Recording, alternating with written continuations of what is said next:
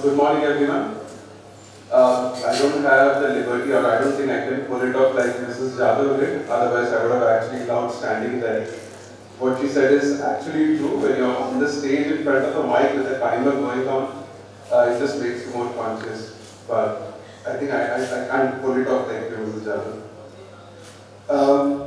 Thank you for the introduction. Thank you, Team Obede, for having me. Uh, So when you're working in the development sector and when they call you the chairman, you know that just like there are 5 C's, there are 2 more C's when you're in the development sector. So the first one being you're also the chaprasi of the organization, you're the chaperone, and then you are the chairman. So you do a lot of things together. Um, this is my first visit to Odisha. Really love the place, love the weather, and especially coming from Mumbai, it's even more great because you get to wear coats like this. You never get to wear this in Mumbai, so that's great. Uh, we are from Access Life. What we do is we run a shelter in Mumbai, and you probably have never heard of us. You probably heard of St. Jude's. That's because one of the reasons is we haven't attended a lot of conference and we are not very proud of that. But we're going to work on it and you're going to see us more.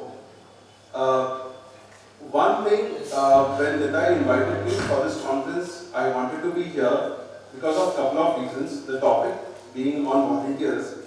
That is because, I myself consider as a volunteer. Ankit and me, we started as a volunteer before we started Access Life. And Nitai, the stories are very similar when it comes to us. We all started as volunteers with a passion to do something, and usually when you see most of these organizations, they have the founders who are either they have been a survivor of a disease, or they have had a relative who have gone through this, or generally they sort of come from a very affluent background.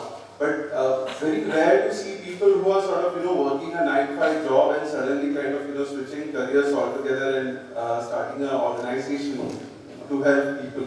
So this is a commonality that we saw with Team Omide. We all have been sort of working, and we started volunteering and started this organization. And we get questioned a lot of times, why the switch and why you did this. I guess it's a calling, and when the calling comes, you sort of succumb to it. And I'm very glad that we did, because when we started off our organization, we started volunteering and we started our own. We started with one center where we were supporting 8 families. And very proud to say that from 2014 to now where we are, we have about 6 centers and helping more than 100 families stay, not having to worry about where they will stay, where the food will come from, or their transportation. So we take care of all that aspects. So very happy with that. So the topic here is about volunteering, cancer care and volunteering. And as I said, we started off as a volunteer, and there is a question that a lot of people, when they want to volunteer, the question is how they can volunteer and what are the needs of volunteering. I believe every person can volunteer, and usually what happens is, this is something that we face as an organization where people come in and ask, we want to volunteer with you, what can we do for you? And we kind of reverse that question. We ask them, what is it that you guys are good at? Because we might have n number of needs, and they might probably not be used to that. And forcing them to get into something, we feel that there can be inconsistencies. It might not be sustainable.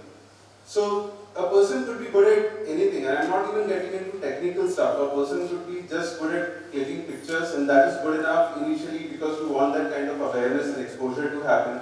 Somebody might be good at writing, so you might probably want them take their help to write out blogs, use their help for social media. I'm talking about smaller things. That somebody could be just good at reading out stories. So if you have the children staying with you and you want to do a recreational activity, so the needs could be anything. I think the focus should be about what they are good at and how we can kind of align that with what we are doing and make most use of that. There are also many challenges when it comes to volunteering. First being the flexibility of time. A lot of volunteers, they are also sort of, doing a work. So, I mean, if you were to categorize volunteers into two aspects, one are the professional ones and the other was sort of doing it part-time. So, those who are doing it part-time, they find it very difficult to kind of, do it along with whatever they are doing during the day or as part of their daily jobs. So, a lot of flexibility is required. And secondly, when volunteers are not compensated, it becomes difficult because at the end of the day, it is a question about their own survival and also a question about, helping any cause that they hold close. So to start off this conversation and to welcome the panelists on board, I would first like to call upon Dr. Sushanta Kumar Swain. He is the Additional Director of Health Services, Non-Communicable Diseases, Odisha. He is also the Nodal Officer for Cancer Care. He has a vast experience in epidemiology and technical planning. So, may I please welcome him on stage. Second, I would like to call upon stage Dr. Surendranath Senapati, HOD, Department of Radiation Oncology, Acharya Heritage Hospital of Cancer, Cuttack, one of the most senior radiation oncology in the state. Last but not the least, I would like to call upon Sunita Jadhav ma'am. Having closely worked with her, I am not going to read her bio, but I can tell you that when I have seen her personally working at Tata, so where she used to sit, she sits between a sea of patients, but yet she kind of makes it a point that every time somebody is in trouble, she would call me and ensure that they get the accommodation. So that's Sunita Jadhav. So to begin the panel discussion, Sunita ji, first I would like to ask you, can you share your experience about cancer volunteering? Yes. Volunteering. Now I can use the mic. Here up to the stage.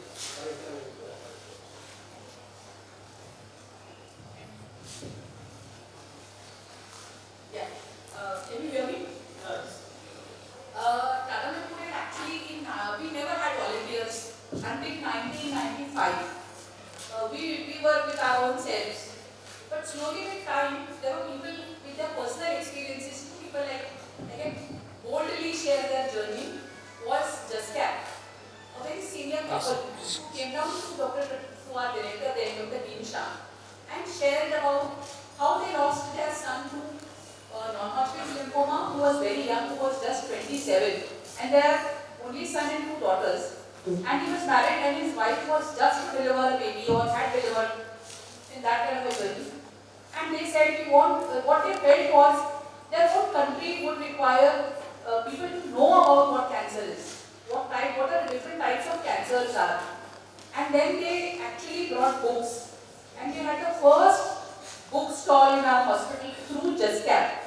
That the goal was sharing information about cancer in all the local languages that people who visited. So Hindi, Marathi, English, with times when it was Oriya, and different languages and different books on nutrition, on cancer. I think they used the Western model. Macmillan Foundation, I think, was their visit. I was too young then, but I still remember that they brought those books, and that is how the first set of NGOs, and the second was We Care. We Care also, Vandana Gupta, who was herself a survivor, came in and wanted to help people. She was treated with our Dr. Rivani, our own doctor then, and that is how volunteers came in. When they came in, there was a lot of reluctance. Do we permit outsiders into an institution of ours, which is, our own data? When we talk of, we own everything, right? We start owning. Then patients are ours, we own patients. But then slowly, the kind of contribution that people made, and today we have more than 100 people who are there, and a good number of NGOs who are partnering with us in different areas. I think one of them I can see Kavita. Then I can see St. Jude's representatives here, and Virish is up here. So we have a good number of NGOs who are contributing to the well-being of patients as a multi-professional team. our palliative care is the foundation with volunteers only. I mean, that time we were just 4 permanent staff and about 20 volunteers who were counseling, but they were trained. So do you have another question that I will discontinue now so that training I No, come? no, you can continue. Yeah. So then, when these volunteers came in, the first thing was how will they talk to patients? What kind of information they will give? How they will give? Will they do a right job or will they be glutters? You know, when we need extra information, overdoing their job, and then that had to be streamlined. And then, so Dr. Mukherjee was very clear that in palliative care, no counselor, even me, was not permitted to counsel until the time that I was trained well to communicate. And the same volunteers, set of volunteers with me, as I told you when I said in my experience there, 8 of them were volunteers who were trained how to talk. We actually went through almost 3 lines of training before we actually spoke. And even when the volunteer began counseling, the duty was he had an onlooker supervisor on him. So that you know what is he communicating. We took that kind of data and today we are proud to say that our volunteers are making a difference in our journey of care. Thank you, ma'am. My next question is to Dr. Shushanta Kumar Jain. Sir, apart from the fact that we are almost dressed identically today, I wanted to ask you, what is government's outlook on cancer and what are the plans of government to motivate people for cancer care in Odisha? Thank you, Mr. Nair, and the delegates of the dais and of the dais. Some seniors are also sitting there. Those who are showing us the road where to go for cancer care in Odisha. I will first congratulate all of you thinking in this way, because government is not thinking in this way and we people are thinking in this way, and this is your third national conference. I am very delighted to attend this meeting. I would have been more obliged if I had been involved in that, because I am taking care of cancer care since 2019 in Odisha, but I was not aware of this movement. This movement has started, this will now crystallize everything, and many people will also come up with this. And this is much more required. Government alone cannot do anything like cancer care. People do not, even government doesn't know what is the burden of cancer. We have not estimated, we have not tried out. Whenever we diagnose it, it is in a third stage and they will be dying within a year. In Odisha, we have 36,000 detected in Odisha, another 18,000 outside Odisha. So it is coming around 55,000 every year incidence. But that does not include those cancers diagnosed molecularly or something in earlier part of the cancer. So if the advanced stage of cancer is only 50,000, there will be another 1 lakh cancers every year incidence will be there, which are not able to map, they are not able to get that. And I saw a tagline in your conference that the other side of cancer. This volunteering, this palliative care, these things cannot be other side of the cancer. This is integrated very much with the cancer. This is integrated as a globe. The globe is not flat. So it is a continuum of care even much before the diagnosis. Suppose you think of a cancer, somebody having a bowel disturbance. So after some 5 to 10 years, you will be developing a cancer colon. But nobody is recognizing that. So pain has started much more earlier when he is diagnosed with cancer. So it is integrated, as you know, palliative, the spectrum of palliative care you will be going, you have been working in those fields. So that starts very much earlier than that. And we don't have, government has not done that, but there are some projects, even the NPC research, as a program for cancer, diabetes, CVD and stroke, that does not include the cancer, test, home care, or palliative care. Palliative care is a separate program which includes cancer care, as well as some paraplegia, hemiplegia patients, some patients. And home-based palliative care, there is also a guideline. Government has come up with many ambitious programs like health wellness centers. So that is delivering expanded packages services, including elderly and geriatric care as well as palliative care. It may be facility-based palliative care, it may be home-based. So we have started in 10 districts that has not been so much established. People are going for outreach, but they don't know what to do. So we have been working with Odisha. Odisha is doing the tourism urban area. And we have signed, government of Odisha has signed a MOU with Odisha. And that is, has gone, they have trained some master trainers across the district, all 30 districts have got the master trainers. But few persons in a district cannot train whole healthcare providers. So we have tried another batches of master trainers. So we done to have 240 master trainers in Odisha, those who can translate the palliative care services in the sub-district and master training modules to them. But during the training, there are some hands-on trainings are required. Right, to see a patient requiring palliative care, how it is being provided. So I wanted to I wanted them they should visit Odisha for the palliative care is being provided. And those people who are attended that they are very much astonished to see that. This much they are thinking we should have a ventilator in a palliative care facility, we should have an oxygen concentrator there. But when they came out to the training, they could realize that which we are discussing in palliative. So, and the inclusion of narcotic analysis is also approved by the Odisha. We have signed, made it available in all district hospitals in facilities palliative care. Even those teams will be going to homeless palliative care outreach activity. They will also be going out with narcotics for that. But they are making a register and those things are there. But still there, we think this is not palliative. If you ask somebody who is trained in it, we were discussing in the second division that the individual business, not the services which were expand, but that is not happening. So I think focusing on volunteering, there is a lot of work to be done by the NGOs, civil society organizations. They have to come. You have screened around 1 crore 55 lakh population above 30 years for diabetes, hypertension, and common oral breast and cervical cancer. And the output, the detection of cancer, confirmation of cancer is not that worse. It is not that worse. It is only the rate is very too little. Only 847 cases have been diagnosed out of 1 crore 55 lakh population. So, but in the healthcare system, we are getting and registering around 11,000 cancers attending every year, any healthcare CSC, PSC, so we don't have a line list of that. So, for getting that, we want to get the private health sectors involved, so that we are in a trial. Government of Odisha will be discussing the second phase. But monitoring is very much, there are a lot of challenges.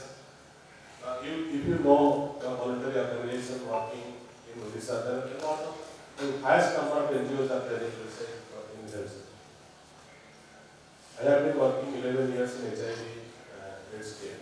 So I know the peer group experience, how they share that they mobilize the patients for throughout their life treatment, taking care of opportunistic infections, and positive prevention among the HIVs. They also take care of the co-infections, they also take care. So that is a very good example of peer pressure, peer mobilization, that community mobilization we are talking about. So that there will be good examples. We will have a self-support group of the peer HIVs, and then that is also established. They have a society, registered society, they are getting some funding. And all these NGOs, if they get some funding from CSR or TMF funds, is not a contribution. So we had a NGO consultation meeting in July in Odisha. We had invited around 22 NGOs, those who are interested in the cancer care. So we asked them to submit a proposal. So there is a gap between screening and confirmation of diagnosis and mobilizing them to the treatment. So we want some civil society organization to work in that field, mobilize, navigate them to the tertiary care facility to get diagnosed in the earlier stage, and provide them care. They should not run door to door. So they should go to the facility where the service and it should not be overfed. So if you refer everybody to Acharya area, then it will not be possible. AIMS is there. AIMS, if you get one appointment, you will get at 2.5 hours. So for that, people are running to PMS. And even if you know the condition, you have to wait for that. They're prioritizing some of the patients also. But it is very difficult for if you suffer from cancer, you will suffer a lot from traveling or from other, a lot of out-of-pocket expenditure. A lot of out-of-pocket expenditure have been taken care of by government of Odisha to British Hospital and Odisha. And we have signed MOU with more than 200 hospitals outside the state and 300 hospitals inside the state provided. All the anti-cancerous drugs are being provided free under Viramaya. Even firstly, the molecules are being available at the district level also, because district level programs are there. But availing those opportunities that they have to be mobilized and they have to take care. So who will be the caregivers? Caregiver may not live with the patient at home. There may be a village or a panchayat member. Kerala has set an example. Good panchayati raj system. So they are taking a panchayati raj. They are mandate. Health is a mandate for panchayati raj in Kerala. So that's why all public care delivery system is very strong. So we are also very planning. So we have a very we have a women SSC group. Distance of peace there. The department in Odisha. So they are now volunteered. They have now volunteered. They will come out. So we have trained in tobacco control. So they will be taking care of it. Thank you. Thank you, sir. So that was some great insight, and totally believe that the government and the civil societies have to work together if we have to achieve the goals that we are looking for, considering that we are the country where we are and the population that we are. My next question is to Dr. Surendranath Sinavasi.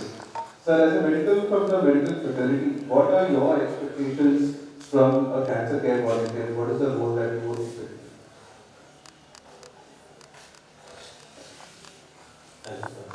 Hello. Yeah. Dignitary on the dais and on the desk. The issue that we are discussing about cancer, whatever my experience in our state for the last 33 years, few points that we have also analyzed. It's a sort of 613 patients, and the most important factor is the fear factor. So what the fear stands for? First is finance. When I talk to the patient, that so and so, why you came late? And his first opinion, that's I can move very well, no by the poison and more SARS as a cancer treatment. So that is one of the important factors. But that's not the issue. Second thing, fear. We are talking that yes, just now Dr. Swine told that we have suffered that this number of patients, but we are getting only 800 something cancer patients.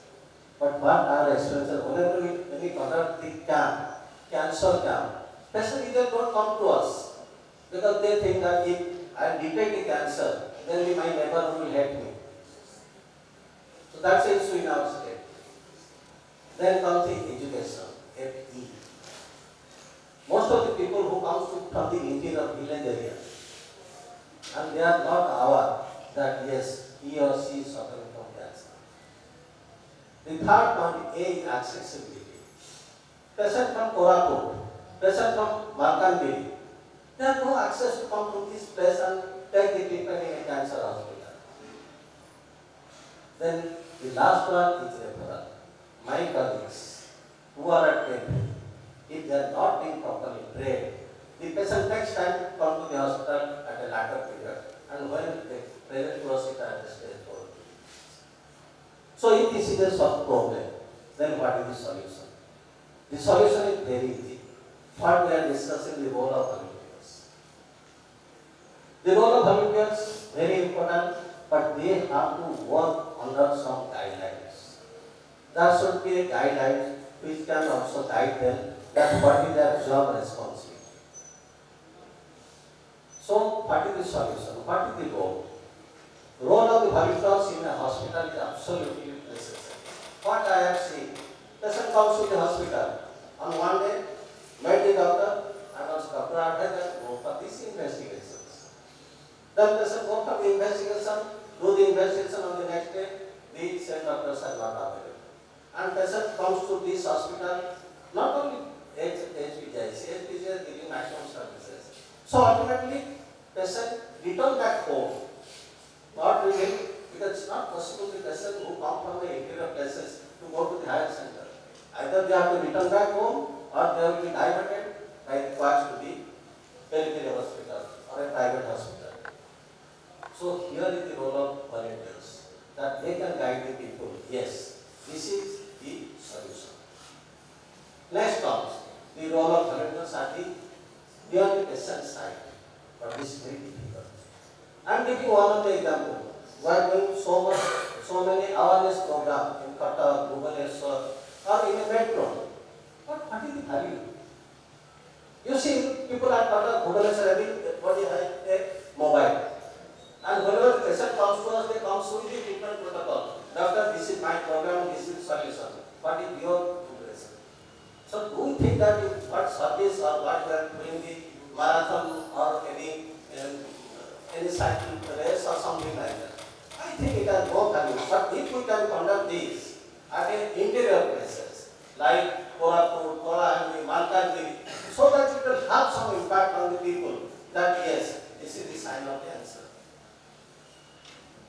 So the role at the periphery, I know there are so many organizations are there, but most of them are confined to the metros, move to the interior places and the rural area, so that they can render proper services. They will have full confidence. Regarding finance, what we Dr. Swami discussed, for any treatment, starting from coming from the hometown to the hospital, starting from any sorts of investigation like X-ray, CT scan, ultrasound, PET scan, everything is free. Not only here, in throughout the state, Odisha government has made all the investigation free. And also all the treatment, like surgery, radiotherapy, chemotherapy, everything is free.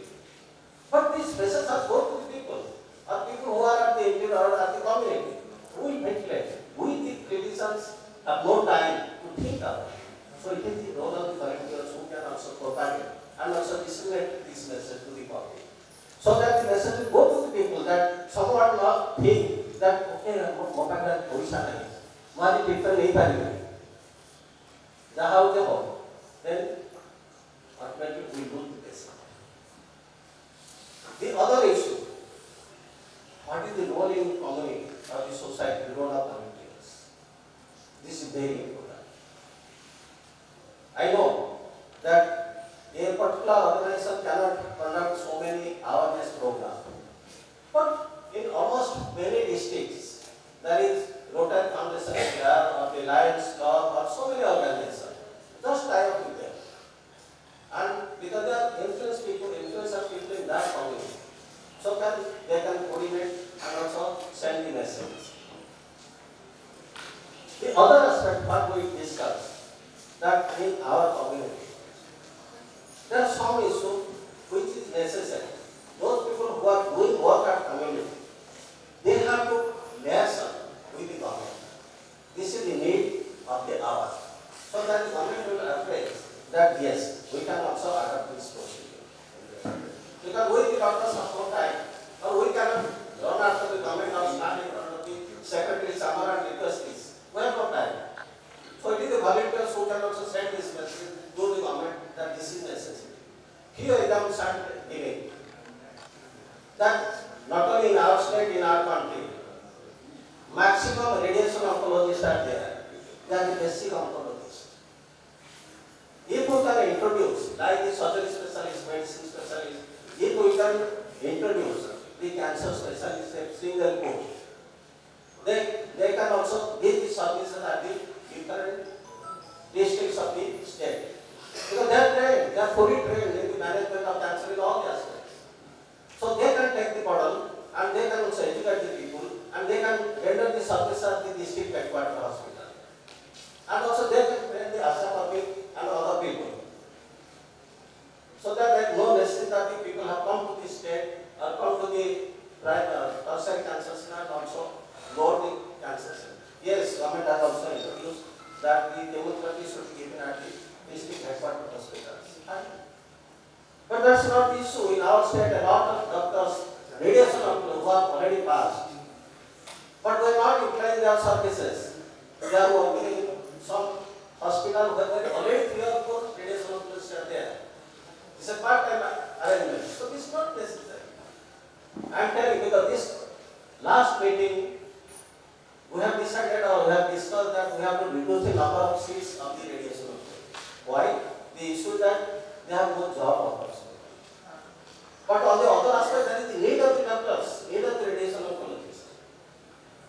I am the president-elect of the Association of Radiation Oncologists of India. It's my feeling that yes, we have to give this proposal to the government that yes, we can also utilize the radiation oncology, the basic oncologists as the cancer specialists in all the districts.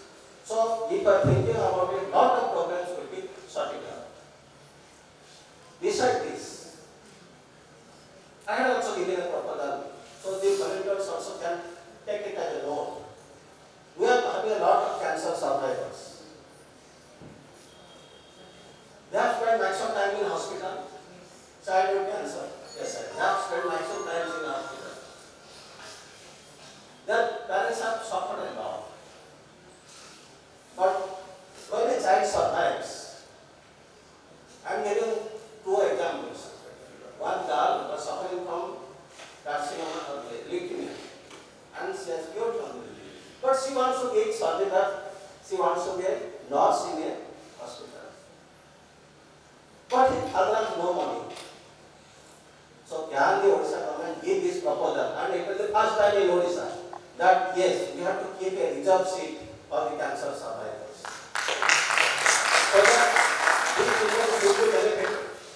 And what we are doing for these children, this is definitely a message to all other states also. At least we can do this thing. In a hospital, we have discussed so many times, home or your home. Children, when a child is in the hospital, both father and mother comes to the hospital and stay in the hospital. So there is financial cost and also the problem in the family. So we can have a home or a home so that at least I know all the mothers also can take care of, let entertain children stay in that home. Some mother can cook, some mother can teach the student, some mother can also take the general hygiene of the children. So that it will be permanent work. But this thing only possible by the cooperation and also activization by the volunteers who can send this message to the government and implement this in our state. I think that's in a nutshell about my own experience. Thank you all.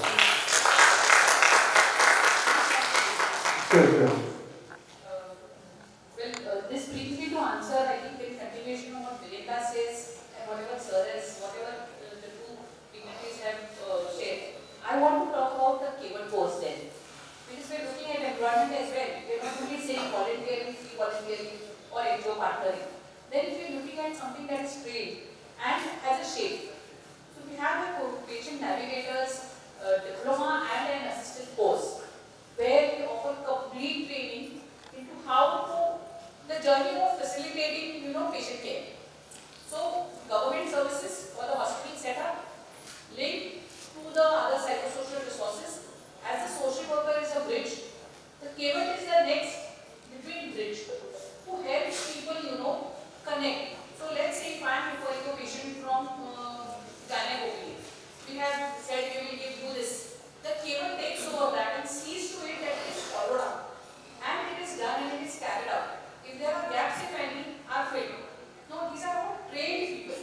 So when your manual variant comes up, training manual we are discussing, it is automatically an inbuilt model, which if you tie up with our rural hospital to do a patient navigator's course and create certain positions which are paid again.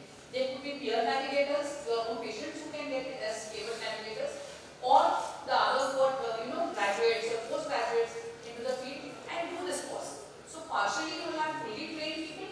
At the same time, those who have, again, when we talk of volunteering, it is also about people who come voluntarily, either from their own personal experience or through the journey as they have time. So corporates are willing to come and help people because they are already paid somewhere.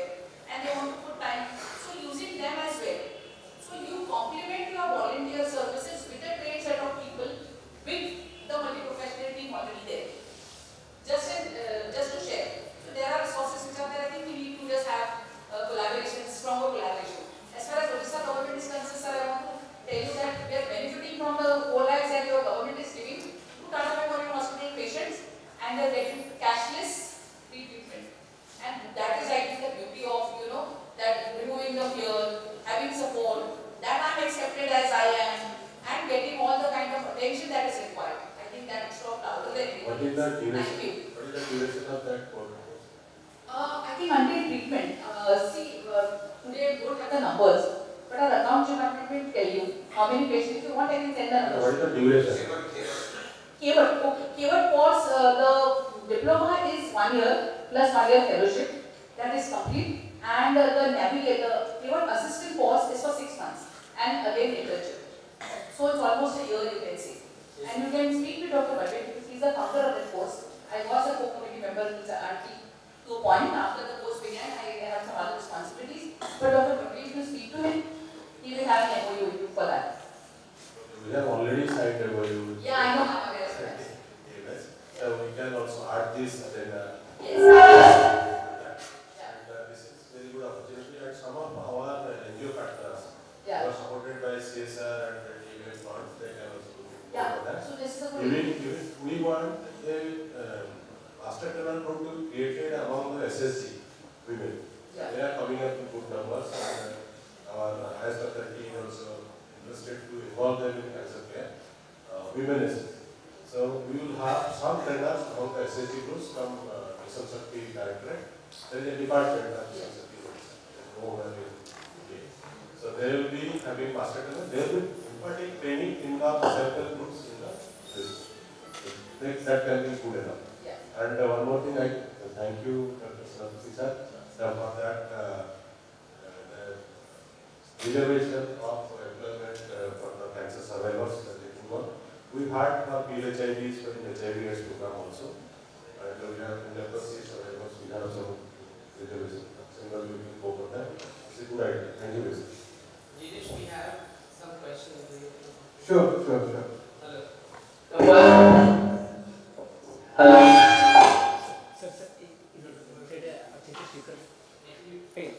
Hello. Okay, let me use my voice like. So here I guess the right forum. We got our one of our leading oncologists and policy maker and the people who have already implemented. And this forum is for support service groups in oncology. This is very, I guess, we are in a very novice stage. So, like we are talking, like sir recognized our voice that support services in oncology or cancer care is not the other side of cancer, but we are, in the same side, right? It's a flat side and we are on the same side. So, cable program and it's a long program. So, like sir is saying that we have already communicated and we are working on that. Sir, we have a group over here in Odisha. We are calling it Cancer Volunteers Odisha. Professor Bidukar and Madhu sir is guiding us. So we are near about, I guess, 14 organizations, Swagatika, and who are exclusively working on cancer care, not only like city, but Ganjam and Bargad, Vital Group, Ganjam India, I guess, Kumud sir is there. So, okay, we all are there from different parts of Odisha. So, how can we implement it soon? And if you need any support, then all the 14 members, we are also increasing, motivating, grassroots NGOs to include. And we are working on the processes, protocols. And as sir was saying, we are focusing on what not to do. That is our, limitation. So, how we can work together? So, I'd like to request you to submit a proposal how what you are going to provide and what you expect from Government of Odisha. And we will have a technical committee meeting before our innovation. We have some funds for that also. If you have some organization fund from other corporate sector, that is good. If you don't have, we can go up to 50 lakhs per year. Some of the districts, not for Odisha, some of the districts can go for that. Submit a proposal, what are the inputs you are going to do, what do you expect from state government, and we will also mobilize our district and sub-district level people and take the help of. And if you have a concrete and stronger proposal for SSC, women SSC, that is most welcome.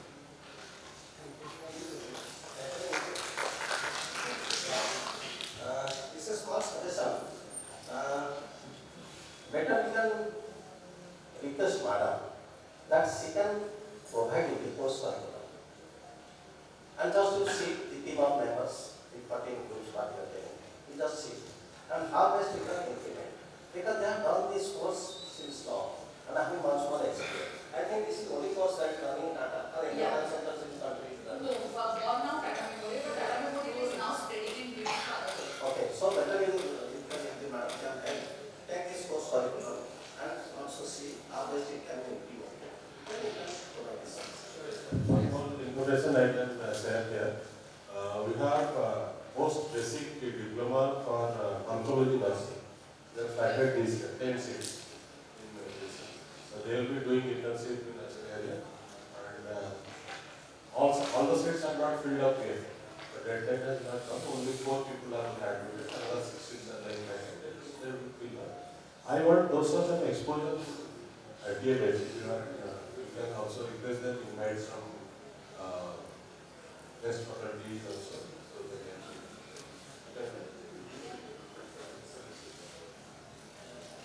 I guess our discussion forum is now getting matured year by year. So this time we are also focusing on advocacy little bit. So I still have. Sir, can we initiate the success story? The rehabilitation patient,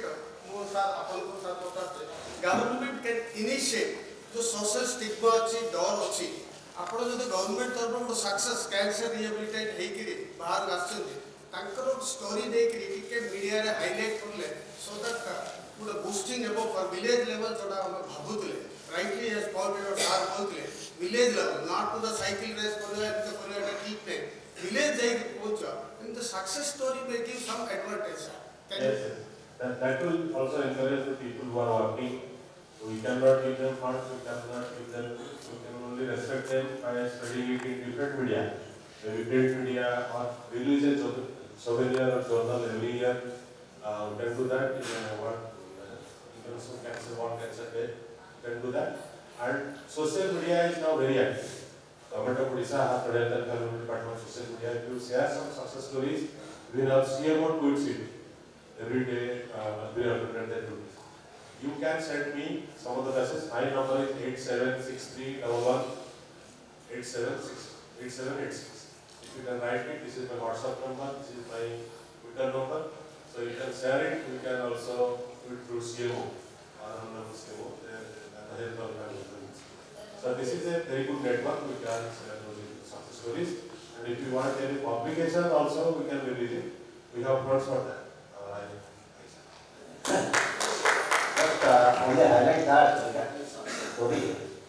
We are having the data of 4,000 some odd persons who are cured from the disease and they are on follow-up and they belong to which districts and what is their contact number. So in each and every district we can have the name and also address of the survivors. So we can utilize those survivors and they are willing to come forward because we have planned to start the green drive. That we have asked all the survivors who are cured from the disease and on their birthday to put a plant. And also we are sending on the date of birthday, we are also sending the message. So we can, all the volunteers is a request to all the volunteers in different districts. If we want, also we can share. But we have to see how far this is that. Okay. So we will take the opinion from them and also their willing. And then we can also share and utilize them. And they are survivors and they can utilize this message in their district also. Sir, this is a vital point, role modeling, actually local role modeling, because while we are portraying a big film star who has, who went to, North America or Western Europe for treatment, and we are creating a role model, that kind of role model, that it is impacting you very negatively on the ground, because they are thinking, yes, cancer is treatable, but it is not possible here, it needs crores of rupees. But as sir is saying, when we will create local role modeling, then that will motivate me, cancer treatment some and with limited fund, there are NGOs, so that is a vital point, I guess. Let us have a forum. Cancer Survivors Forum or network established in Odisha. So through that we can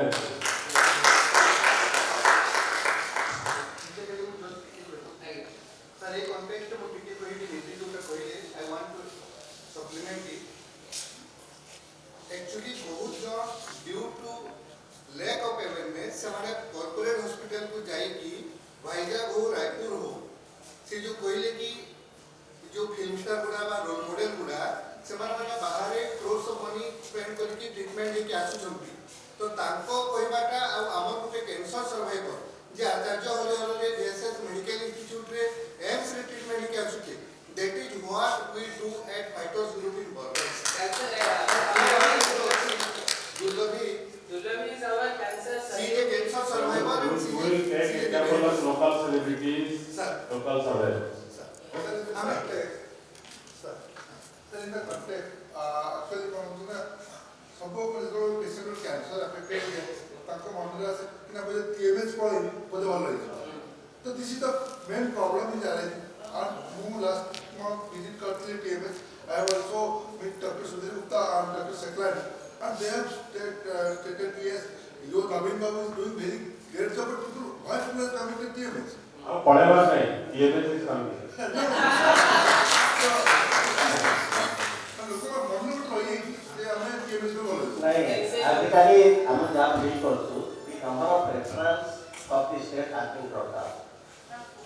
Absolutely clear. The number of referrals have been brought down. And the second issue, we are telling that yes, our people are going to buy that. But whatever data we have collected, with the introduction of this because government has done a very good job. They have taken that so many hospitals in Hyderabad that where the BSKY facilities are available. And majority of the people are taking benefit of the BSKY. For a session also, we will discuss. The last line, just to suggest before we, Indian Cancer Society has a group called UGAM, which is a survivors group, and we have changed it as a survivors group if I am not wrong. I think they can guide you on it far as Odisha's survivors are concerned and run a model on a similar line. St. Jude has already collaborated with us. Yeah. Survivorship. So UGAM is Vandana, Dr. Vandana, and our pediatric OPD. So we have survivors and also we have a teen adolescent OPD. Probably they also can add that. Let us start it from today. Thank you so much. Sashmita, would you like to share something about education? Dr. Senapati was saying. So, Changes for Life, it's a 2 years new working under Changes. So, we have been working with all the pediatric cancer survivors across India, and only from our organization, and we have nearly 30 odd survivors in Odisha. So, we have collaborated with Umide so that we can actually improve the engagement, and we are at the verge of starting a network within our own organization because we have now more than 750 survivors associated with across India. So out of them, like 30 odds are from Odisha. This education thing we were saying, sir, they have a very nice structured program. One few things I would also like to present. So that is what they are, they are now looking into the rehabilitation of survivors. And no, just to add, again, Tata Memorial also the social service department and the pediatric OPD jointly, we give education support to all the patients who are on active treatment as well, by paying their fees, even the professional education like engineering and MBA and the master's program as well. And they can get a scholarship and the fees is paid directly to the institution. So ma'am, just to add to that, most of our survivors are also receiving the aid from that scheme. Thank you, Mr. Nair, for bringing out the crux of cancer care, and we extend our heartfelt gratitude to all our panelists from diversified fields who have pointed out the needs, highlighted the challenges, and also gave us some perspectives how to develop the solutions. Let me reiterate the famous lines of Dr. APJ Abdul Kalam: when we tackle obstacles, we find hidden reserves of courage and resilience we did not know we had. We only need to find them and move ahead. Thank you very much. Before we move on, let me welcome our chief guest, Dr. Palliative Sarangi sir, Director, Acharya Harihara Postgraduate Institute of Cancer, and our chief speaker, Dr. Vidhi Mohanty, Director, King's Cancer Center. I would request our chief guest, Dr. Sarangi, to come to stage and felicitate all the panelists.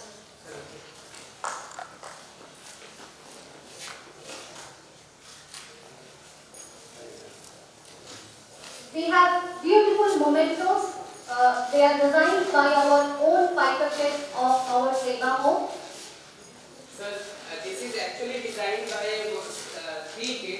their signature are there.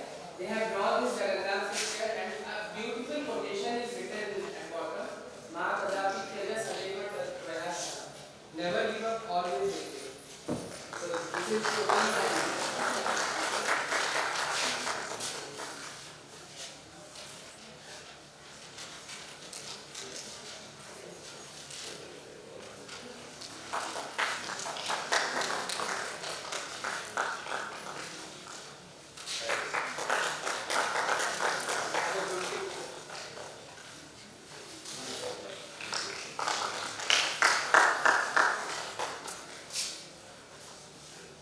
Madhu, you can join.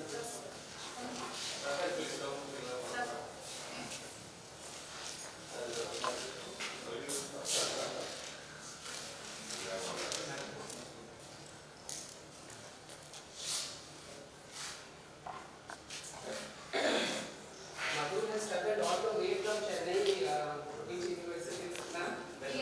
BIU. She is a professor there and she is anchoring from last 3 years.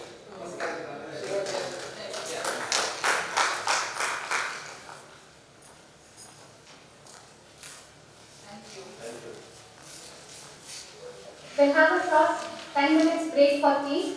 I understand 10 minutes is a bit difficult, but because of the paucity of time, we'll just quickly have tea. It is available just at my right side of the auditorium.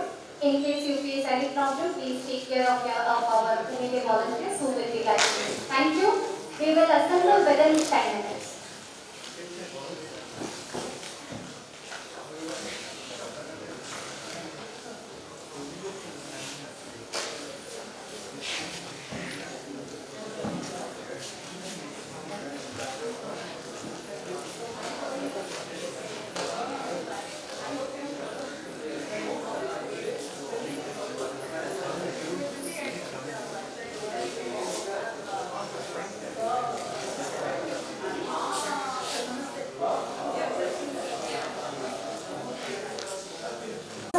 Dr. Danshika Sabu, Mrs. Bani Shubuti to escort our chief guest, Dr. Sarangi, our chief speaker, Dr. Mohanty, and guest of honor, Dr. Swain, for lamp lighting, followed by a group photo with our fighters.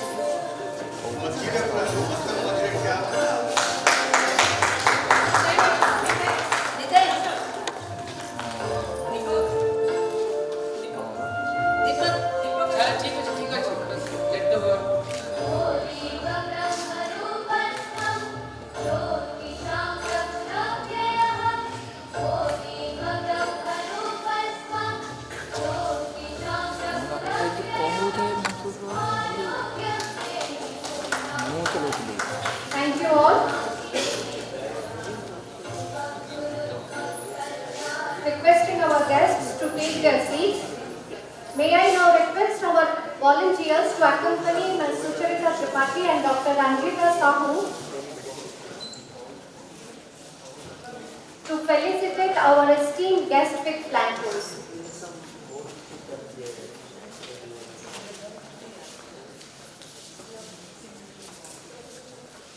May I request our volunteers to accompany Ms. Sucharita Tripathi and Dr. Ranjita Sahu to felicitate our guests with flankers.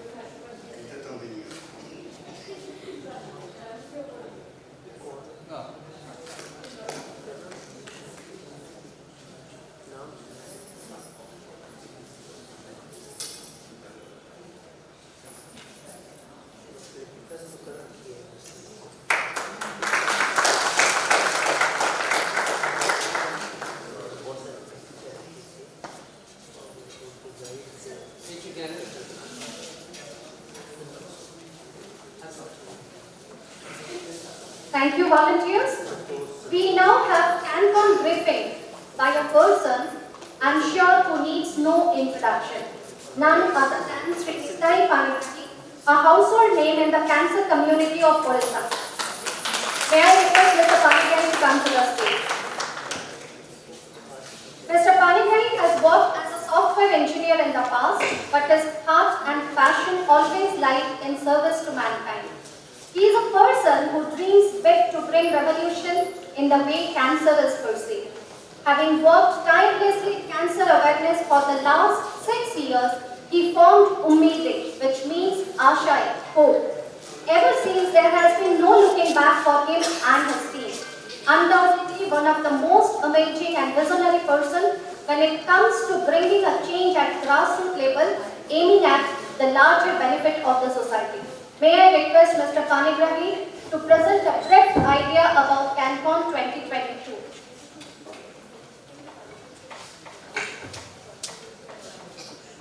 Thank you, Madhu. Hope my voice is audible. Namaskar. On behalf of Team Ummide, I would like to convey our hearty regards to all of you. We are really honored by the presence of Dr. Lalatendu Sadangi, Professor Dr. Vidhu Kalyan Mohanty, and Dr. Susanta Swami. And we are really feeling privileged to have all of you over here in this forum. Thank you for your time. We have a great respect for your, presence over here.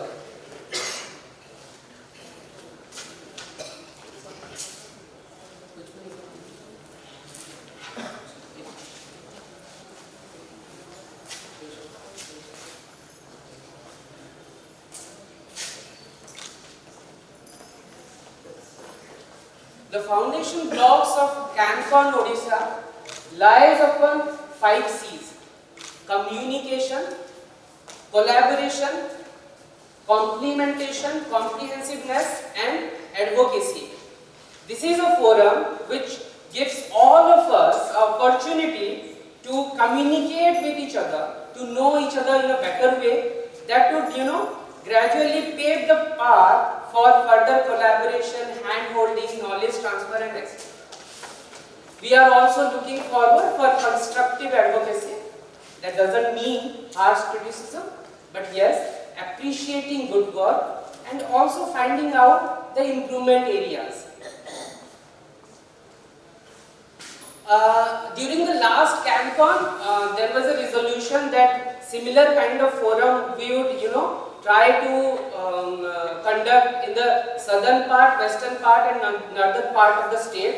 So with the help of Vani madam and with her volunteers and with the help of fighter group in Bargarh, we did similar kind of talk session with numbers of NGOs who are really working in healthcare at the grassroots to motivate them to work in cancer care. Bhadram in the northern part we have not reached, but as soon as possible we are going to the northern part of Odisha as well.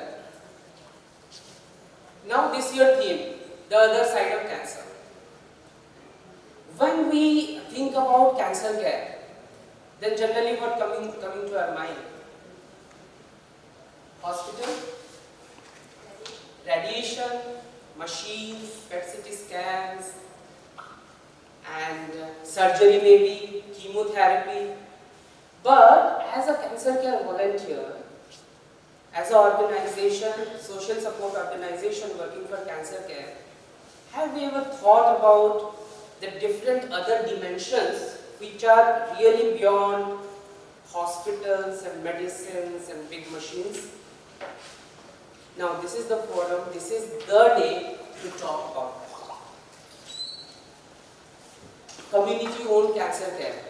First speech was by Sunita Jadhav ma'am, and we were talking about how to involve community, how to take the responsibility. It's very easy, talking about government is not doing that, doing this and all, and it is always we are criticizing the medical fraternity. But have we really owned the responsibility? Now the second one is volunteering. Are we really a mature society which really gives space to a professional cancer care volunteer? Girish pointed out that thing, right? How we have to accommodate professionalism in cancer care volunteer. As Dr. Senapati told, the important is what not to do. Third thing is pain of an immediate family caretaker. Now, just 2 days before we got this term, immediate family caretaker, the person who is really taking care of the patient, the main person, whose beloved is now on the bed, struggling with the vital battle, the strongest battle of life, but he has to go through all the pain, right? He has to arrange the funds, he has to listen to everyone, to the doctor, to NGOs, to everyone. He has to suffer the physical and psychological pain, ताकि सबू सहिବାକୁ पड़े. But at the end of the day, जब वो जा रहा है patient के सामने, he has to smile. Because वो अगर नहीं होगा तो फिर patient को. Have you ever thought about that? When we are talking about cancer care volunteering, Gopal bhai went to TMH last month, I guess. Deepak bhai and Sucharita madam went AIMS Delhi for a conference. They heard very good things of cancer care process, what Odisha government is doing, and as a whole the community is doing. But as cancer care volunteers, are we really concerned about knowing the minute details of the policy? The nuances, why this policy is for? Maybe that motivate us to enter into the policy, because they are unreachable now. Within a tweet they are replying, right? Nowadays. So this is the forum, this is the day. Let's talk about it, and let's year by year with our involvement, let's nurture it. That is why the other side of cancer, maybe cancer beyond hospitals and medicines. We understand that support services in cancer care in Odisha is not, it is very difficult nowadays, because we are very,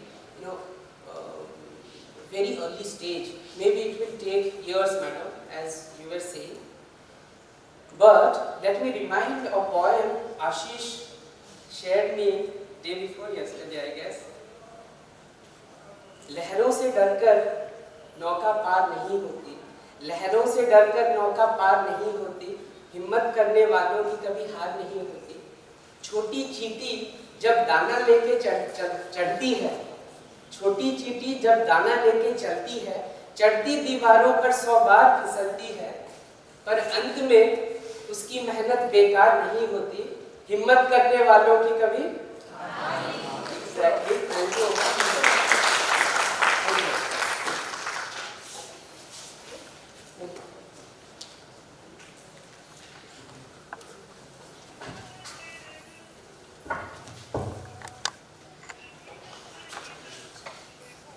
Thank you, Mr. Panigrahi, for this informative talk. हिम्मत करने वालों की कभी हार नहीं. Friends, CanCon is actually a platform aiming to bring different cancer care stakeholders under one platform for knowledge transfer. But what is more important for us, to build communication and explore opportunities for further collaboration. With this, let me now introduce our chief guest, Dr. Lalatendu Sarangi, Director Acharya Harihara Postgraduate Institute of Cancer, Cuttack. Sir, we are extremely thankful and your presence in this conference means a lot to us. I'm sure his knowledge and experience will give proper directions to all the volunteers who are present in this CanCon 2022. Dr. Sarangi brings with him over 30 years of experience in oncology practice in various capacities. He was serving as Chief Specialist Surgeon at Indian Railway Cancer Institute and Research Center, Varanasi, before getting appointed as Director of Acharya Harihara Regional Cancer Center, a person with a vision and conviction. The person who has outlined streamlining of service delivery systems to provide most effective healthcare to poor cancer patients for whom AHRCC is the sole refuge. With best directors and with your guidance, sir, Team Umede is sure that this organization will be developed as a national center of excellence. A big round of applause for our chief guest, Dr. Sarangi. May I now invite you, sir, to stage to enrich us with your views, Odisha's vision towards comprehensive cancer care and role of government to facilitate cancer care social work as well as volunteerism. Over to you, sir.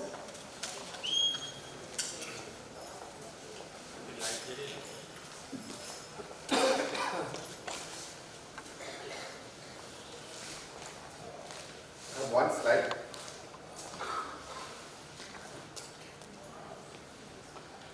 A very good morning to all of you. I'm really humbled to be invited here. Such a heterogeneous group of people on the state and outside. Professor Malvi, Dr. Swine, Mrs. Sunita Gada,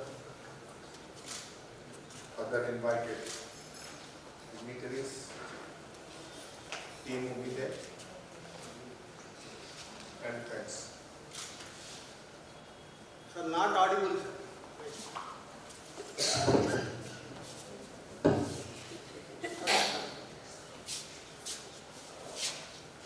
Is it audible now? Yeah. This is not a chief guest's speech.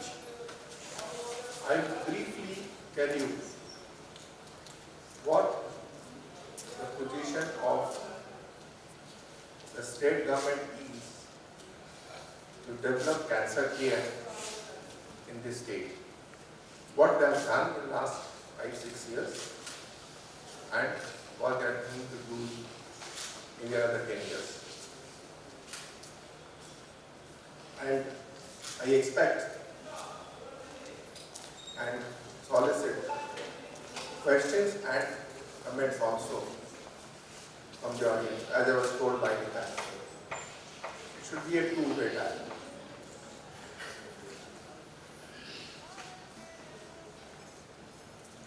A special have a special place for meeting because the last year meeting in December, I was skeptical about volunteerism, and the entire volunteerism part will be done by Dr. Smith.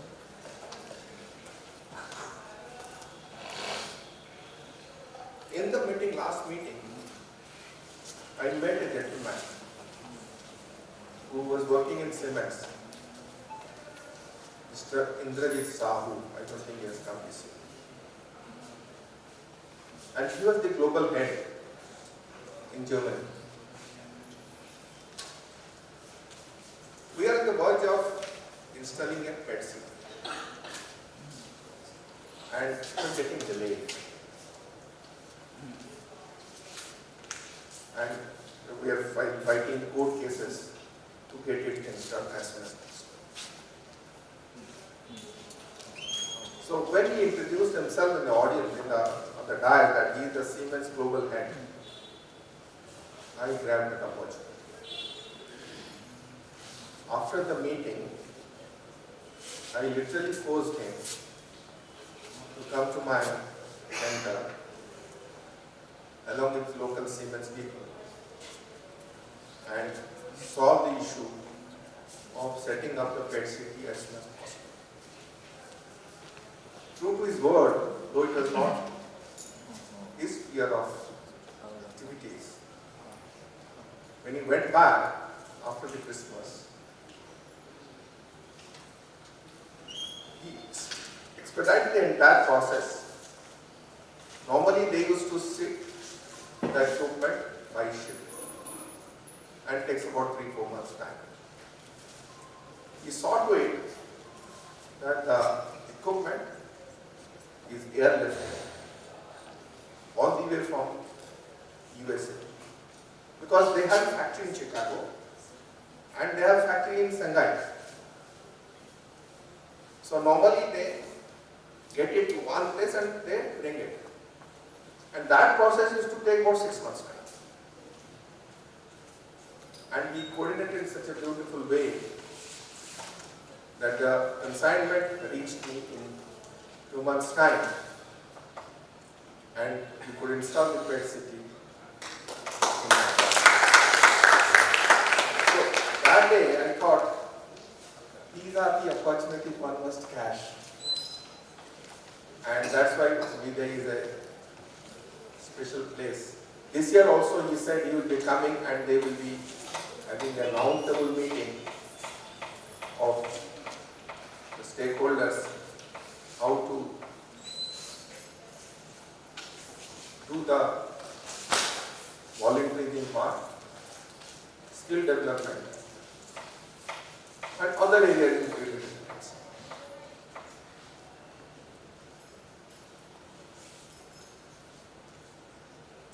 Cancer is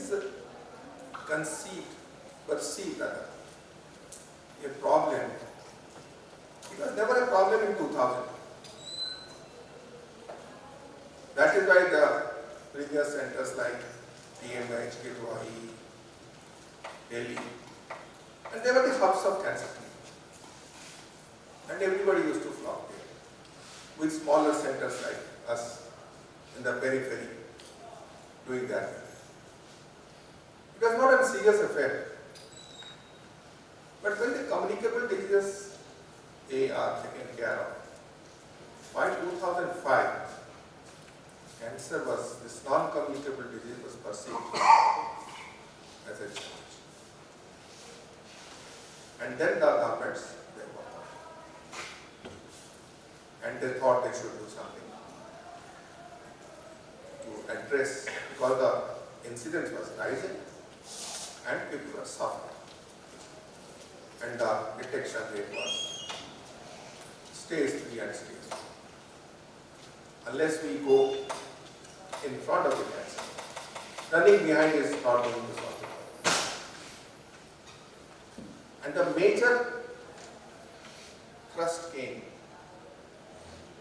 in 2012 by the Government of India, SCI and SSC program. They earmarked about 12,000 crore for developing the cancer issues all over the country. And some premier institutions, they took the immediate lead and got themselves equipped. But somehow, Odisha government lacked a little bit. Maybe by 2013-14, they could understand, they could sense the imminent danger which they are going to face. So they started putting some money in setting up high-end radiotherapy and creating various funds to provide medicine and the treatment free of cost to an unprivileged section.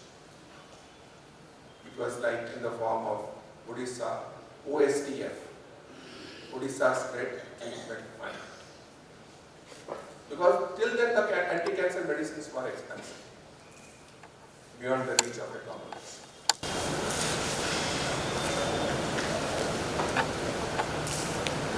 But this was not enough. By 2015, if you consider, I now concentrate on the perspective of state, Odisha state. By 2015, Acharya Harrier was the only comprehensive cancer center under the state government, and there are a couple of comprehensive cancer hospitals in Bhubaneswar, namely C.G. Panda and there is an excuse of 2 radiotherapy units in Vinsar and KCG. And Spurs Hospital in Bhubaneswar was just coming up. They have started long back, but they're mostly on medical oncology focused. So that's the reason why this age RCC is said by them was extremely overworked. Without any infrastructure, the patient loads were too high. Too high. There are 280 beds. 280 beds are full.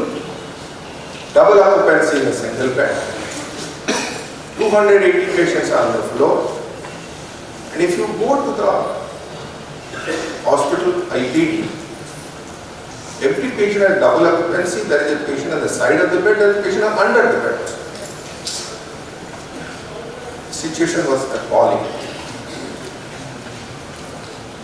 And we at the administration level were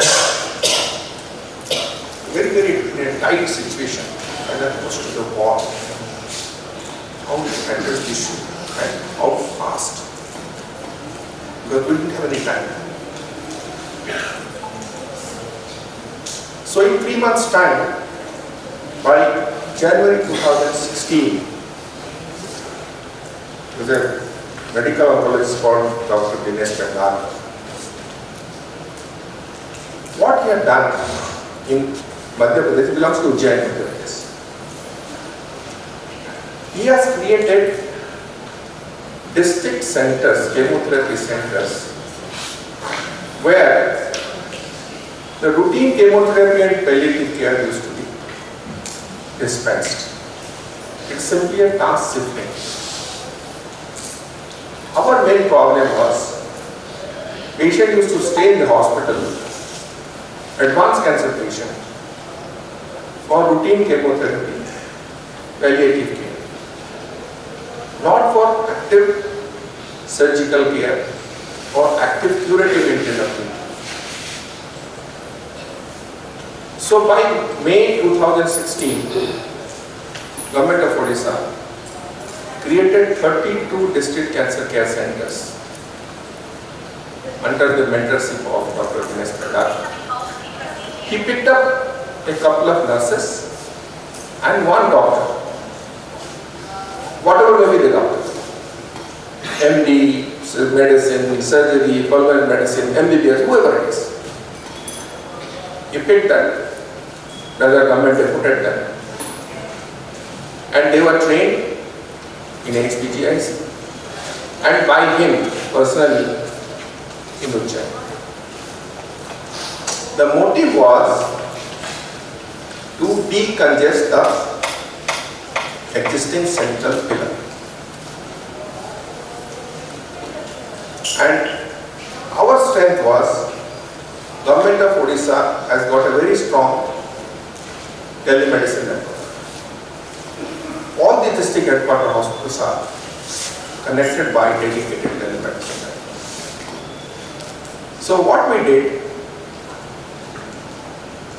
these patients, whoever comes from a distant far off places, they used to get first evaluated by HPGIC or any government cancer hospital. Like lot of patients, they came from TMH, lot of patients came from AIMS, Delhi. And they were asked to report to that particular district center where they can actually get the treatment. It was simply a task shifting. Those doctors were not allowed to prescribe a medicine unless it's an emergency. And whenever there is a problem, they used to hook up with us to the telemedicine. And this really worked. And our patient compliance improved. I will not say that this immediately decongested the hospital, but at least there was a tangible alternative. And this worked really during COVID. We are the worst affected hospital during COVID. Because we could not cancel either COVID kills or cancer kills. COVID may or may not kill, but cancer is 100%. So we could not stop our services during COVID. Even the surgical services were on. And these patients, instead of traveling such a far off distance, they got the treatment in their own district hospital. And second best thing which happened in 2015, government made all the drugs, including anti-cancer drugs, provided free of cost in all government health facility under the Nirabha scheme. So patient, they don't have to buy any medicine. With little bit of experience in that, we train again the people on palliative care, as Dr. Swami has already alluded to. Train them in Corona side in batches and started palliative care along with the chemotherapy. This we kept in as our future that these district centers can work as the nidus for cancer care activity in that particular district.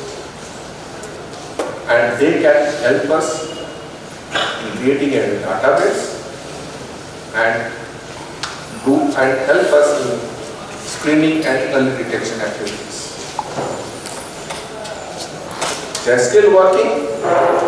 They have by far stabilized, and we used to visit them along with Palliative, Dr. Swami. We used to visit them regularly to handhold them, and they are pretty good right now, barring a couple of districts. In the meantime, between 16 to 20, the scenario of by a constant persuasion, constant sensitization of the government, to the public, the scenario of cancer care in Odisha started changing. And now there are at least 8 to 10 cancer hospitals located in main city of Calcutta. High-end cancer hospitals. And I'm the president of Odisha Society of Oncology. And when if I take the head count in 2015 and head count 2022, it's a sense of pride that the number has exponentially grown. Now with the infrastructure coming in, we are able to get a reverse brain drain, and we are getting good quality people into the state. But all and said done, if you look at this, the activities of cancer care is limited to Kattaganda district.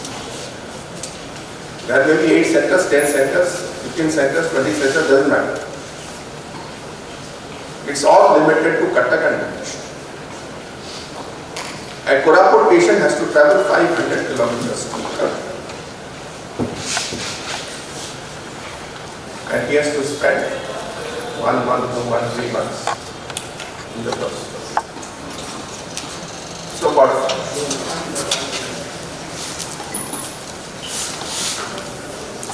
Initially we tried out with data test to have a dispersed model of cancer care in this state. And due to certain reasons that did not take off. Then we decided we should do it our own.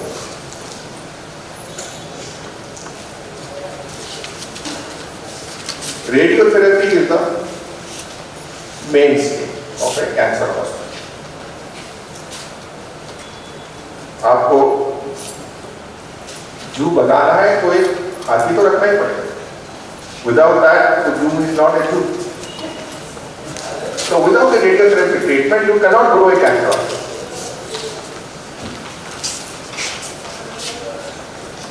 So government decided to have 11 cancer wings. In the meantime, what has happened, I have brought this book also, where government has highlighted in the Make of Odisha conclave recently today. Now we have got 10 government medical colleges. Earlier it used to be 3. Last 4 or 5 years, 7 have been added. So government decided that each medical college will have a cancer wing. To start with, we should have a radiotherapy center, should have medical oncology and palliative care, and early cancer detection. And as the center gains strength, we can add surgical facility. Because radiation chemotherapy can be given easily without much problem, but surgery, high-end surgery, surgical facility has to be very judicially. The focus is no cancer patient should travel more than 2 hours to access the treatment. Then the compliance should not do this. So if you look at the picture, we will have one Koraput. Government already committed 1,000 crores. And all the architecture plans are complete. And AES approval for the most of these cases have been obtained. And construction in 1 or 2 places have already started. Koraput set to start the construction. Ganjam is an FKCG medical college. We want to upgrade that. We will put in surgical oncology there because it's an old medical college. 8 PJC, of course, a total facelift. Then we will have one Baleswar, we will have Barikata, Kenja, Angul, we will have in Sambalpur. Sorry, that's Vimsa, clinic has been upgraded. We'll have one in Bargarh. The construction is already, the bunker construction is already completed. Jharsuguda will have a comprehensive cancer center on PPP mode. Government has already sanctioned 170 crores. Then we'll have one Balangir, then Vavanapad. And we are all set to install the machine by December 2023. So that the operation can start within 12 months of time. Once this is done, then you can effectively disperse the cancer care activities. Because we are working on a model of free medicine, free diagnostic, and free service for all patients, any patient coming to my center. Not necessarily it's an Odisha patient. Any patient coming to my center. Creating centers are easy, but the manning the centers are difficult. How to do the manpower. We have started already in Acharya surgical oncology and surgical oncology and gynae oncology MCH program. We have radiotherapy, and NISA has already started the medical physics program. This year we are going to start the radiotherapy technician program, and as already Sushant has already alluded to, we can have the oncology person. So we are confident in 2 years' time, the manpower issue will not be that very problem. We may not compete with cutting edge, but at least we can give a decent standard of care. And the patient may not have to travel just a long distance. And the cutting edge area, government is very concerned.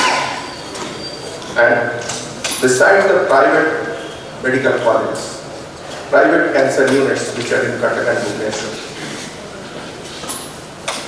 government has tied up with Sankara Hospital, Bangalore, with a generous donation of Mrs. and Mr. Subrat Bachi to have a 750 bed cancer, comprehensive cancer center. The focus is surgical oncology. Radiation and medical oncology will be there, but the focus will remain on cutting edge surgical services. And they are all set to start by July 2023. Hospital will be full-fledged, maybe another 6 months. And palliative care also, that's a big need. Besides giving the palliative care services in the districts, we have tied up with Karuna sir. Again, by the generous donation of Mrs. Susmita and Subrat Bachi. Construction is going on. We have started the take care service, home-based services. It's already there for last 1 year.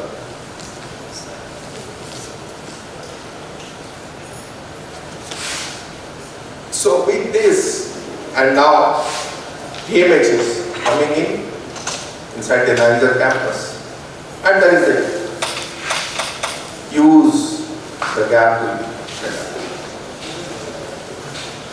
Odisha government has already sanctioned 150 crores towards putting up a cyclotron, which will cost around 300 crores. To have a state-of-art 30 MeV cyclotron, possibly that's the first such cyclotron, manufactured by only one company in the world. There are only 30 installations all over the world, and we will have one inside the Niger, which will cater to all our PET scan services across the state, plus this hospital. So friends, the cancer scene, government is committed to change. and the change will happen. It's all depend on how quickly we do it. Yeah. How quickly we do it, how effectively we can. 3 years back, this voluntary services, we are skeptical about the volunteers. Even today I am skeptical. What Mrs. Sunita Jadhav said in 1995, the stage on which she was, I am today on that stage. Because I am working in a practicing hospital. Dr. Mohanty said there are 14 organizations they are working with them. But one rotten apple is going to spoil all the others. That's my opinion. I'm not going to elaborate on this. But gradually they are gaining confidence of us, that is the government of Odisha. That is why we had a meeting with all the stakeholders on working as a volunteers, NGOs in this field, to identify their role and how to utilize their services all over this. So we welcome you all to this state with a good intention, with a service intention. Money is a byproduct of the service we provide. If you consider money is the main aim of your activities, then you will fail. Money will definitely work. So thank you very much for inviting me. And I'm happy to take any questions. But I've got a reminder to my time. Can we take a couple of questions? Hi. Before that, I just have a small announcement. May I request Mr. Nirmal Panigrahi to come on the stage. Future plan of Odisha government and PSA. Requesting Mr. Panigrahi to take a seat on stage.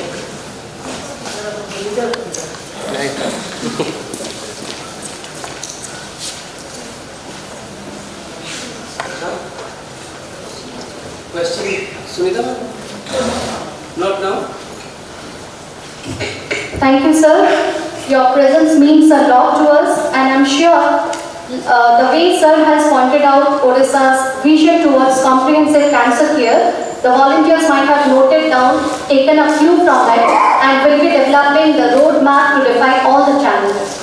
Now friends, if I ask, when cancer comes to your mind, the word cancer means critical illness.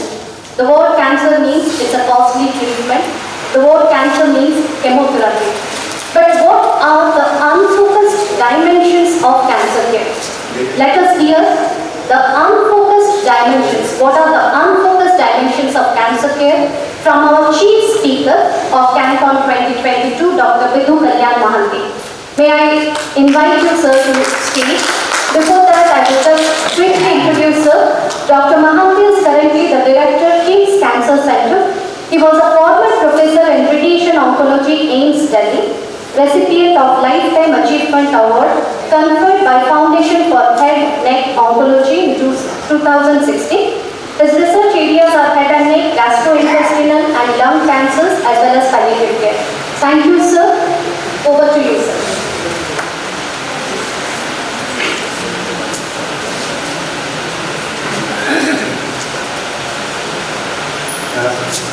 Good afternoon to all of you. Namaskar.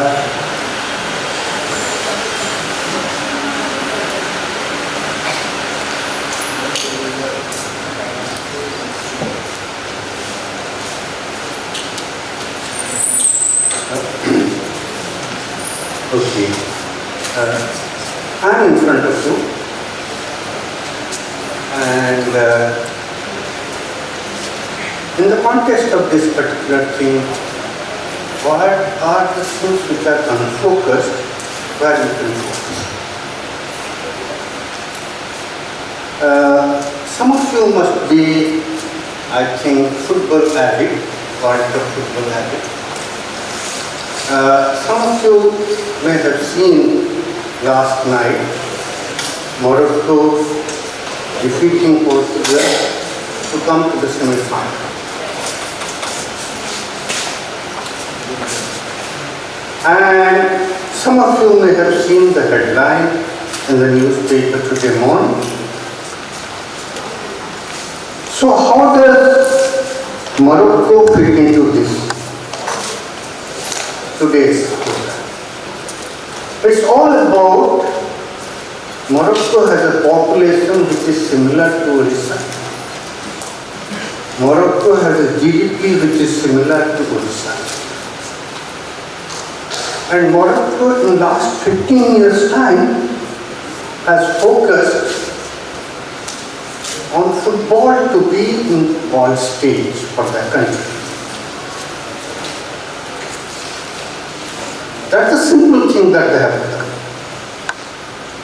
And in the last 2 years' time, ମୁଁ ଯେତେବେଳେ ଓଡ଼ିଶା ଆସିଲି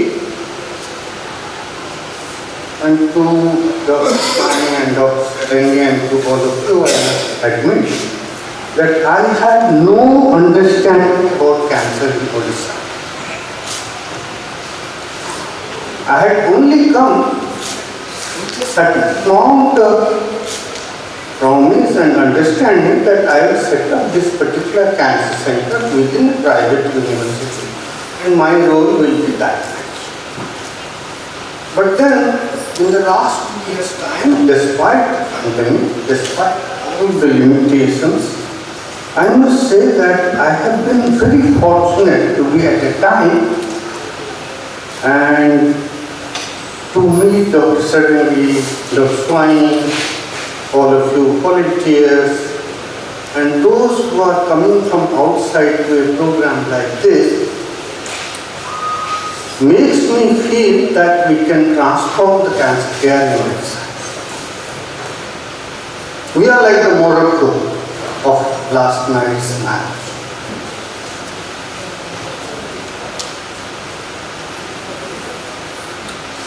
So, I will just take off from where Dr. Sarangi, Madam Sunita spoken about cancer care at Bhubaneswar. So I will just touch upon what I have learned better in Odisha, Bhubaneswar and cancer and all that. And giving my presentation, making any mistakes, I will stand for any kind of correction by Dr. Sarangi, Dr. Swami and all. I have only gathered facts to understand what is cancer in Odisha, and I am speaking on that. Information about cancer centers, I have tried to find out. What are the networks of the district headquarters hospitals, whatever is available that I can find out. How we should improve the cancer diagnosis pathways that I am sure Dr. Swami will talk about, and what kind of support system for patient compliance, and how we should reduce the travel, stay and economic burden of cancer. These are all the things which are required to be part for cancer care within any geographic region.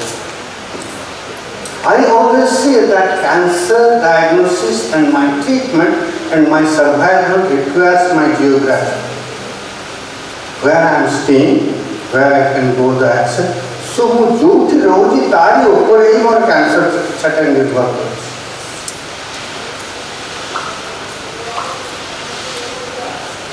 We have back and forth discussed Dr. Sarangi and Dr. Swami and some others who have tried to, and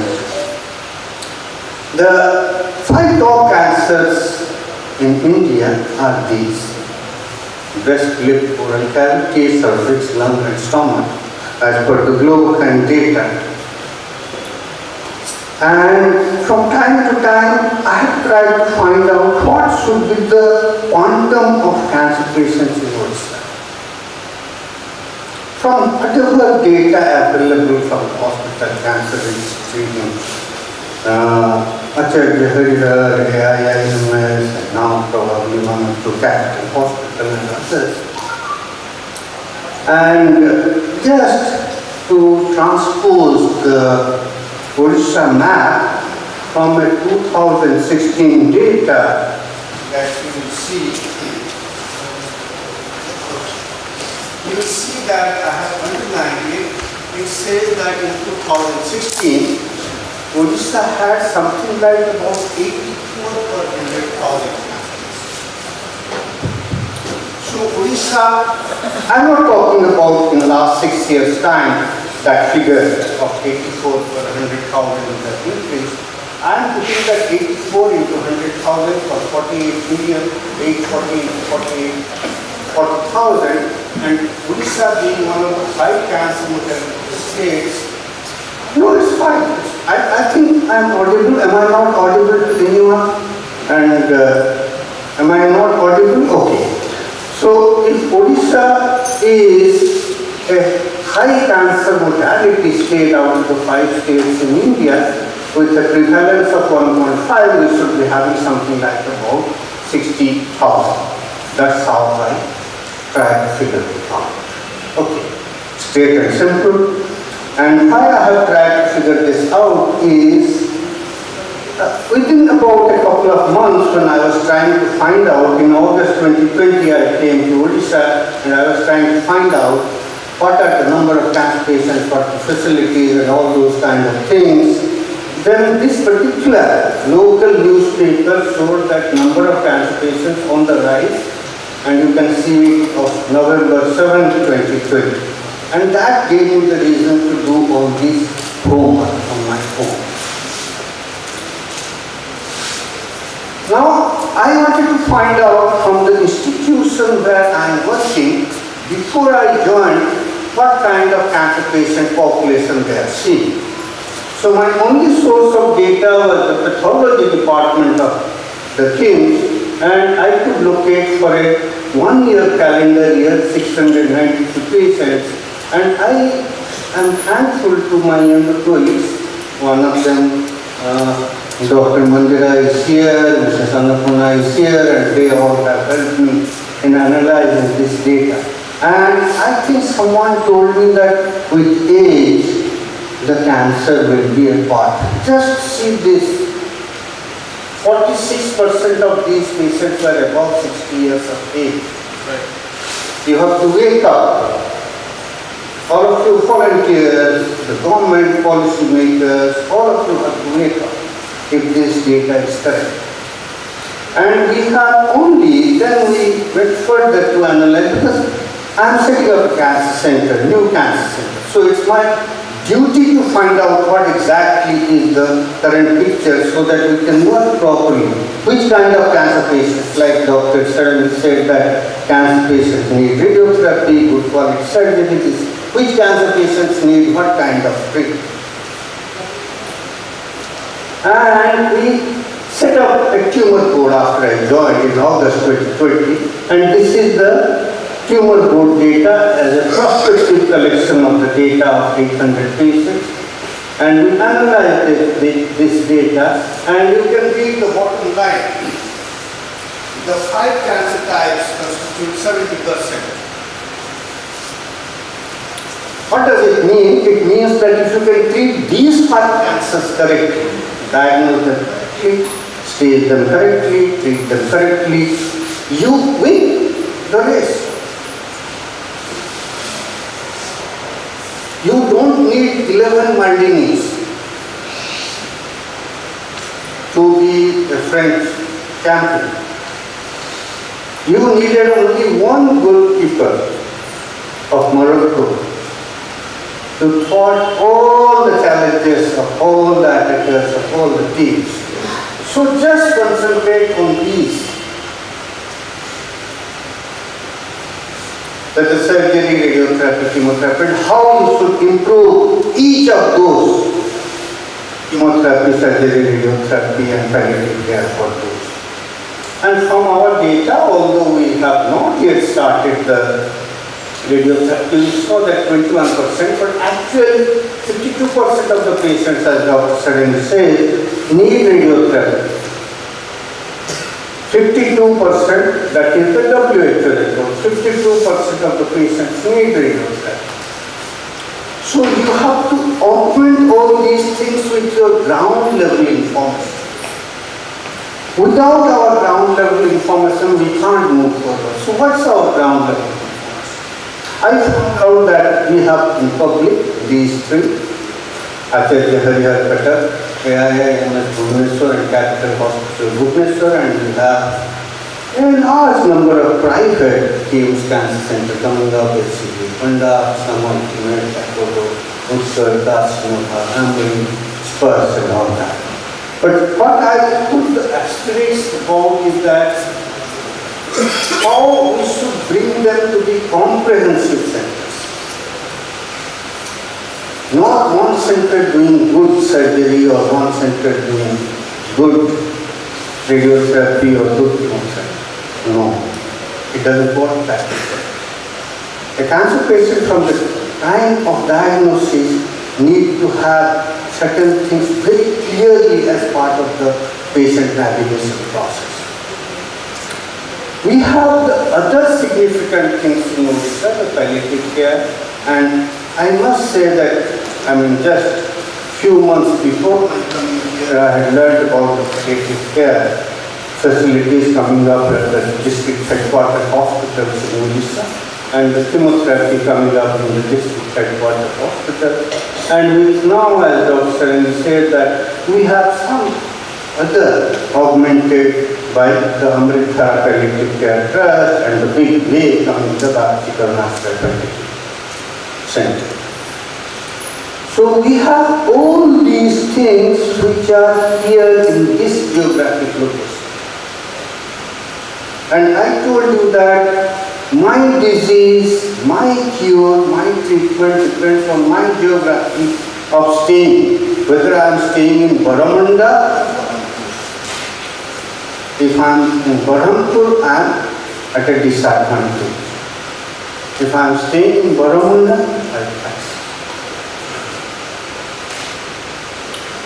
So cancer diagnosis should be very carefully strengthened for these cancers: head and neck, stomach, hepatobiliary, malignancies, breast and cervix. 70% of the cancer. For them, the clinical symptoms and signs and these doctors should be adequately, those local doctors.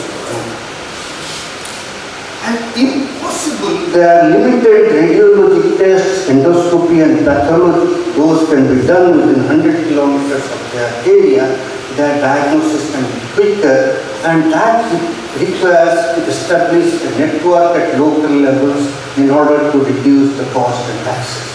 As Mr. Nitai Pandey said, that we should not celebrate someone who went to Toronto or New York for treatment and saw her face or his face all the time as a cancer survivor.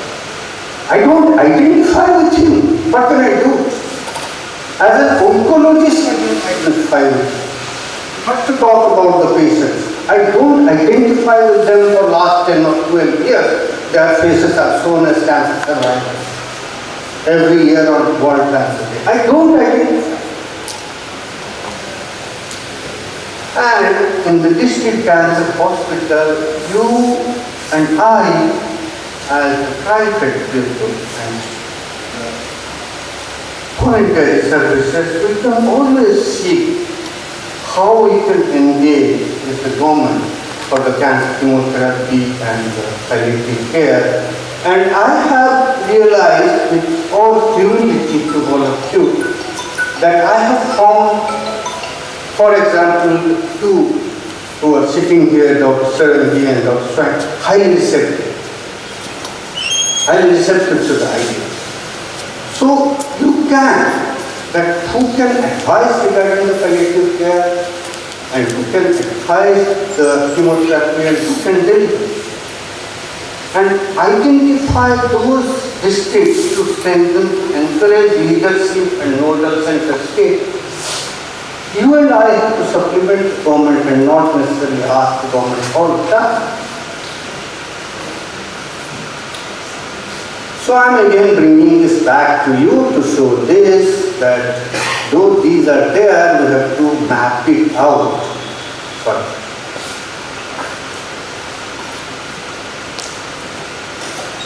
come to the core part of what is unfocused. Core part is that a patient from diagnosis to the staging to treatment should ideally have a multidisciplinary management approach.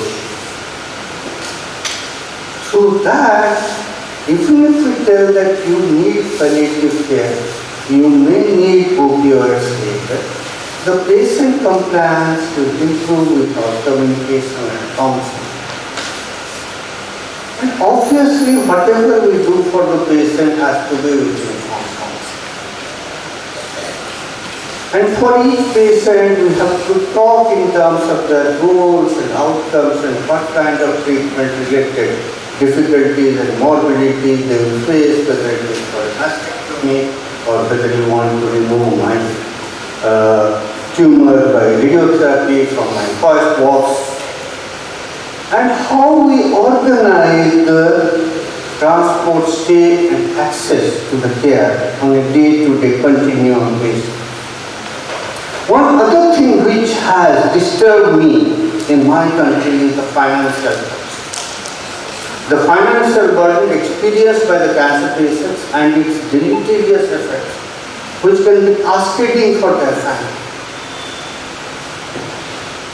And for cancer survivors, as one panelist said, I think Dr. Snell, they are a special group of citizens from the time of diagnosis for the lifetime. Identify them in the society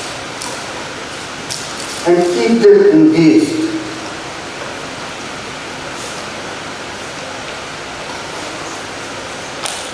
So for all these things, what do we need? The only thing that we need almost invariably, the act of communication is an important part of therapy. It usually requires greater thought and planning than a drug prescription, or for that matter, the cancer surgery, chemotherapy or radiotherapy or palliative. It's the communication that counts. Whether it is at the community level, by volunteers, whether it is by the nurse, by the doctor, and all that. And why is communication necessary? To build a bond and maintain trust, to share the treatment details on a day-to-day, a priority basis as much as we can, and to reduce that inappropriate hope. I'm always concerned when a patient enters me with a high fungating mass and somebody has told that immunotherapy तो बहुत अच्छा है, आप उसी को लेना चाहिए. अब he has heard all these things before coming to me, and why should he listen to a grey-haired fellow who is unknown to this particular part of the country? He has seen 4 oncologists in this city who are well known here. I am an unknown person. Why is communication difficult? Because we don't want to tell the right thing. We feel awkward and we don't want to let the patient down, or in busy hospitals we think that we don't have enough time. So a patient feels that the doctor is too busy and is faced by this and afraid that if they complain, their treatment will be stopped, and that happens in government hospitals. They always fear about that in government hospital where I worked all my life. I come to this, madam.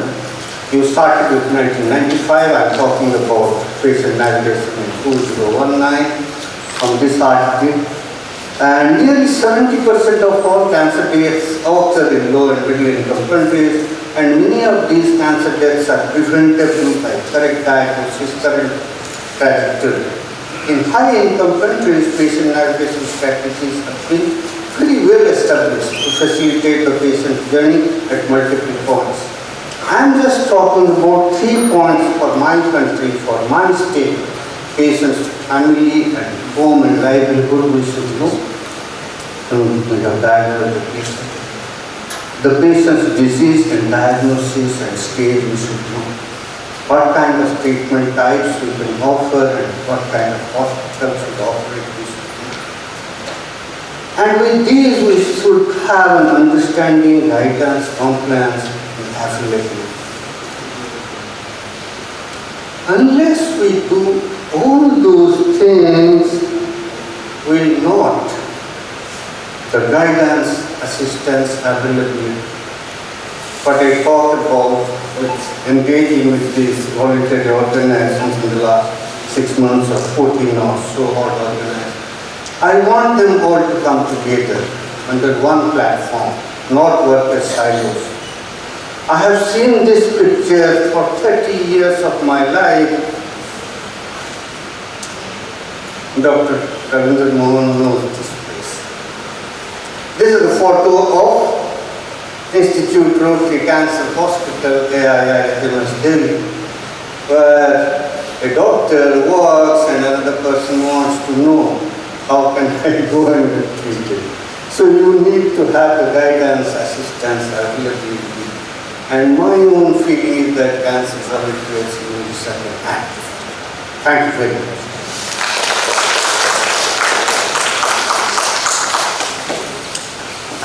Thank you very much, sir. We are indeed blessed to have you today at CanCon 2022. And the way you have brought before us the unfocused dimensions of cancer care, I'm sure the illustrations, the facts, the figures would be giving a clarity to all the volunteers to design the roadmaps to defy the challenges and move ahead. Thank you very much. Now we move on to the talk of our guest of honor, Dr. Susanta Kumar Swami, Additional Director of Health Services, Health and Family Welfare Department, Government of Odisha. Dr. Swami is also a nodal officer cancer care who has a vast experience in epidemiology and technical planning. So who would be a better person other than sir to tell us about our state's upcoming plans on cancer care. Requesting you to come to the podium, sir. Over to you.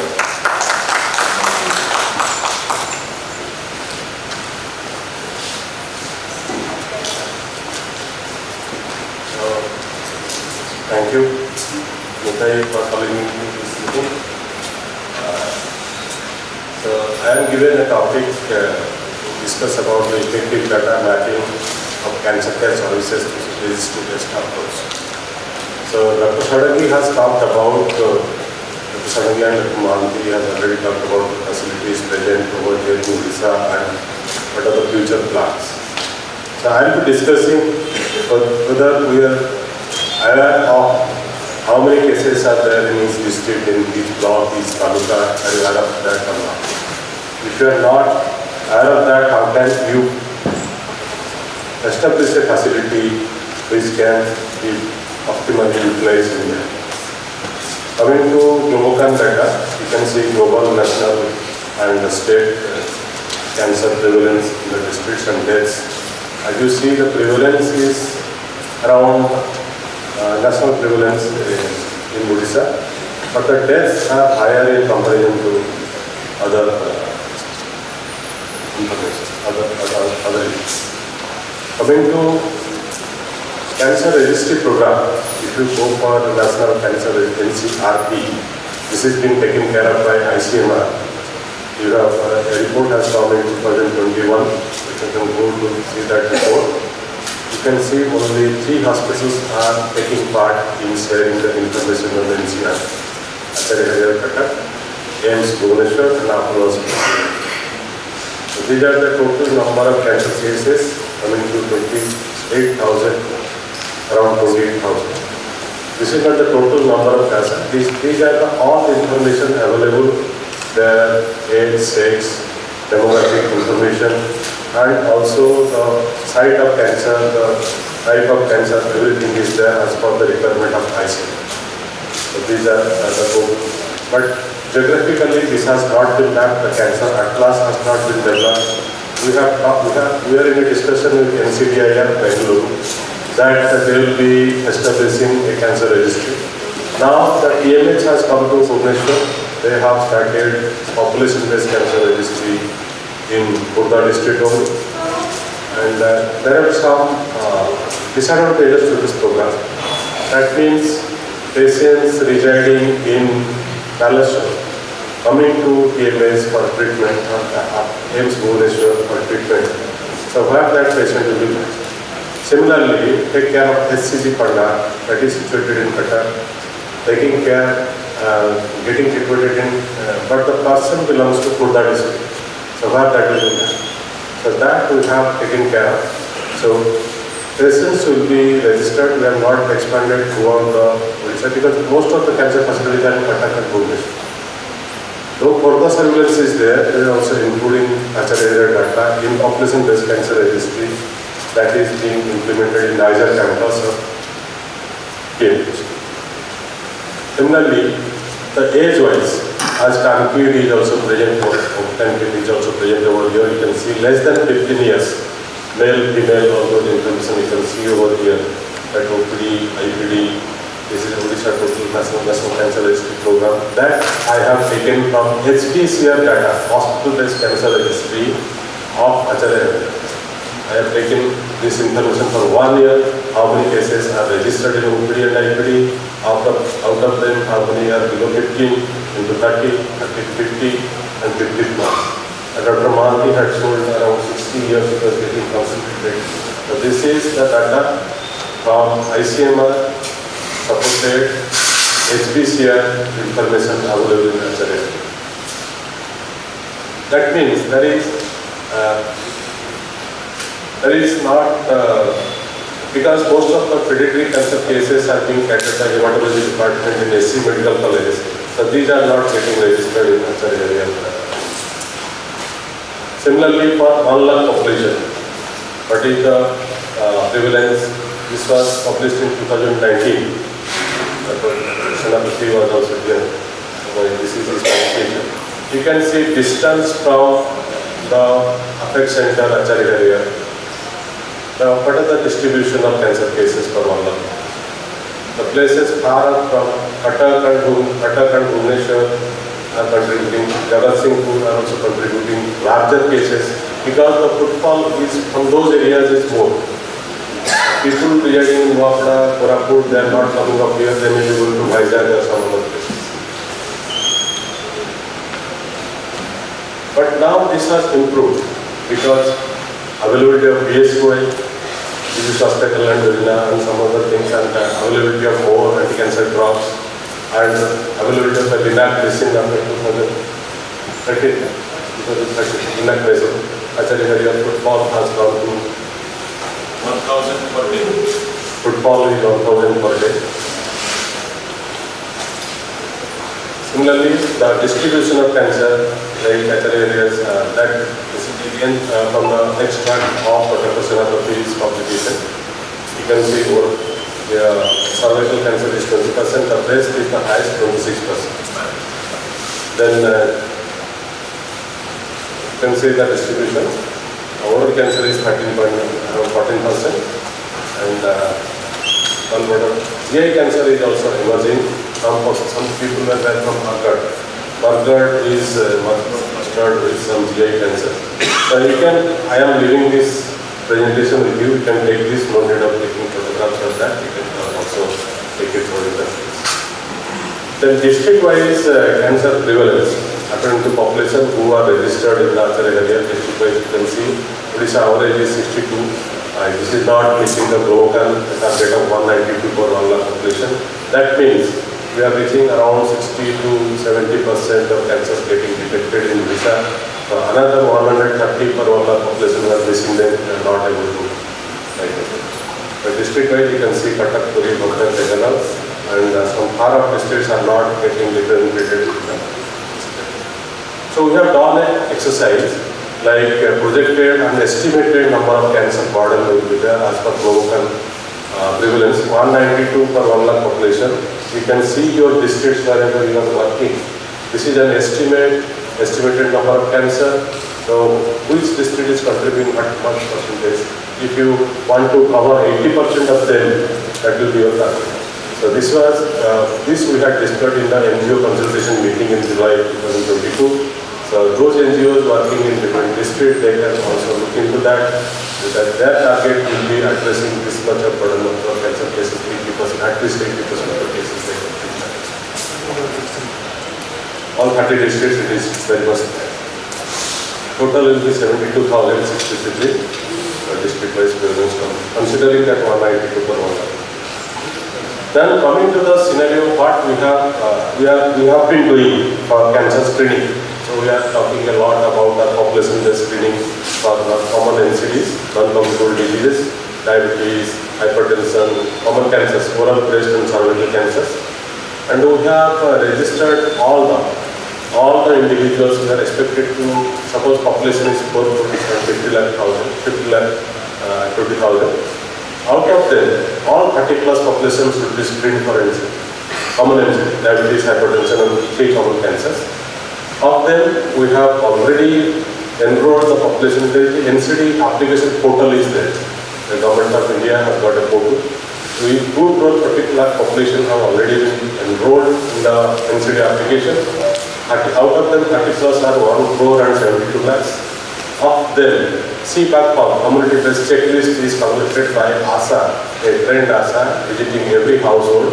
They will collect information of those in the households. They will collect information of the risk factors, their obesity, their smoking, their alcohol habits, and their family history of cancer and stroke and CVD. So that is also being entered in I and ANM in the tablet and the NCD application. When the patient is suspected with a score of 4 or more than that, they are referred to a primary health center where a medical officer is available, a CSC or a SDH or DH. So this much of cases have been screened. 1 crore 53 lakh population have been screened by health workers in the community, CHOs, community health officers in the community. Of them, 14 lakhs are suspected with some NCDs, non-communicable diabetes, hypertension and those things. And the skill of the ANM is instrumental here, how to identify the diabetes, hypertension or cancers. They are also created on examining oral cancers, on examining breast cancers, on examining cervical cancer through PIA, visual inspection with acetic acid. But they are not feeling themselves so much confident to do a PIA in a primary health center or a health wellness center in the sub-center. So that PIA for cervical screening, for clinical breast examination by them, they don't have confidence of themselves, whether they can confirm their breast lump, whether they are lump or not. And the individual community has got so much of confidence in the individuals or the ANM that they will be able to trace that whether I should be examined by the ANM for a breast lump or I should go to a specialist sitting in outside. So I can give you here an example. We had tried a pilot of HPV screening among slum dwelling women in Patak. We had a target of, on the pilot, we had a target of 6,000 women. We have screened more than 5,700 women. Of them, 8% come out positive with HPV. So they are at much more higher risk of developing cervical cancer. Of them, 29 have been confirmed with some dysplasia and confirmed with cancer. 9 of them have been confirmed with cancer. Of them, some are in situ, which could not be diagnosed. So what we have done in after examination, all those 229 came positive for HPV, that is 16, 18 and 21 variant serotypes. So they were examined by a gynecologist in a CSC at a district hospital. They were examined in a colposcope and they were catheterized. The thermocoagulation was taken out of them. So this shows that there is prevalence of enough risk factors, maybe HPV, maybe tobacco usage, maybe other breast lumps, and you should remember Odisha has got highest tobacco users in the community, second to northeastern states. 42% of Odisha adults are using tobacco.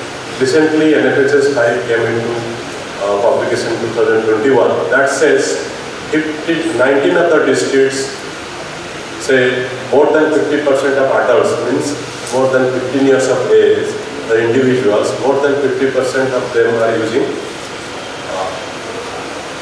tobacco. So smoking tobacco is only 15%, but non-smoking is 42-60%. So that is a concept.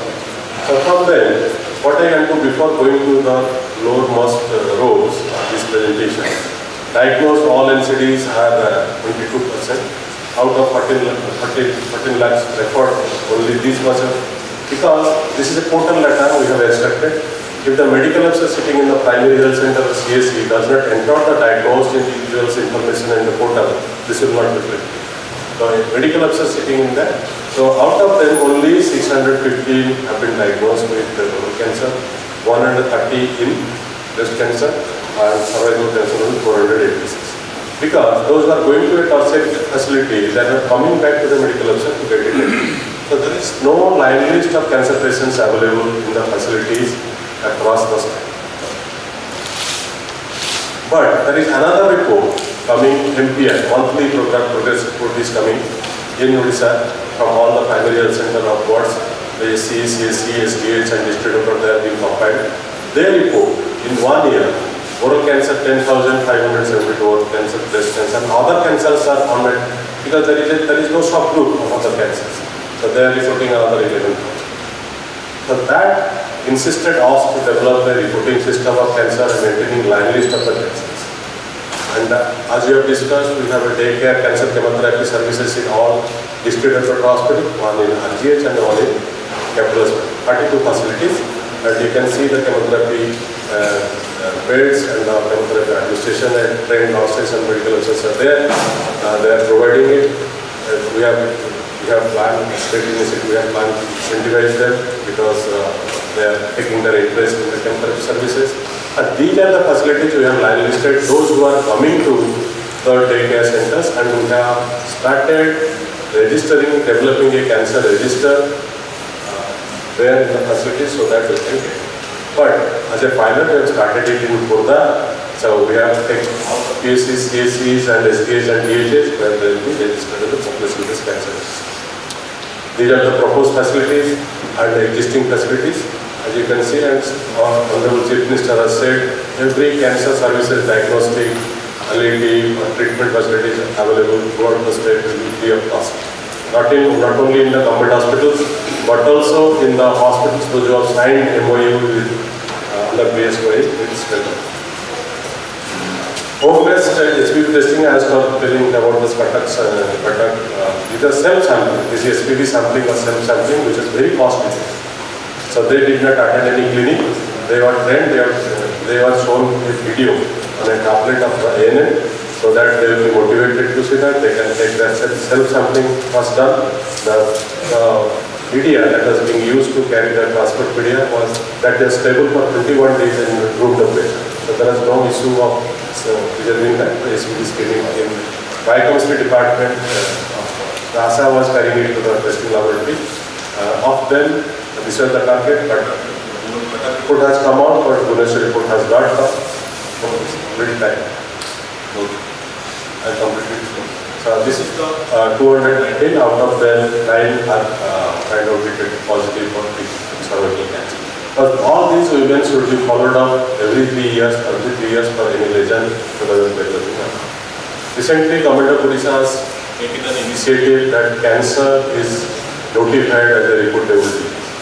So all the health facilities under clinical establishment, maybe private hospital, clinic, nursing home, and testing laboratories has to report to the CDMO of the district, Chief District Medical Officer. So this is an initiative issued only on 20th October, and we have sensitized them before taking somebody defaulter, announcing somebody defaulter. We should counsel them, we should orient them that this is the facility and the reporting format has been issued. This will be under, because none of the state in India has made it notified. Okay, there are so many High Court cases and so many Supreme Court cases are coming. How many cases of cancer are there? Is it notified? If tuberculosis is notified, in Odisha we are having 52,000 new TB cases every year. Because Prime Minister's office told that this jitega TB harega, so you are taking interest in that. But for cancer, you are not taking any interest to get that put it or registered in that.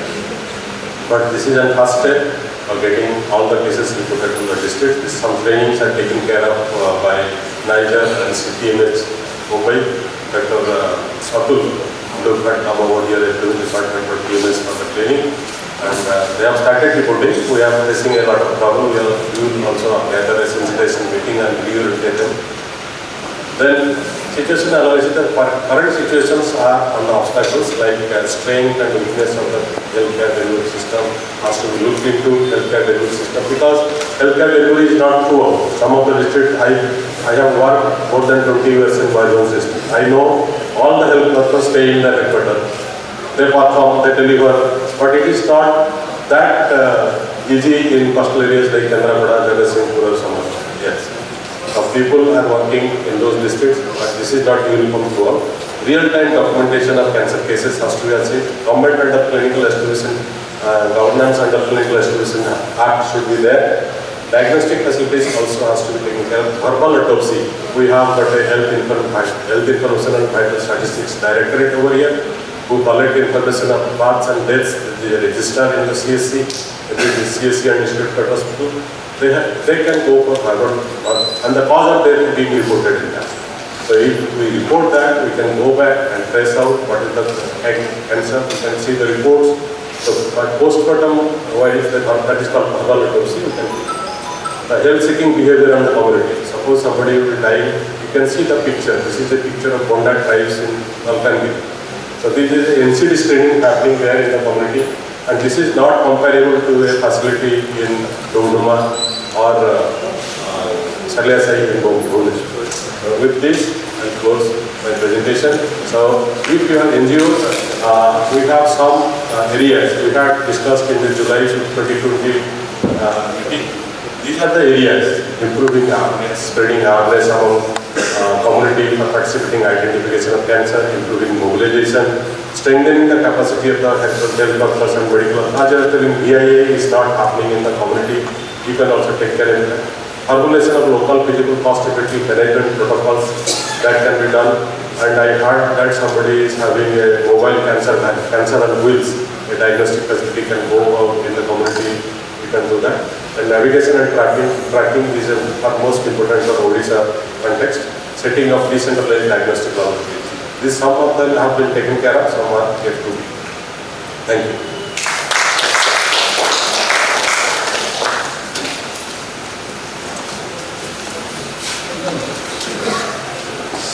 Thank you, sir. Thank you for your beautiful illustration about the ideas and challenges for effective data mapping of cancer care services through registry-based approach. And I'm sure this kind of data, this kind of illustrations are actually helpful to introspect where we stand today, and also it will help the organizations to set milestones like where they need to go, how to develop the capacity, how to mobilize the resources, and how to create awareness in the community. Thank you very much.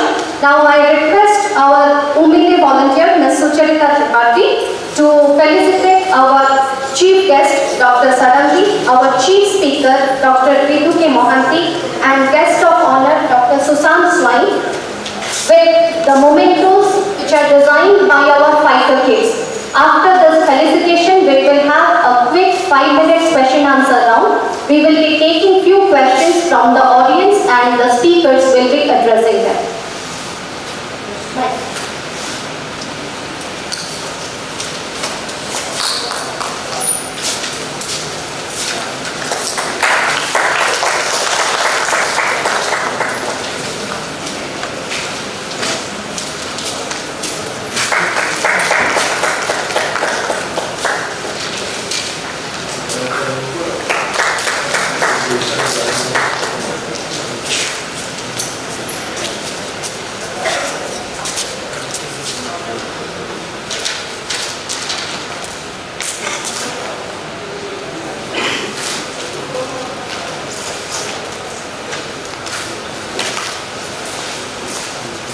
We are open for the question-answer round. Anybody having any doubts, requiring any clarifications, can pose the questions to our speakers. We are happy to note that the government has initiated on this 30th October cancer as a reportable disease. Do you think this platform has to initiate this task, or government will take its own responsibility? Government definitely will take, because they have issued a directive, they have to take that responsibility, and we can only mobilize the community, whether that is getting registered in a facility or not. We have to work with the community, and we have the role of society is in mobilizing. They have got a very good team. Now, we have a pilot. We will also expand it to other districts. If you can, we are not thought of, but in other districts, TMS will not be present everywhere. So we will also look into your contribution in that in future. So we will be expanding to other districts. Okay. Thank you. Because so many facilities are coming up now, clinical facilities are coming up. One is, as you know, right, survival chances are very less as compared to other states. So, is there any plan to construct more palliative care in our state? Yes, From the government? Definitely. We have a facility-based palliative care in each district headquarters, and this Southland capital, 32 facilities.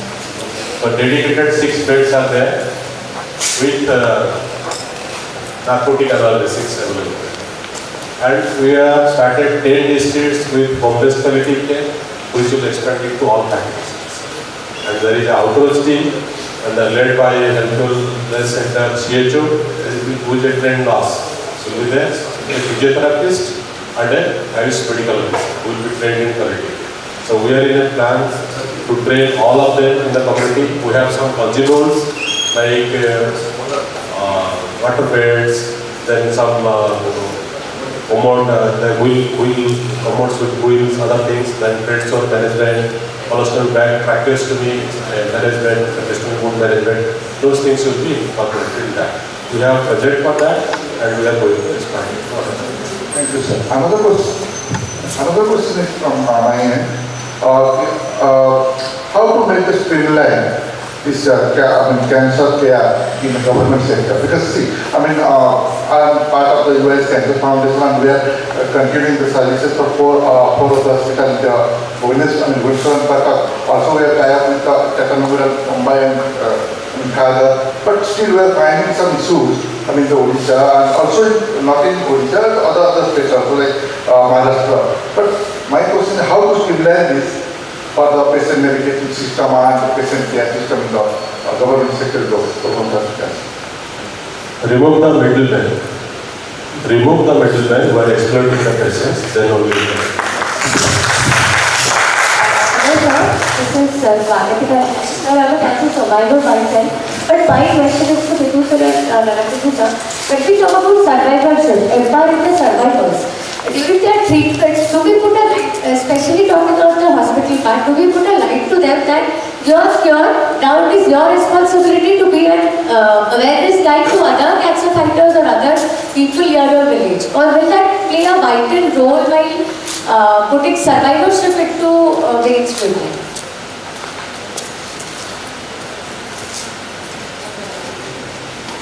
So when we, like in the hospitals, when we have cancer fighters going through treatment, do we put a light to them that when they get cured, being a cancer survivor, they have some duties to create awareness in their society after their treatment as a survivor?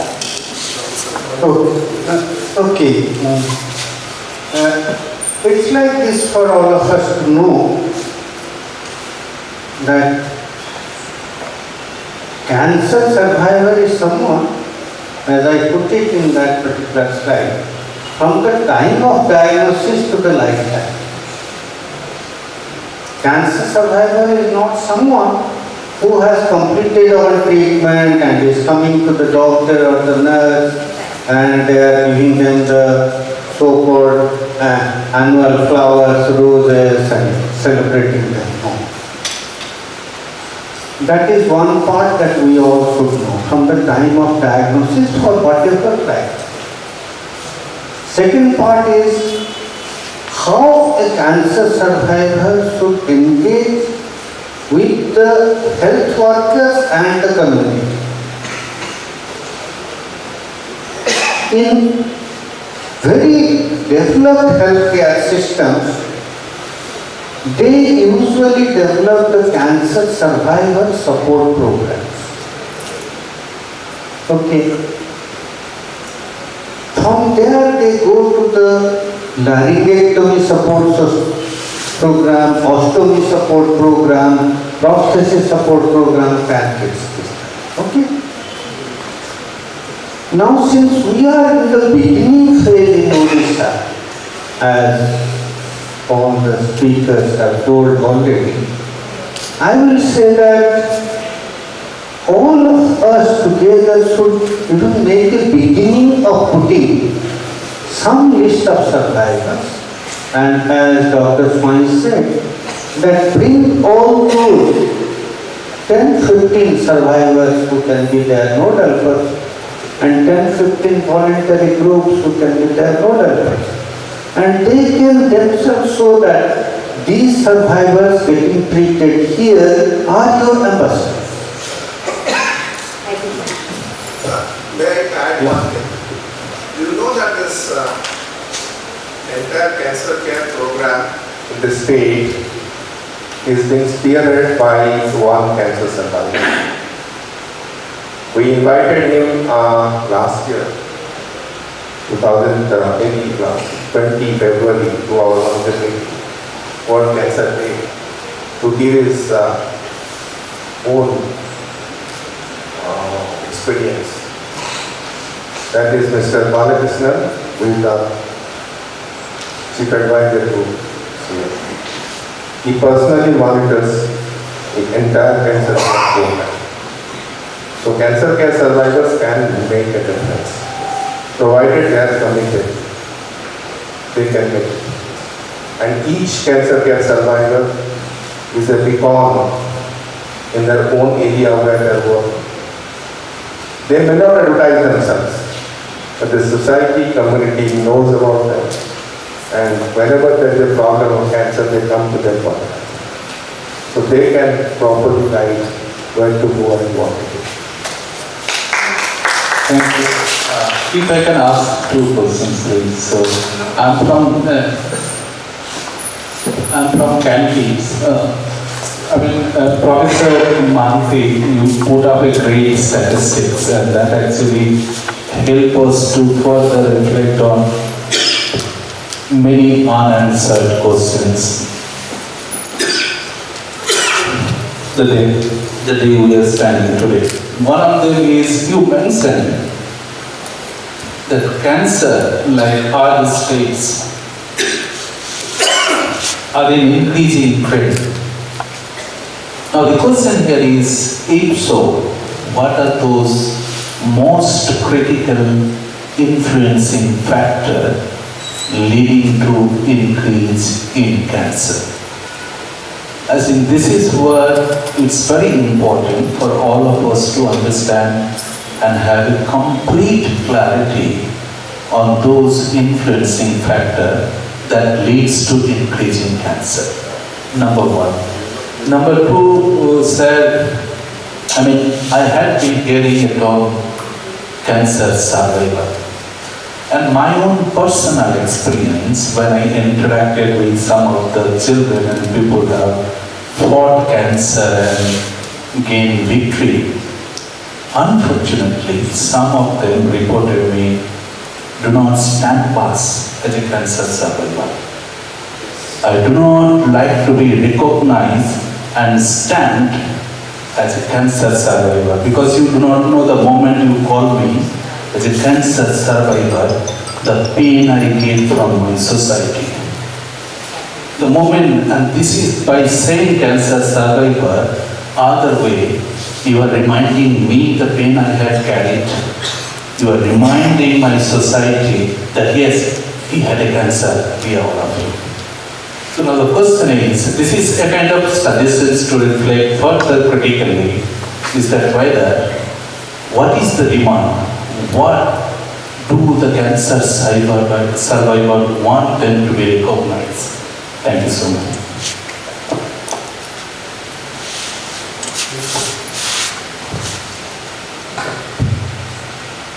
as you said, stigma is very much there in every disease, and it can be respected as non-communicable disease which cannot be transmitted to others.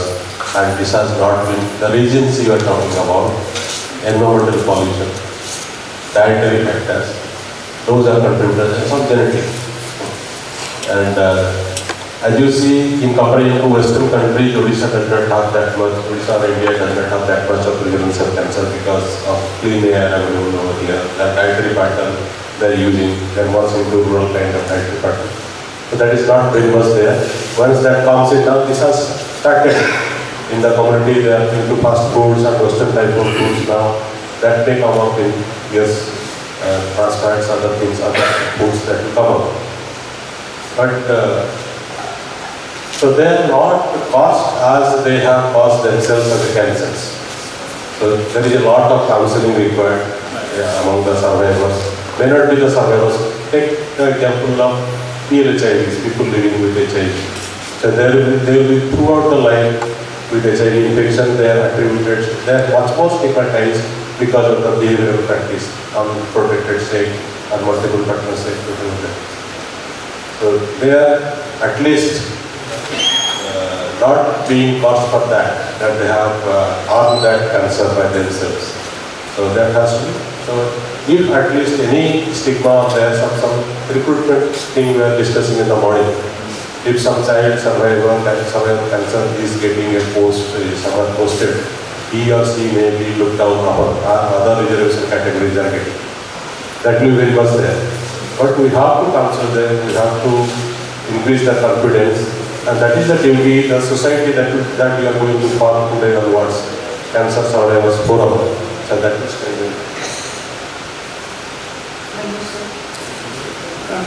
just to add what Dr. Swami said, the cause is just to nurture and nature. Okay. In the Western countries, in the last 30 years, 50% of all cancers are above the age of 60 years. That means as I age, I will get a cataract, I will get memory loss, I will get arthritis, I will also get a heart attack and cancer. So age itself is the most vulnerable part, not the children with cancer, who are likely to be of two factors. One is the genetic factor, the other is the familial. And as we reduce our lifestyle abuses, whether it is smoking, alcohol, gutka, this and that, we have to definitely understand that cancer, there was something which I was extremely, and I don't like that, war against cancer. It's a disease. It's a disease. You can't say that war against cancer, that particular thing, 1971, which came from USA, it has no meaning. The more I will age, the more I will have memory loss, the more I will have likelihood of cancer. So that will be part of our society. So that war has to be fought from the level of prevention to the level of patient navigation to the level of treatment and to make them comfortable. Second thing is, why should I be stigmatized? Kindly try to help your children. Why should they feel stigmatized by being called cancer? They should feel themselves as hero of the society. Give them that recognition. Is somebody feeling bad if he is told as a disabled person for getting services or facilities, or as a senior citizen?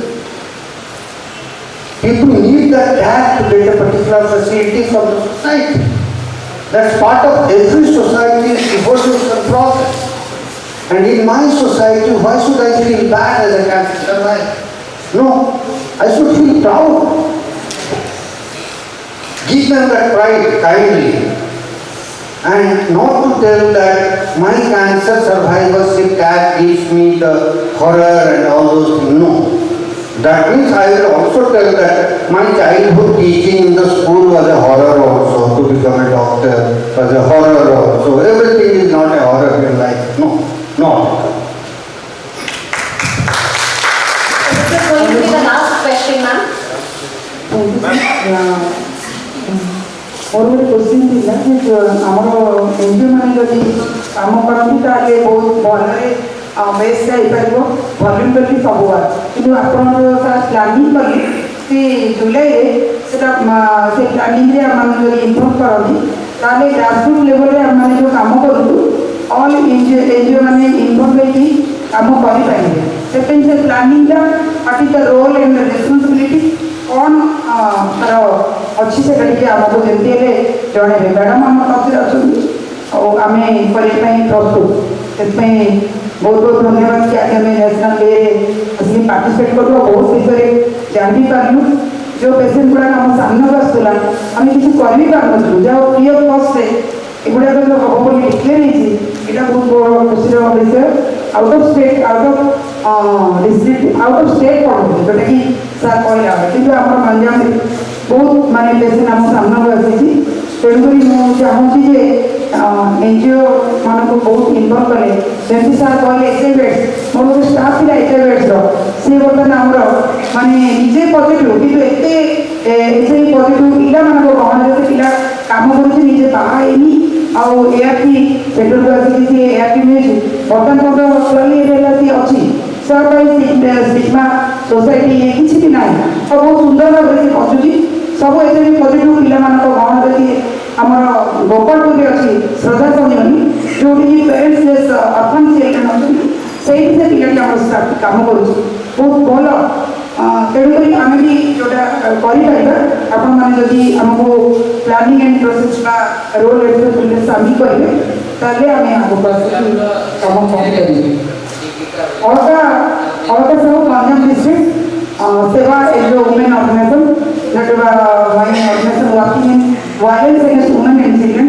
Sir बहुत भला है and भी बोले 33 years से लानी जोड़े की मुँह काम करूँगी और तब मैं अच्छी चाइल्ड वेलफेयर कमिटी चेयरपर्सन जोड़े की जुबिलान चलती है बृहस्पति दिन अच्छी इधर छुट्टी और चार्ज मिला मैं आप मानो तो जिस सोनी की किसी करी पाएगी थैंक यू ସେଇରେ ମୁଁ 11 ବର୍ଷ କାମ କରିଛି ଲୋକନାଥ ମିଶ୍ରକୁ ଜାଣିଛି ଜୀବନରୁ I no that NGO is working ତାଙ୍କର ଲାଇଭଲିହୁଡ୍ ସପୋର୍ଟ ବି ଏବେ ଆସିଲାଣି କଲେକ୍ଟର ତାଙ୍କୁ ରେଡ୍ରସ୍ତ୍ର ଦେଇଥିଲେ ସେ ବିଲ୍ଡିଂଟା ଆଇ ନୋ ଦ୍ୟାଟ୍ ଆମେ ଜଷ୍ଟ ଗୋଟେ ବ୍ରେନ୍‌ଷ୍ଟର୍ମିଂ ମିଟିଂ କରିଥିଲୁ ଜୁଲାଇରେ ତେଣୁ ଆଗକୁ ଅନେକ ମିଟିଂ ଆସିବ ଆଉ ଆମେ ତାଙ୍କୁ ଶୁଣିବାକୁ ଚାହୁଁଛୁ ଯେ ଏନ୍ଜିଓ କେଉଁ ଫିଲ୍ଡରେ କାମ କରିପାରିବ ଯେତେ ଟେକ୍ନିକାଲି ପ୍ରୋବ୍ଲେମ୍ ଅଛି ତ ଆମେ ବାରମ୍ବାର ଭେଟିବୁ ସମସ୍ତେ ଏନ୍ଜିଓ ଡାକିବୁ ଇନଭଲ୍ଭ କରିବୁ କାହିଁକିନା ଆମେ ନିଜେ ସରକାରୀ ଯନ୍ତ୍ରରେ ସବୁ କାମ କରିପାରିବୁ ନାହିଁ ଆପଣଙ୍କୁ ନେଇକି Thank you, our Chief Guest, Dr. Sarangi, Chief Speaker, Dr. Mohanty, and Guest of Honor, Dr. Swami, for your valuable talk and time. Before we move to lunch, I request Mr. Palliative to take over from here. 3-4 वर्ष आगु गोटे memorandum देथिलु government को sir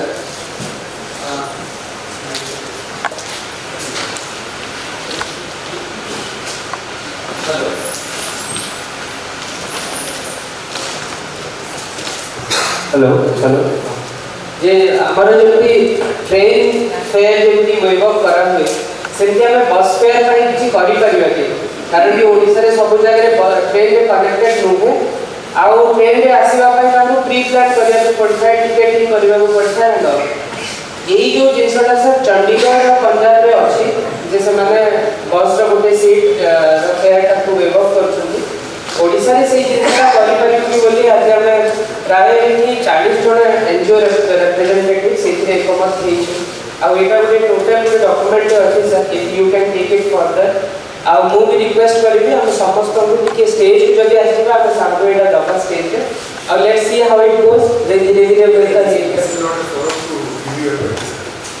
I cannot take decision. I am the representative for government. Again. Submit.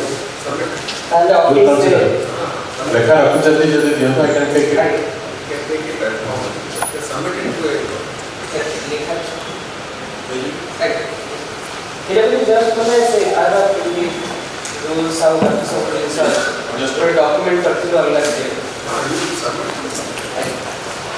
चारि मास तले आम गोटे US cancer council गोटे mail देता कि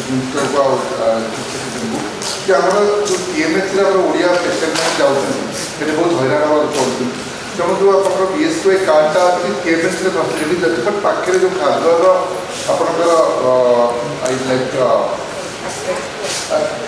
लाइक अच्छी बट अपोलो हस्पिटाल से अवेलेबल मैंने मुंबई अपोलो से यूएस कैंसर को अलरेडी गोटे इमेल देता no sir par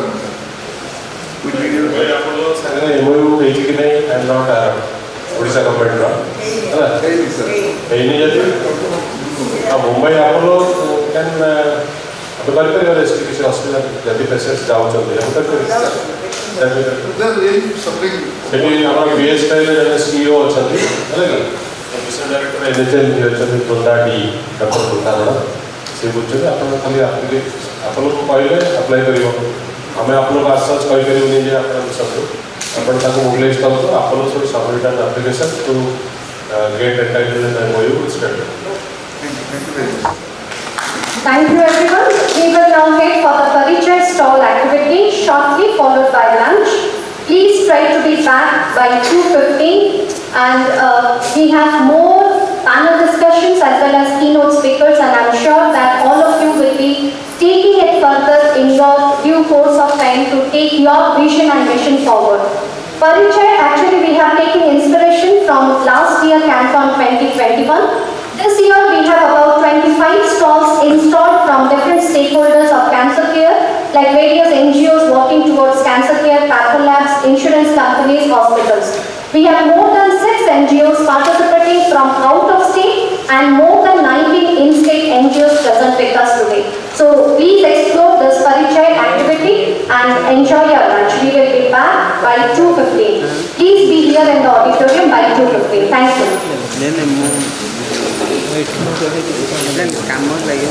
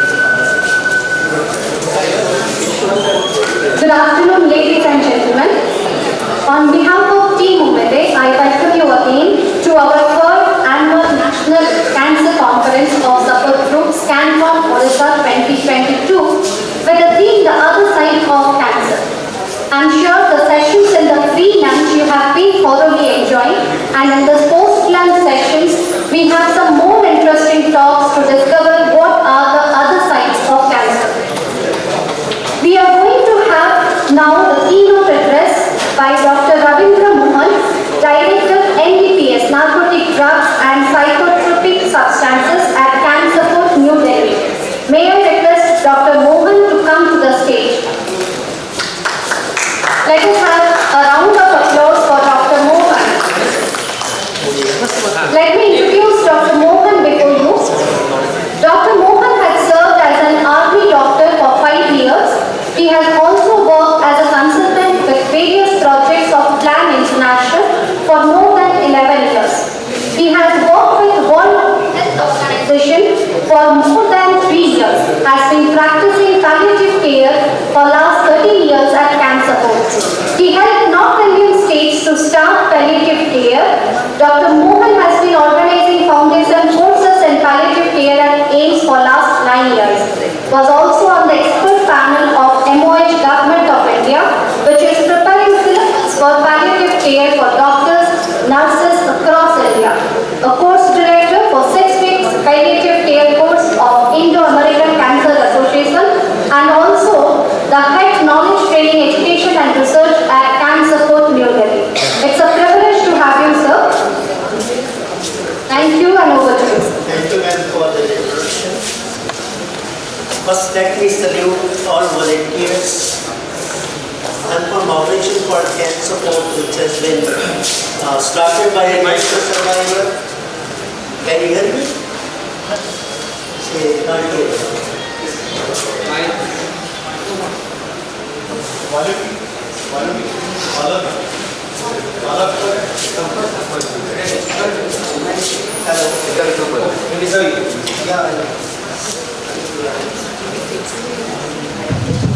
So once again, welcome to this post-run session.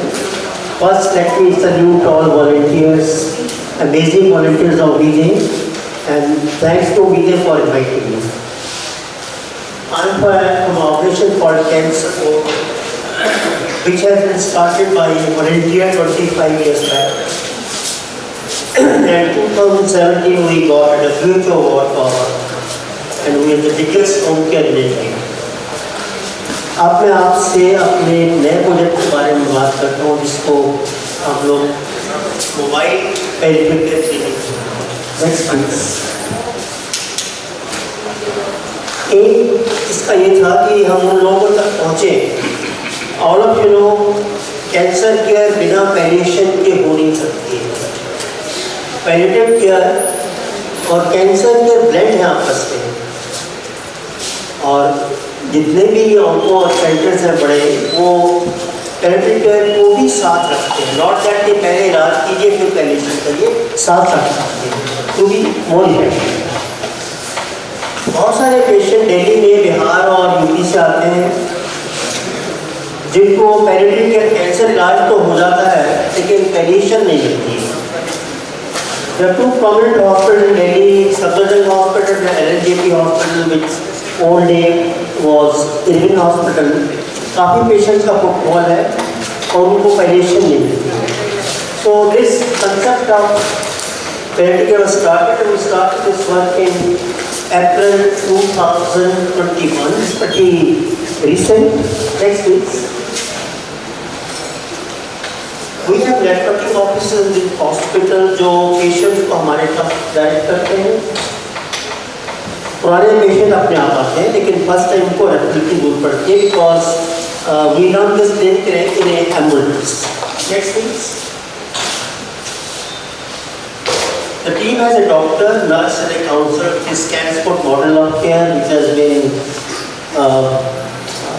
seconded by WHO. From and adequate pain management, we give morphine free of cost to the patients who need it, and after other symptoms, and we manage chemo and radiation. Next please. Patients have post-stick problems, they also manage. We help them to use medication by subcutaneous route so that end-of-life patients are not hospitalized. In palliative care, especially cancer palliative care, बहुत सारे end-of-life patients जो हैं वो are admitted to hospital, which is not required. They have emotional and economical problems because of this reason, and helping people to know their prognosis and diagnosis. Next please. Helping people to avoid कोई ऐसी interventions हैं जब cancer बढ़ गया है, cancer board says no treatment possible सरकारी treatment के लिए भागते हैं, कोई जादू कराता है, कोई मद्रास जा रहा है, कोई शिमला जा रहा है। तो जो आखिरी वक्त पेशेंट के साथ होना चाहिए फैमिली का, वो ट्रीटमेंट का बेसिस ही उसको ढूंढने में खर्च करते हैं। And of course we have hospital close by, जो लोग वहाँ दिल्ली में रहते हैं उनको हम हॉस्पिटल भी रेफर करते हैं। Nurse has an important role. They are the backbone of palliative care, record keeping, medication, cleaning of caregivers, diet advice, prevention of bed sore are part of nursing domain. Next please. Of course, these various tubes, stomach care, including of medicine, and tracheostomy care also part of mobile palliative team. Next please. Counselor. We don't have a regular counselor so far, but their role usually is to break bad news in a professional way, helping group handling emotions, depression screening, and helping patients to have good quality of life and good quality of death, which are very important in palliative care. Next, please. Next slide. We started this program first on April 2021. Our footfall was 249 patients per month. We have 5 working days, and this year so far till 30th November, footfall was 435 patients per month. Our acceptance is increasing. Our relationship with the hospital is improved, so we are getting more referrals for this patient. In home care, our team sees 5 or 6 patients per day. Here we even see 40 patients per day. Cost per patient goes down. Next please. Out of office hours, patients have access to doctor and nurse because we share our telephone number with them. Next. Some of the patients go to the villages. They are told by the oculist come after a month. Such people are catered on video consultation, and their near and dears can come to Delhi for collection of oral morphine also. Next.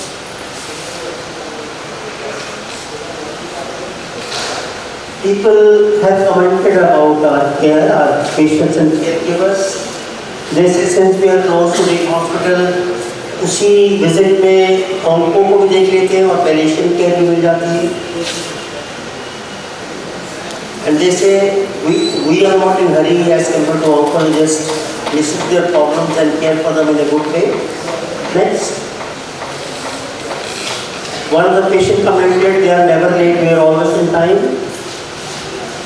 The medications are told to us in hospital, they are not told about the medication in a good way. Here nurse explains every medicine and they have a facility to call back on phone also. And if the patients are daily based, we can refer them to our home care also. Next. Of course, we send them to Shanti Vedna Sadan, which is next to Samjan Hospital. Oral morphine is a blessing for many patients because they just have to wait for just half an hour, less than half an hour to get their drugs. And all medications of symptom management हम लोग बिना पैसे के देते हैं. All care is free. We don't charge any money from our patients. Next please. Patients feel very comfortable because doctors and nurses share their personal phone numbers. So if they have to ask something, they don't have to wait till the next visit.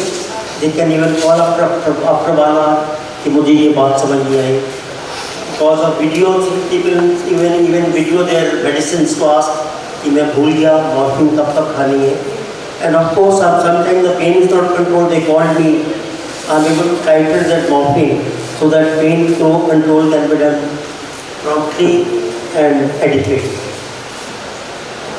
This is our mobile palliative clinic. It's been donated to us by Punjab National Bank. You can see the awning, so it works.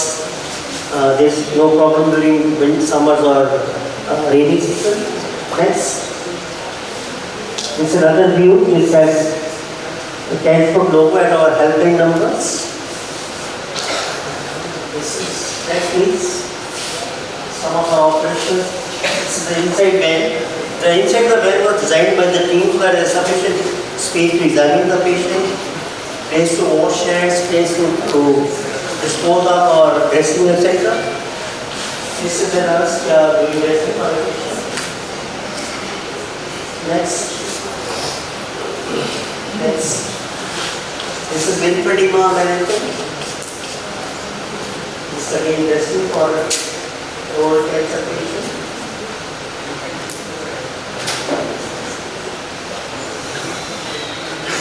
So philosophy is the aim is to cater for those who are not cared for so far.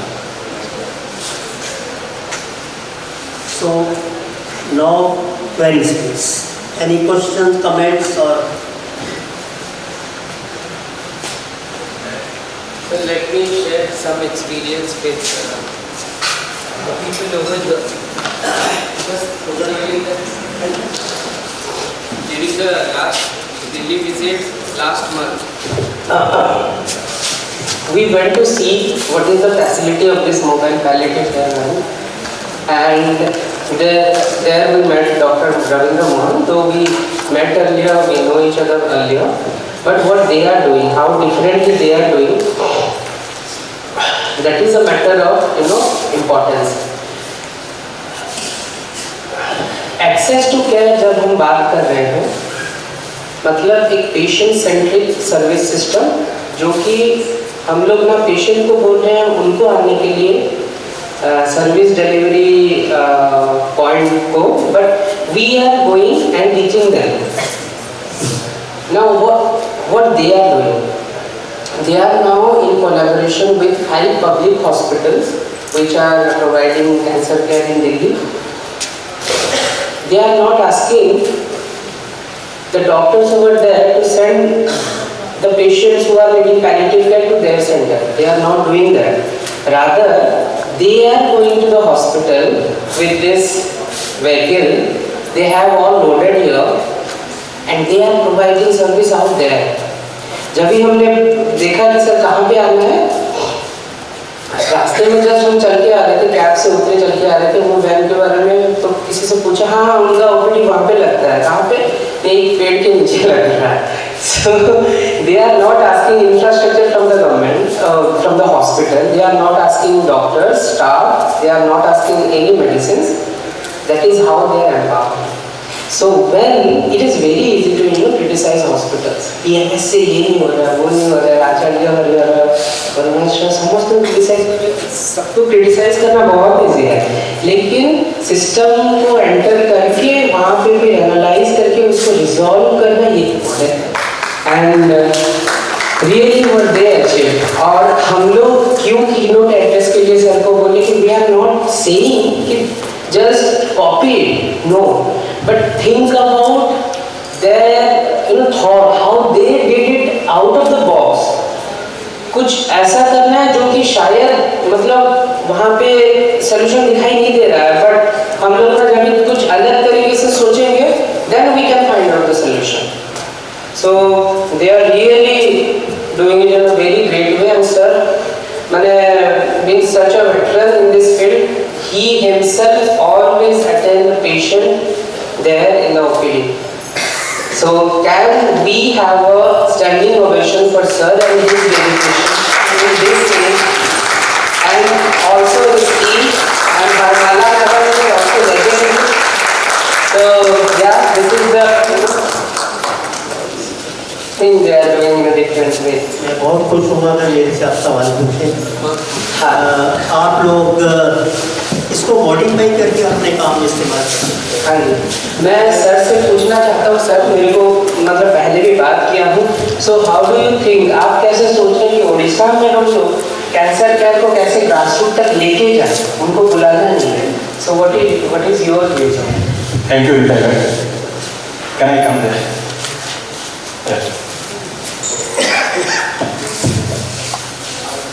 Your small intro sir. Yeah, myself Vinod Agarwal.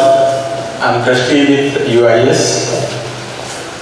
Cancer Trust, and we are doing some small work feeling really proud to share the dais and the space such a legend.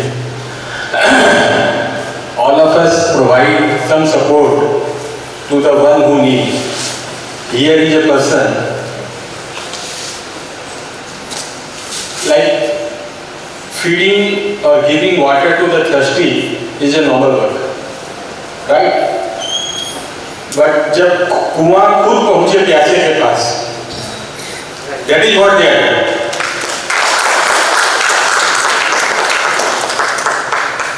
Someone who is thirsty coming to us, we are giving him water. That's also normal work. But what they are doing is something many more level up than what we can even think of. Now coming back to my own topic of what we can do for cancer here in Odisha. In fact, ours is an organization which is hardly 4 or 5 years old, but we were thinking of doing something novel which was never done here. So we started with what we found for Odisha was that there are many small pockets, there are many rural areas from where the diagnosis itself is a problem. Once it is diagnosed, the person coming to Bhubaneswar is also one problem. If he comes to Bhubaneswar, most of them are uneducated with limited means. Now reaching to the right doctor with his limited resources was another challenge. So each one of them were a challenge where a full-fledged organization can work. We were trying to address each one of them in our small, humble way. And during COVID times, myself, Gopal Bhai, and many of our founder members, we decided to support the cancer patients by deploying some of our counselors to the various cancer centers in the Bhubaneswar, the capital area only. So here we found that many people are coming, getting there. They are coming, but just they don't know where to go. They have been referred, you go to AIMS. But in AIMS, where to go? They don't know. किससे मिलना है उनको नहीं मालूम, कहाँ जाना है उन्हें नहीं मालूम. So there I think my counselors, they help him, knowing their data, taking him to the right doctor, guiding him in the initial day. Because hand-holding in the initial days are the most important thing for any counselor. Dr. Mohan will agree to it, because that is their also counselor's duty. Now giving the bad news in the most professional manner. So even that counseling in the initial days, where to go, how to approach the disease. So all those small things, because after 1 week we know that cancer doesn't need our support so far as this guidance is concerned. Maybe he needs us for say financial support or anything else, but not this support. He will be by that time on his own. Then comes, we were providing small financial support. I think what we are doing, I am not telling you. I am telling by and large what can be done in Odisha. Right? So far as coming to Bhubaneswar, giving counseling to the people of rural areas is a very, very important thing I am telling you. Because we have seen them. We have seen, because they are with the patient, there is one attendant, one patient, they don't know where to go. And if the attendant keep on asking 500 people where to go, by that time the patient's condition deteriorates. So it is very important that we reach out to the attendants. That is one part. And second part here, I will add, is awareness in the rural areas is very important for cancer patients. We have decided to hold on minimum 2 cancer awareness camps a month, in collaboration with various organizations, and in fact we were discussing with various organizations out here who have come here that why can't we organize mass awareness camps here? Because as has been the discussion going on that the patients are coming at the last stage. Most of the patients, because our survival rate is very low, only because my patients can come to the doctor at the 3rd stage, 4th stage, like that.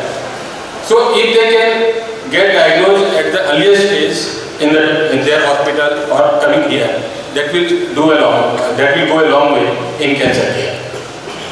I think these are 2-3 small things which needs to be sorted out. Nitai is besides me. Thank you. Thank you, sir. Thank you very much. मैं एक चीज़ आपसे share करना चाह रहा हूँ. हर फरवरी के फर्स्ट संडे को we have a walk for life on Rajpath. 10,000 लोग ज्वाइन करते हैं और प्रेस भी कवर करती है और बड़े अच्छे से मैसेज स्कूल के बच्चे लिख के लाते हैं. One of the message struck me. इस बार अपनी मम्मी के बर्थडे पे मैं साड़ी गिफ्ट नहीं करूँगा, उनका कैंसर स्क्रीनिंग करूँगा.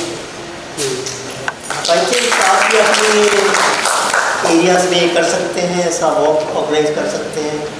सिंगापुर में कर गया, वहाँ साइकिल की दौड़ की गई, उस रेस में भी लोगों ने प्लेकार्ड लगा रखे.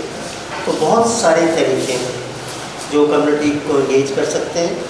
हमारा डे केयर प्रोग्राम सिर्फ वॉलंटियर्स चलाते हैं, वी आर नॉट इन्वॉल्व. हमारा वॉक फॉर लाइफ भी हमारे वॉलंटियर्स चलाते हैं. And you have volunteers dedicated ones, तो कर सकते हैं. तो दीप से दीप जलाएंगे तो जो दीप दूसरे दीप को जलाता है उसकी रोशनी कम होगी और प्रकाश बढ़ जाता है. तो all the best to you. That is why we are all here. और उनका एक छोटा सा फैसिलिटी मैं वहाँ पे माइक ये करके सर मैं बोलना चाहता हूँ जब तक सर वहाँ पे पहुँच जाएँ. तो उनके वहाँ पे एक बड़ा सा रूम है, वहाँ पे पूरा फुल AC और ये मतलब एक जैसे कि कोई आराम कर सके उसके लिए सारी सुविधा है. And that is for the care takers. तो वो लोग बोलते हैं कि हॉस्पिटल में जब आप एग्जॉस्टेड हो जाओ, उनका एक बस जाता है, वो बस में आते हैं, वो रूम में एकदम से पूरा आराम से लंच करते हैं और सोते हैं, रेस्ट लेते हैं. कभी कभी तो मैंने सुना इनके जो CEO हैं रघुवंशी मैडम, शी टोल्ड कि वीकेंड्स में वॉलंटियर्स आते हैं सॉफ्टवेयर कंपनी से या फिर कॉर्पोरेट से और उनका मसाज भी करते हैं, मैनिक्योर पेडिक्योर ये सब भी करते हैं. So that they will feel important and we are recognizing them, their effort.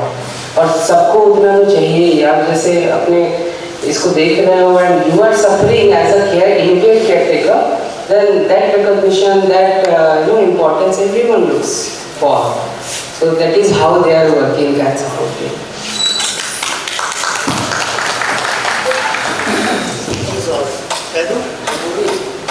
हमारा गुप्ता को कैंसर नहीं होता तो शायद आपके पास नहीं खड़ा होता.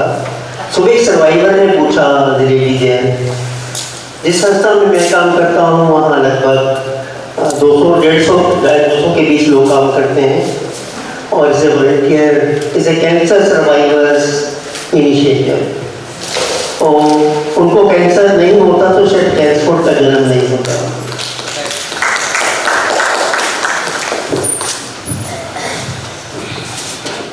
Thank you, sir. May I request Dr. Rasmita Lenka to come over stage to felicitate our guest with the memento.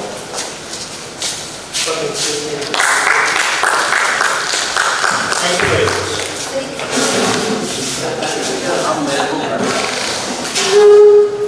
Thank you, sir. Actually, you are a role model for all the volunteers sitting over here in this auditorium.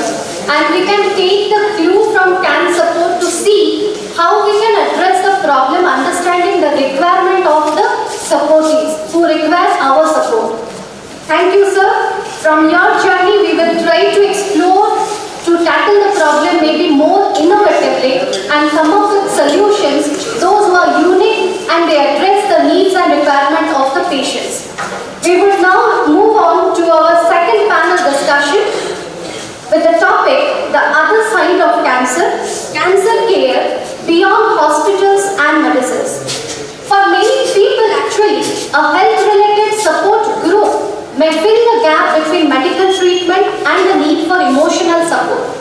A person's relationship with doctor or other medical personnel may not provide adequate emotional support, and a person's family, friends may not understand the impact of a disease or treatment.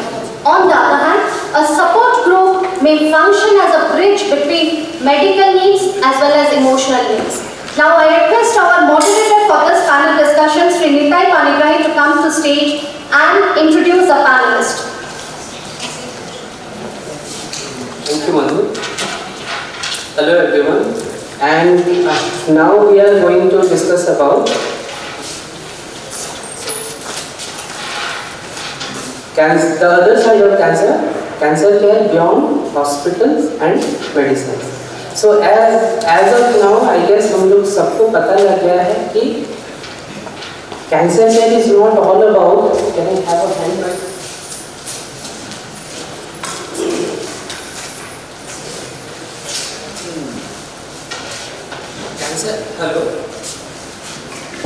Hello? Yeah, cancer care is not all about hospitals, medicines, machines, but there are a whole lot of other dimensions attached into it. And this is a multifaceted, multi-dimensional issue. So we also need to tackle it in that ways. So here the first part of our today's session is related to community empowerment, volunteering. But here we will be discussing what are those parts where it is needed that a proper protocol-based, process-based intervention is needed. Now, we have with us today some of our speakers from the seasoned NGOs who has been working from years on together. So, without spending much time, let me call to the dais Ms. Sashmita Sahani, team lead St. Jude for Life, St. Jude India, Mumbai. She is a very good friend of mine. And Sashmita, thank you. You kept our request and just came from Bombay. It is not an easy task. She is always having busy schedule. Thank you. Okay. Yeah, she is head of St. Jude for Life, St. Jude India, Mumbai. Sorry, my sincere apologies. Sashmita is currently heading the new vertical St. Jude's for Life for SJFL, founded in memory of Mrs. Rani Vikati at St. Jude's India Child Care Centers. SJFL is working on survivorship with the alumni of St. Jude's. She is dedicated to the non-profit sector, passionate about gender and child rights issues. She is an experienced research and M&E professional with in-depth experience in public health issues. Sashmita, thank you very much. You are here today, and last year we discussed with him related to some survivorship and how to taking care post-treatment perspective and all. This time we will be talking in a very advanced way and diving deep into those aspects of survivorship.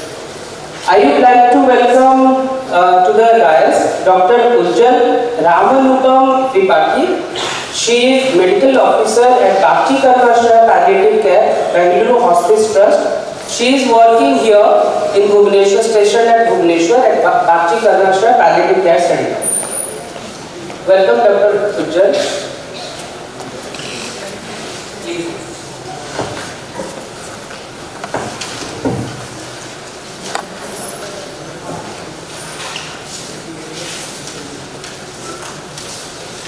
Then I would like to welcome Sri Deepak Biswal, Assistant General Manager, SAIL India, and she is leading our patient care team at Umide. Deepak Biswal, he is all dedicated to He is always dedicated to our treatment vertical of Umide, taking calls in late nights. It's a common affair for him. Welcome, Deepak. And last but not the least, Sri Sangram Mohanty. Sangram Mohanty, sir. Okay, he is absent, I guess. Okay. Then let me start with a question to Sashmita. Sashmita, can you please let us know how did it came to your organization for that survivorship has to be taken care in a proper way, and you are not into like clinical intervention, right? Like establishing HCP clinic and all, but you are looking into the social aspect. So can you share that journey with us? Thank you, Vijay. Thank you, CanCon Odisha, for inviting Sindhu and Sindhu for me. Just before answering your question, I'll just quickly tell what Sindhu is doing. Sindhu is a 16-year-old organization providing home away from home to families which are like battling cancer, pediatric cancer, and they come to bigger cities to get the treatment. So currently we have 9 offices at 9 locations, and we are supporting more than 400 families at one time actually. So we are there. So then coming to Changes for Life, this is a vertical, we just completed 2 years, and this is exclusively working with survivors. And just to say that we are no longer calling our survivors and survivors, we have actually given them a name called Julians. So every time I say Julian, please understand that I am referring to our survivors. So basically what has happened, Nitai, I joined 1.5 years ago, more than 1.5 years ago. But Sindhu is working for last 16 years. And because of the kind of work they have been doing, they have been able to actually create a pool of survivors who have survived cancer, who are actually in their life, they are thriving, they are actually healthy, young, and aspiring to be anything that a child can do. And they, what happened with the process, because St. Jude's, when they come to St. Jude's, they live there for 6 months, then they come back, and for 2.5 years, there is a quite an active engagement with the family and the city. So, what has happened, they have been able to create a very strong bond. And they have always been associated with St. Jude. They call the families, they call the center person. After treatment also. Yeah, after treatment also. So, one of the things like, it's like this, the vertical started before I joined. So, Usha Nam was our ex-CEO and others. They have always been stayed, touch with these Julians. And what happened, suddenly we realized we have a huge pool of survivors. Last year when the vertical started, we had 323 survivors associated with us, and this year we have 750. In the coming year we will have nearly 1400, and by 2025 the estimation is 2000. And suddenly we realized that St. Jude's के जितने बच्चे हैं, I'll keep my language mix for the benefit of the larger group. Suddenly 2025 तक हमारे साथ 2000 Julians जुड़े होंगे. And वो लोग जब भी कुछ भी ज़रूरत होता था पढ़ाई के बारे में, लाइफ के बारे में, मेडिकल के बारे में, हमेशा they reached out to us asking us questions as if we are their go-to organization. And with that particular concept and the credo that we have, that if you go to our website, it will be written, once a St. Jude child, always a St. Jude child. And then we realized that we have to live up to what we have said. So सारे बच्चों के लिए करेंगे, and from that thought, St. Jude for Life started. Thank you. Yeah. So can you also speak about your new collaboration with Starhealth? What is the new? What is that collaboration is about? So basically, when this vertical started, we realized what are going to be our areas of work. So we finalized 8 streams. So we have education, career counseling, insurance, support provided to special children, because we have a very significant, not a significant number, small number of children who have been impacted by the cancer treatment also. And then medical support, employment. So these are the 8 areas. So insurance was one of the areas. Primarily because why it came to the thought, historically, जितने सारे cancer survivor हैं उनको insurance नहीं provide किया जाता. The moment you actually go and try to get a medical insurance, health insurance, the moment you say you are cancer survivor, you are rejected. And that is how we realized that we have a huge group of children, and उनके लिए कुछ किया जा सकता है, तो एक advocacy की तरह लिया जा सकता है. So many people came up with St. Jude's, then Tata Hospital से काफी डॉक्टर आए और बहुत लंबा डिस्कशन चला रहे थे. This happened before I joined actually. So a lot of communication, negotiation, understanding the group has come up, and we also received support from the Rotary Club of Change. And that's how we started this conversation with Starhealth. And last year, for the first time ever, we were able to provide health insurance to all our Julians. We cover them actually, health and accident coverage.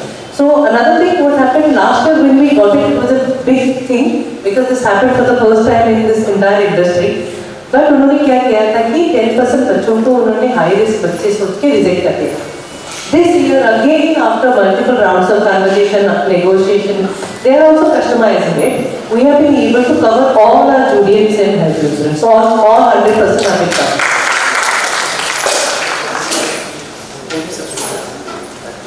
And now I would like to ask Dr. Ujjal. Ujjal ma'am, you are working in Bachi Karnasha Palliative Care Center. So can you simplify it? What is palliative care? What is its need in cancer care? And how we can reach into the remote part? Like, all the parts of Odisha, what is your organization's goal? Thank you very much. I thank CanCon and Media for giving us this opportunity to share this platform. Palliate means to alleviate suffering. Each and every person has the right to live without suffering till their last breath, even if they are afflicted with cancer. All of us want a very decent death. We don't want to die with any kind of emotional trauma, like what will happen to my spouse after I am gone, what will happen to my children. We don't want our parents to miss us too much and unable to bear the grief. There are many things that a cancer patient is going through in their mind in their last moments, and sometimes they are in the ICU under the ventilator, they are unable to even share their thoughts. And at the same time, when there is a patient, they are undergoing a lot of pain. Nobody has to undergo pain. Okay, disease, you had it in your destiny, you got it. Cancer, nobody can avoid at a certain point of time. Even if you are without any habits, if you are destined to get cancer, you will end up with cancer. But we don't have to suffer with pain. So that is the most important thing that we look at. Then there is something called wound management. There are these head and neck cancer patients who come with maggots. Breast cancer patients, women are so shy, they don't want to visit the doctor. They end up with huge wounds. Within a short period of time, the wounds are very big and they are infested with maggots because they are staying in these remote villages. I'll tell you in India, that's what I mean by maggots.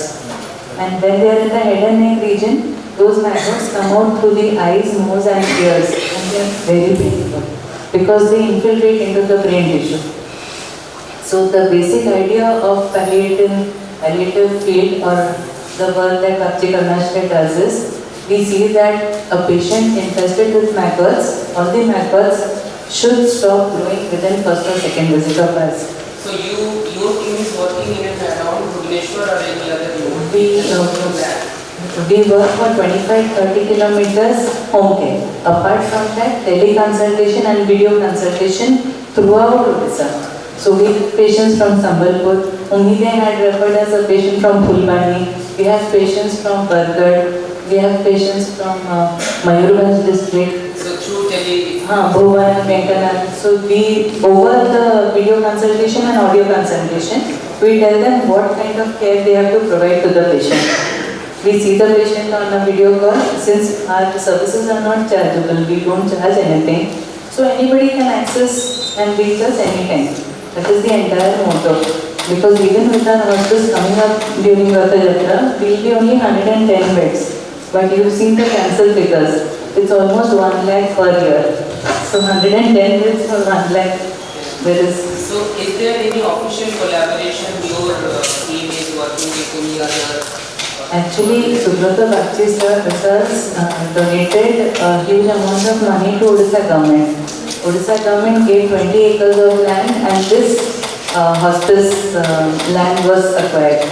And 27-year-old Bangalore Hospice Trust, we already have a 27 years experience in Karnasha in Bangalore.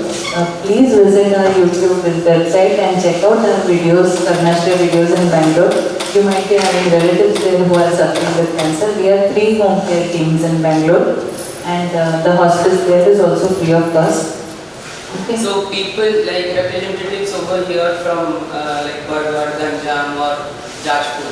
So anytime they can give you a call. With a lot of humility and with folded hands, I request each and every person who has come here to this conference please feel free to refer n number of patients to our organization.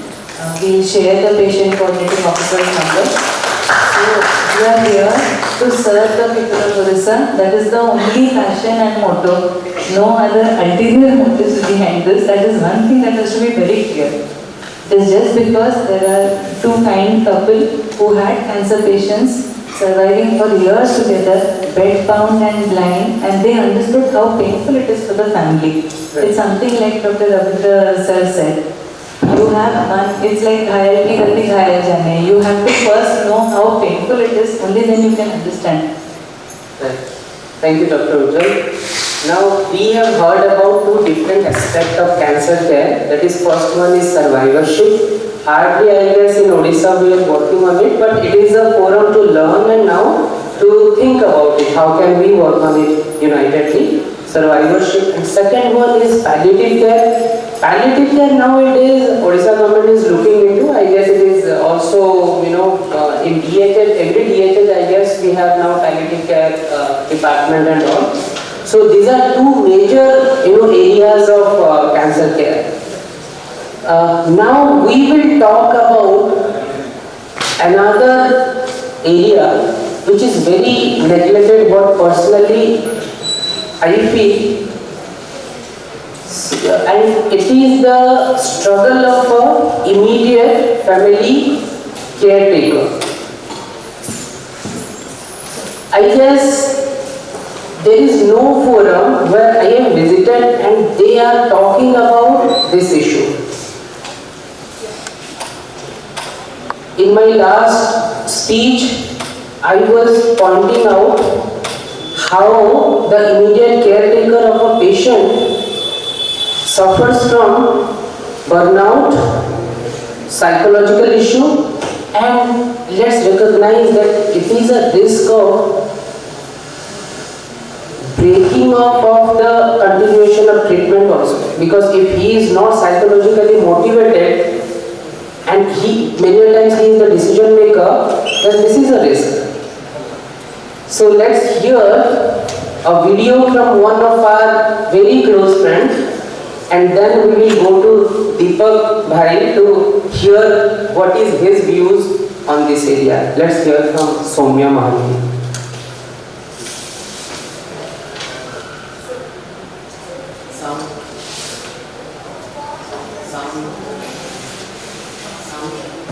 Which is a need of this.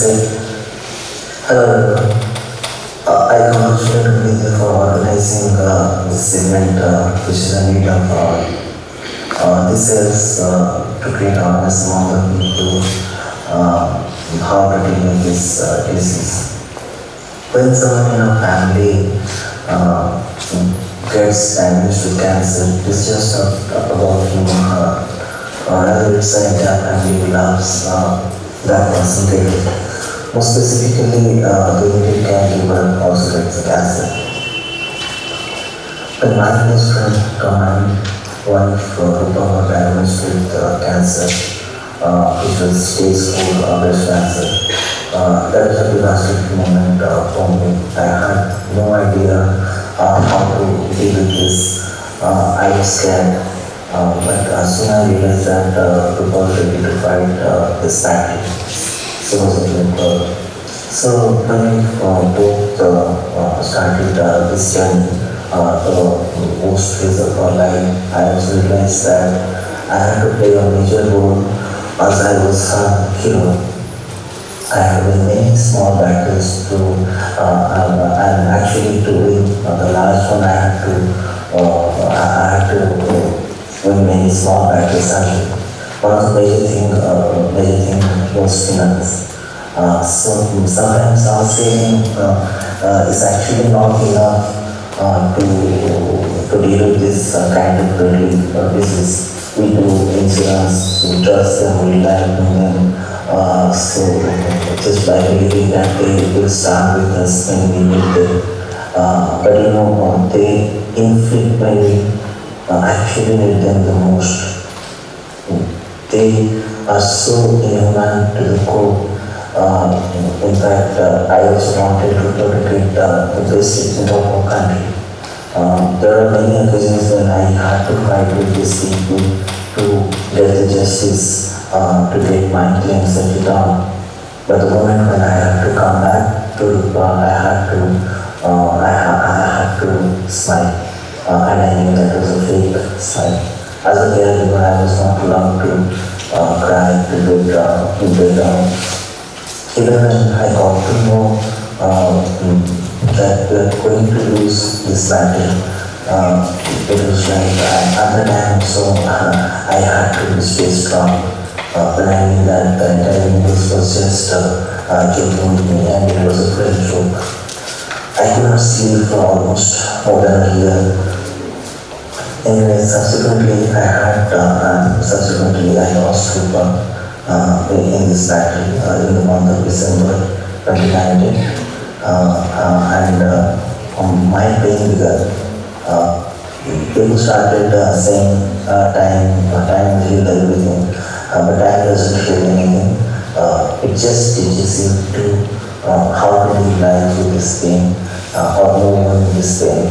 But this pain is persistent, and this is remaining with you always.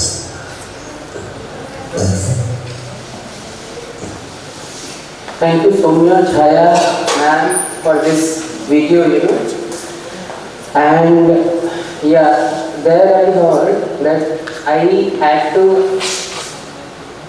smile in a fake way. I had a fake smile at that time. So, Deepak bhai, when you are talking with the patients, and most of them are from a very, humble background, they are also ignorant about all these processes. ये उनका तो वो मतलब वो awareness नहीं है, and we shouldn't, expect that from them also, because the background they are coming from hundreds of kilometers from Koraput or Palliative. Then how do you feel? How it is like hampering the treatment process altogether? Thank you, Mehta sir. I would like to start. Yeah, sure. So, जो मैंने पचार मो request करूँ कि आपको पढ़े we do a short task. उठे छोटा काम डायम कर. जो मैंने पचार I want everyone's attention for a short, just for a few seconds. Please, जो कोई पीछे है वो आगे आ जाए. आपको पढ़ेगा सुनो. आपको पढ़ेगा सुनो. शांतनु, समझते आपको पढ़ेगा. Now for just a couple of seconds, just for 5 seconds, I will request everyone to close your eyes, take a deep breath, breathe consciously. ଆଉ ଭାବନ୍ତୁ ଆପଣ ନିଜ ଲାଇଫରେ ନିଜ ଫ୍ୟାମିଲିରେ ଆଜ୍ ଏ କେୟାର ଗିଭର ହିସାବରେ କେବେ କିଛି ରୋଲ୍ ନିଭେଇଛନ୍ତି କି ଏବେ ନିଭଉଛନ୍ତି? Just for 5 seconds, breathe consciously and think.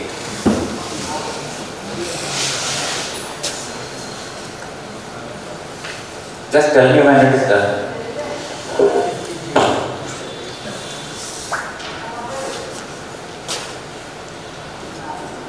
Okay, I tried to make you aware of two things at the same time. हमें समझते हैं निश्वास नोचे हम सब सांस लेते हैं, but we are not conscious how important breath is in our life. We are just a few seconds away, few breaths away from the end of our life.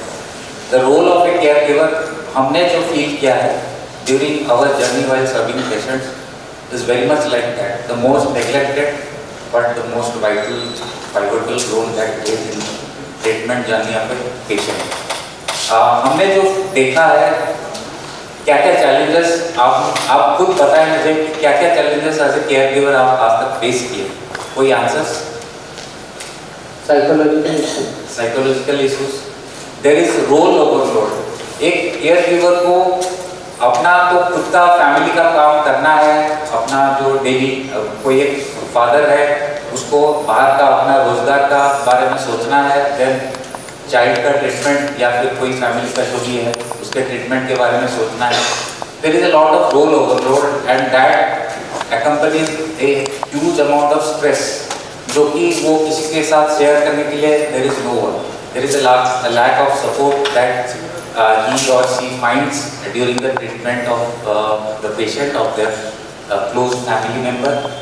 There is financial stress, अगर जो grade earner है वो कोई बीमार पड़ जाता है या फिर जो केयर गिवर है वही एक ग्रेड अर्नर है and he or she has to take care, then the entire family is devastated because they don't know how to take care of the other family members, right? And एक patient के साथ care giver हमेशा accompany करता है सब जगह, whether it is a hospital, whether it is a doctor, whether it is any government organization or any non-government organization. कोई भी चीज आता है तो focus is always on the patient. सब कोई पूछता है कि आप कैसे हैं, राइट? आप क्या खाए हैं, आप क्या आज कैसा आपका दिन गया है? But we all always ignore or we always neglect that even to ask आप कैसे हैं to a caregiver, and even the caregiver doesn't realize कि उसको ये सब क्वेश्चंस पूछे भी जा सकते हैं या फिर they have the right to be asked and they have the right to be like have a proper life even if you are taking care of their patient, right? So हमने ये feel किया है, मतलब जो observe किया है कि caregiver are very much neglected and हम लोग जो आज forum में हैं, can we start to decide and give equal weightage to all caregivers in parallel to the patients, because they have no one to look for and they have no one to ask for any kind of support or any kind of emotional connect if they want to share something. So can we as well agree as organizations to take care of them? Yes. Is it our responsibility? We all agree. And also I would like to propose here Swagatika, Lili, Janamani madam, Gopal bhai, everyone is there. Kavita ma'am, Sukanta Nanda sir. So in Odisha at least can we try to start a small approach just to find out ways how to start this immediate family caretaker day, maybe to celebrate something or to recognize their work. I guess we need to apply for some WHO kind of some process we need to go through. But there should be a day, and believe me, they are the decision makers. And many a times, when they are coming from a very humble background, dropouts happening due to their psychological issues. Believe me, and it has happened. Kankana kaun kiya? Sambalpura jo. Pankajini Bal, Rajgopal sir has sent someone. I guess he has also visited Pankajini Bal Mausi and Gajnavi sir. Gajnavi sir, वो खुद गए थे उनके पास, but he decided to be there. He didn't want to come back for treatment. So this is how dropouts happening. So we need to recognize their effort. We need to take care of their psychological, financial part. We all are working psychological issues also. So I just want to since we all have been caregivers at some point of time in our lives, so let's have a round of applause for them. Yeah. At this point of time, I want to share that we have a group of counselors. Their job is only to ask the primary caregiver how you are feeling, what did you eat, where do you take bath when you are going to the hospital and staying, then how are you managing back at home. Those questions are asked to the counselor. And it's something called post-bereavement counseling. That is after the death of the cancer patient. We make phone calls, we go and visit them on the 11th, 12th day. Our counselors, our team, they go and they visit them just to validate them मतलब to tell them you did your best, आपने सब कुछ किया उनको बचाने के लिए, more than this you could not do. You have totally exhausted yourself financially, emotionally, physically, and you did your best. But he had to go at this point, or she had to go at this point. And that is so important for the patient's child or the spouse. And we see the satisfaction they get because some third person from outside is coming and telling them, we have seen your efforts for 1 year. So that thing is very, very important. One more thing, we empower the primary caregivers. See, every time to take rented auto or taxi and going to the medical setup is very difficult. So what we do is when we pay them their first home care visit, we make a video and we tell them how to do the dressing themselves at home, and we give them all the material required. Those materials they will not get it outside in any shop, online, it's too costly or it's not available. So we provide all those things. To make that, our nursing staff have to work around the clock. So nice of you. And let's take one question or suggestion from Surjit. Gopal bhai, we are running out of time. Surjit. It's not a question, it's a okay. Suggestion short. As you said, 24 seconds to go. it's enough. 5 minutes. तो हमारे जब world cancer day हो, national cancer okay world cancer day जैसे होता है, national cancer day celebrate हम करते हैं, तब हम केयर गिवर जो भी हैं उनको बुला सकते हैं, उनको सम्मानित कर सकते हैं और उनका एक्सपीरियंस जान सकते हैं. So what I would suggest, let's start a day. Okay. This year only, Swagatika, Surjit, Gopal bhai, Lili madam, let's start it from this year, and we will celebrate and recognize the immediate family caretakers. Okay, that is for specifically for them, and let's start. Let's talk about and let's fix a day for that. One year, Awaken has been recognizing the efforts. Like we had 2 fighters when the caregivers got killed, and they had no fund because they were busy with the fighters' care. So we were there to financially support the caregiver to go through the treatment to get well. That is where they have been joining us. So we are doing it last 1 year. Very nice, very nice. So let's wrap it up, and thank you to all the panelists and Kashmita, Ujjwal ma'am and Deepak bhai. Thank you. Thanks a lot. Just so we have a small May I request Premika, Swagatika and Dullavi to come to stage to hand over the token of love to our panelists.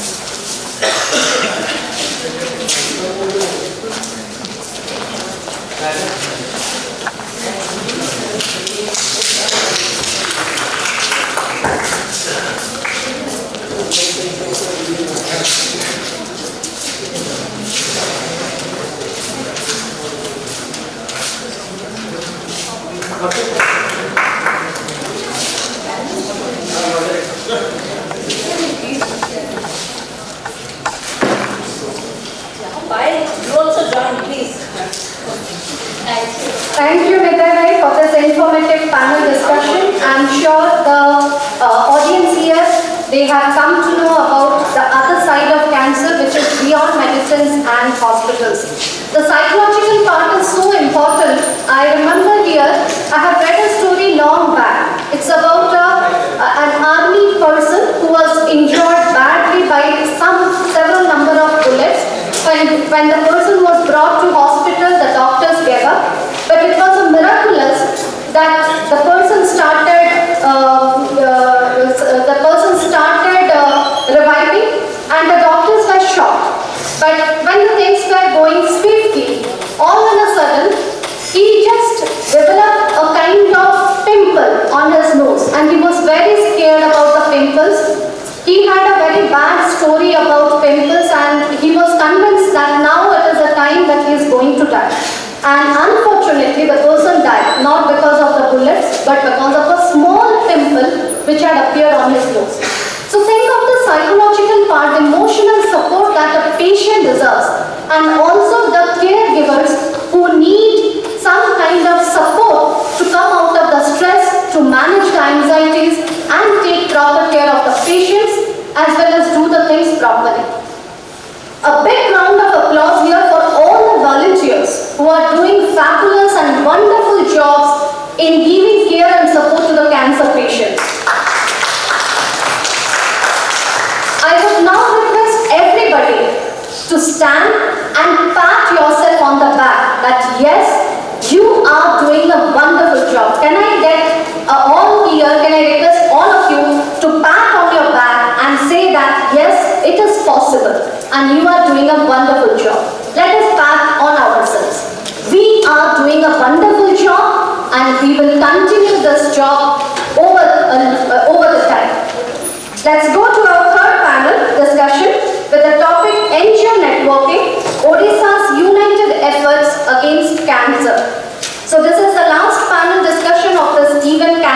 2021. Basically, the beginning of established cancer care units in Odisha dates back to the 1960s. There is no evidence of established cancer care units before the year 64 in the state. A lot of changes have come in the treatment of cancer care in Odisha.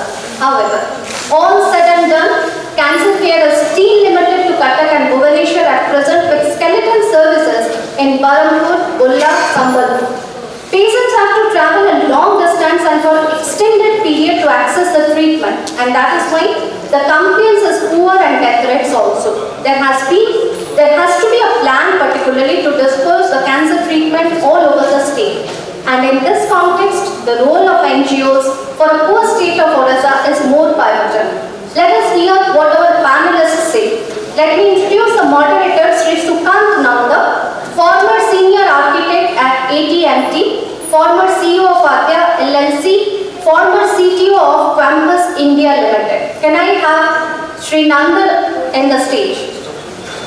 Requesting Sri Nanda to come to the stage.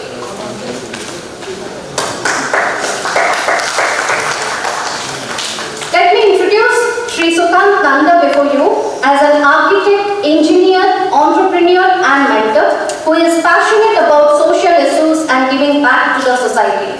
Currently, he is settled in Bhubaneswar. We welcome you, sir. On behalf of Team Ummide, I welcome you and request you to take forward this panel discussion.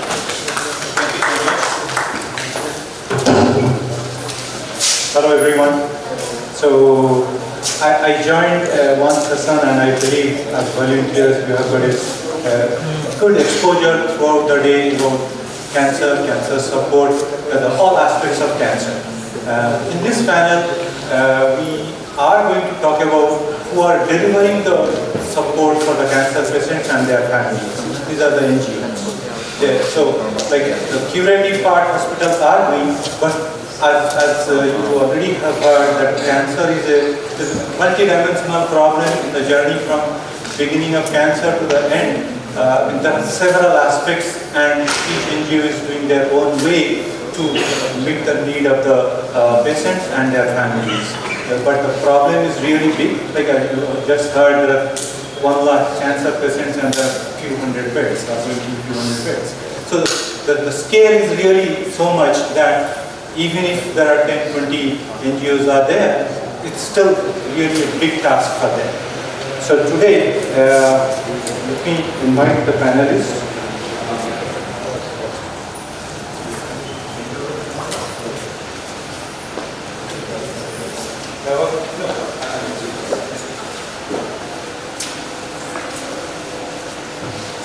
So in this panel, we have Dr. Mandira ma'am, please. Mandira Saha Malik. Mandira Saha Malik.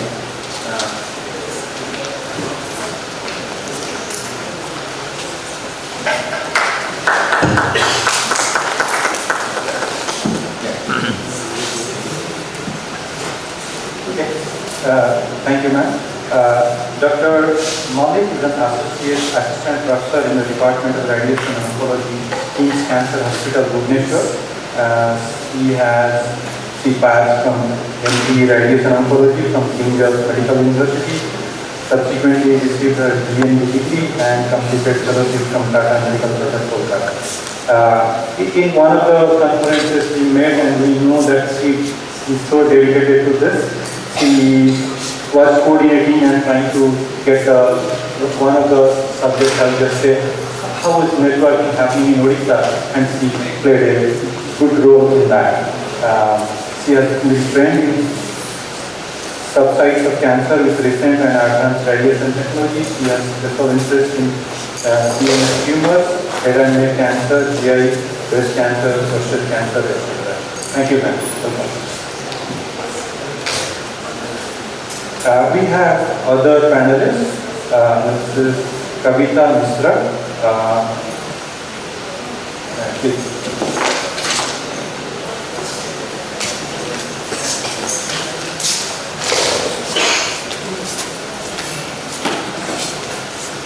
So, Kavita ma'am is the General Secretary and Councillor of Jagannath Cancer Aid Foundation in Mumbai.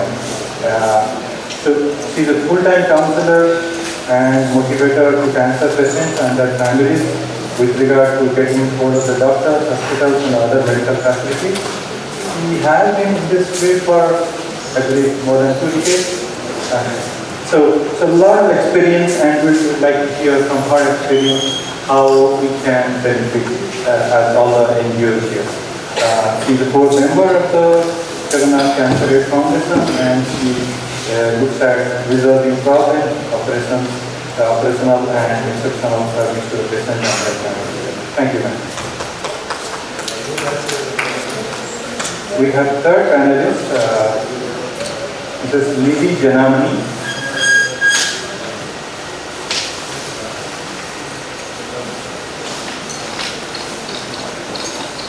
So Lily ma'am is the founder and chairperson of Priya Foundation Bhubaneswar. Again, we interacted in one of the sessions 6 months back, in which we are trying to talk about cancer volunteers in Odisha. And it's the topic of the networking, like what the NGOs who are in Odisha, what they are doing, and she had a lot of contribution that time. We are all working in that. Lily ma'am is a member of Mo College, Traditional City to Odisha, Margaret Samaj, Senior Vice Chairperson of OAM, member of CHRD, IND Bhubaneswar chapter, executive member of Telecom Welfare Organization. But most importantly, she is doing a fabulous job as the founder and chairperson of Priya Foundation. Thank you, ma'am. We have Gopal Krishna Das.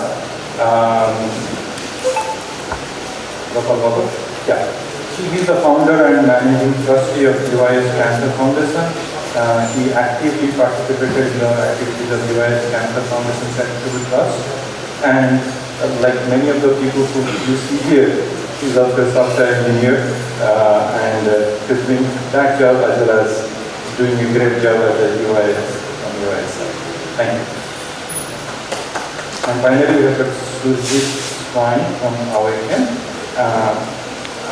What strikes me is that he is still a student, and from such an early stage, he is really making an impact. And I feel so passionate that he is working. He studied pharmacy at the SOA University Bhubaneswar, but making an impact and being the vice president of Awaken Trust. He's spreading smile among them all. I mean, that's what everybody is trying to do, spread the smile. As you heard, 2 decades back, cancer was more like when somebody hears either he or she or family member got cancer, it's more like a death sentence.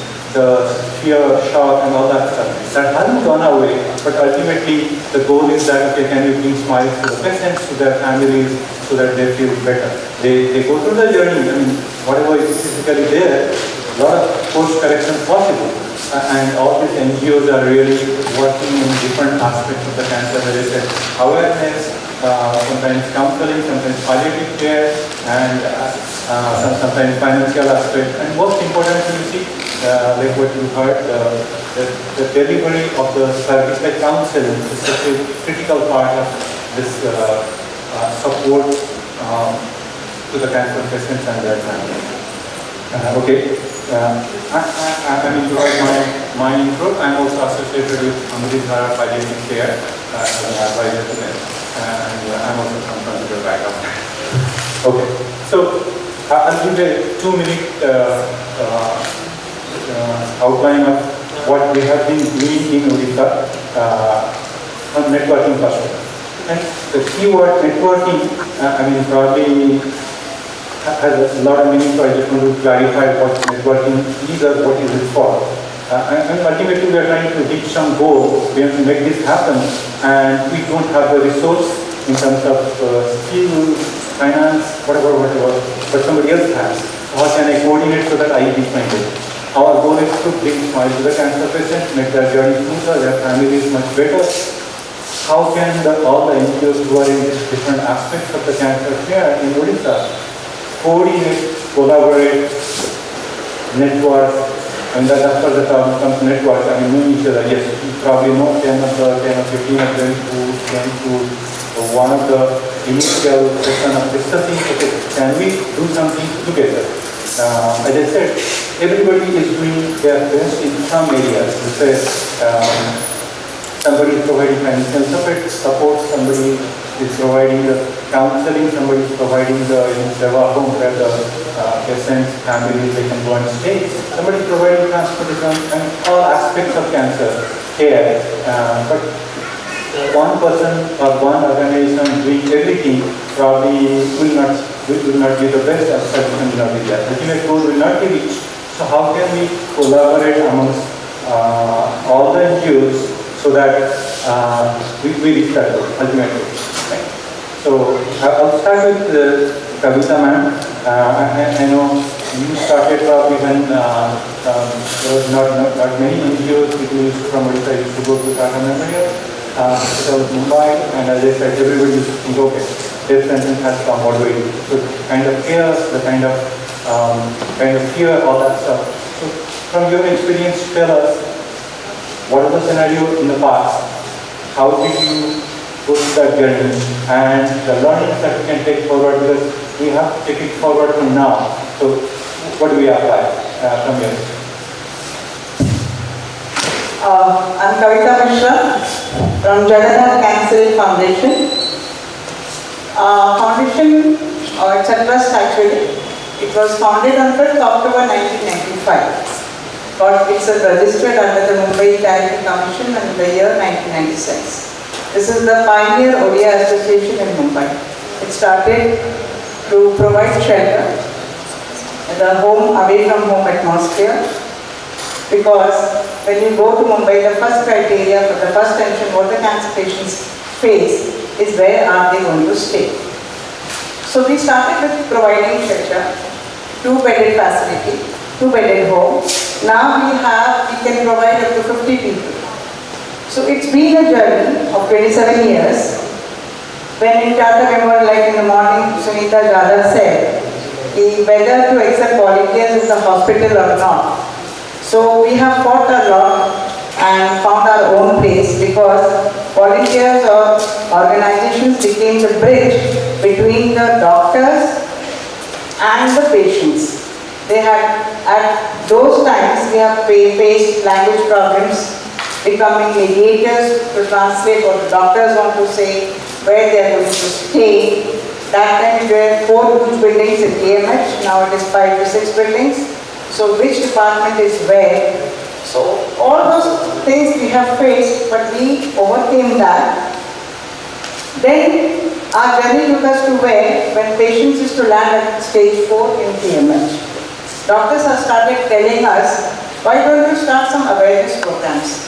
So in the year 2000, we started awareness and detection camps free of cost for the people in rural Odisha and rural Maharashtra. So again, that's quite a big journey. We concentrated in the rural areas here. Also recently we just completed a camp in Kyojhar, Kenya, where we don't have any government personalities here at present. Odisha government has done a tremendous job over the period of last 27 years, what we have seen.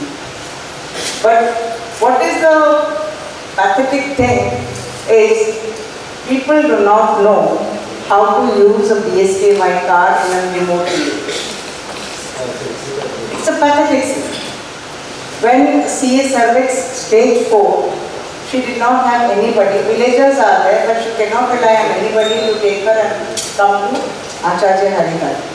Networking between the organizations, we all are helping each other. If somebody is coming from Kriya or Umide or UIS to KMH, we do contact each other. But what happens, since most of the hospitals are concentrated in Bhubaneswar and Gattal, we have seen patients not turning up for the follow-ups.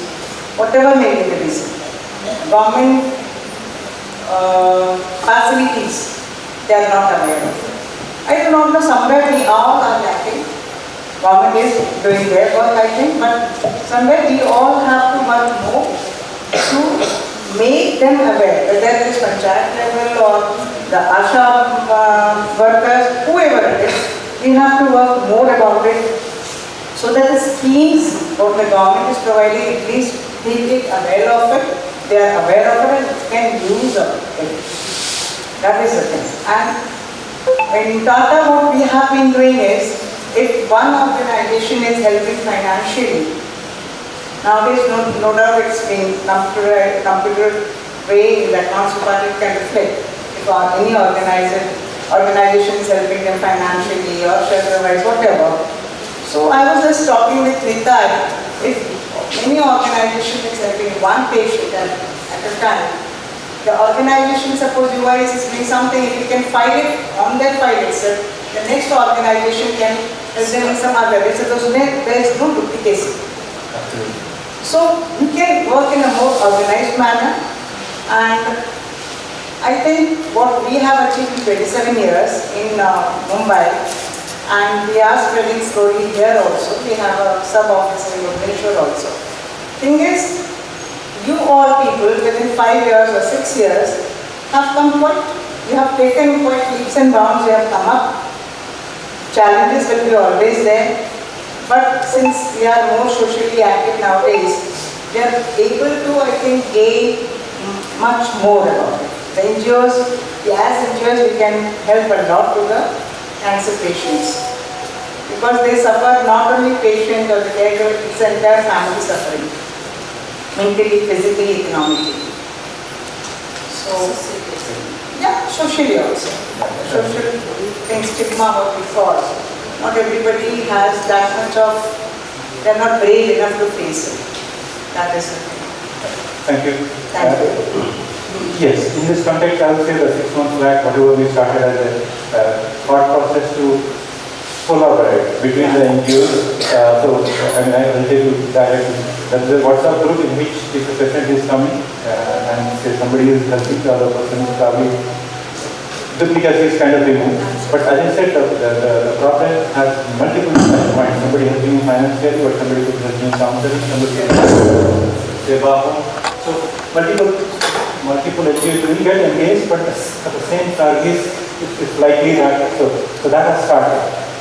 Other aspect which we have done is or at least thinking about is have an apex body of all the NGOs, and not just Bhubaneswar based, but at best can we have more people. Definitely smaller organizations, they may not be exact cancer care organizations or cancer support organizations elsewhere, because most of the patients are coming from rural areas, and somebody may be charitable organization, and they are also bring them into the fold so that we can collaborate, we can have, if there is any policy decision has to be taken, to be the GST, KY card, we just things, and like, who are not aware, maybe can we work with the government to have that advocacy and have that to keep, okay, hey, you can go, that kind of thing. So it has started, and definitely we have a lot of work to do in terms of networking, in terms of making it happen, go forward, and so that we can achieve that.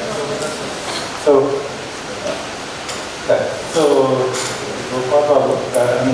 here's a question for you.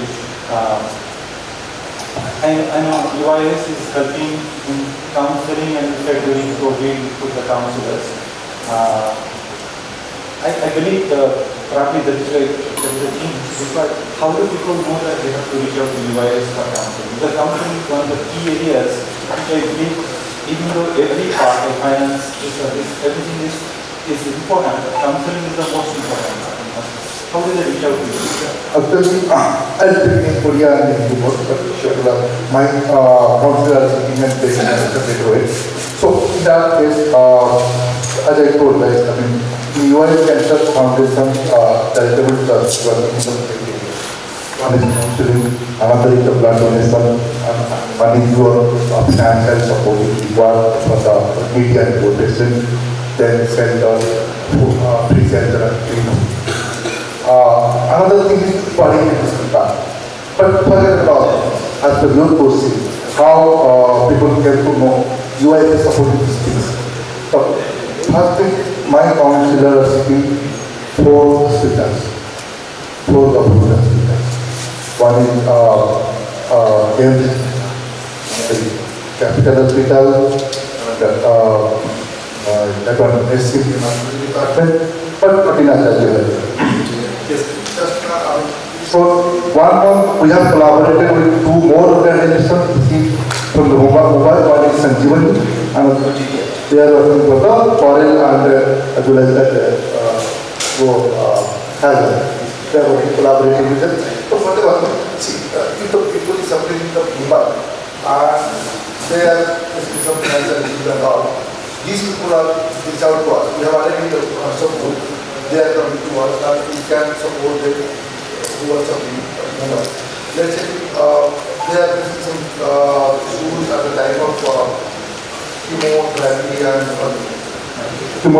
other things. So at that time they are sending the patient to us and our council is sitting here and they are trying to provide the free chemotherapy which is available to government of Odisha. Like Capital Hospital as telling you, whenever the patient is coming from Mumbai, so they are referred to the so that's very dark, right? People are, so many patients are standing in the queue. So that's why in that case, my counselor are taking this case, the priority way and putting the chemo in the Capital Hospital. So like this happened the aims also. And another way is we are doing a follow-up mechanism. I mean we have a follow-up mechanism. Let's say a patient is taken the chemo and go to his home after 1 month or after 15 days, my counselor will give a call to him and ask him to come back for the next step or next thing. I think so that's the follow part. The part is that how do they come and can we show? Yeah, and we are doing the awareness. We are also doing the awareness. Every quarter we are doing the awareness. Like just before few months we have done the district level awareness, which is Punjab, and our January 26th also we have a plan for doing another awareness at Palliative and Purapur, all these things. And that way also people are looking to us. So whenever we are doing some awareness, we are doing a detection center. I mean detection way, mouth cancer, cervical detection way. So that people are reach out to us in that way and we are sending the messages to them. That's the thing. Sort of word of mouth kind of stuff. Yeah. We are not doing any publicity in any other way. We don't need that. Probably what my thought is that it is equal, but yes, I mean, but as of now we have not done like way, but people are coming to us with the word of mouth. Probably in terms of networking for the ultimate goal, maybe the hospitals should be knowing that okay, hey, you are just going around. Anybody, they will not be knowing who the counselors from UAS or any organization. They will be hospital. Hospitals will have, okay, go and talk to that person and they will be doing it. So in terms of having a relationship with the hospital, so that the hospital will direct and then will channel. Yeah, that's it. Really, man, and probably your organization, this is my understanding and maybe correct, it is working several aspects and in fact multiple aspects of the probably goals from finance to this to counseling and do you feel that in terms of leveraging or collaborating, some area you can focus and you want others to focus, or like somebody else is focusing you can utilize. I know finance part probably in the WhatsApp group I see that you're doing and somebody else is doing, but the other service area, counseling is one area, awareness is another area, and I see that awareness camps are happening and probably multiple things happening. Surely there are several aspects. One is that there's a breast cancer awareness and so I understand different camps are happening, but is there something that can be collaborated with others so that it's a uniform awareness camp? Good afternoon to all of you. I'm Lady Jana, I'm founder of Care Foundation. Thank you, CanCon, and thank you, sir, asking the beautiful question. Actually, collaboration is an important person. Actually, Care Foundation mostly collaborate with other organizations. Is manpower. Whenever any patient go to Mumbai, definitely at one call, I definitely give to one call to ma'am at this hand to Usama. Okay.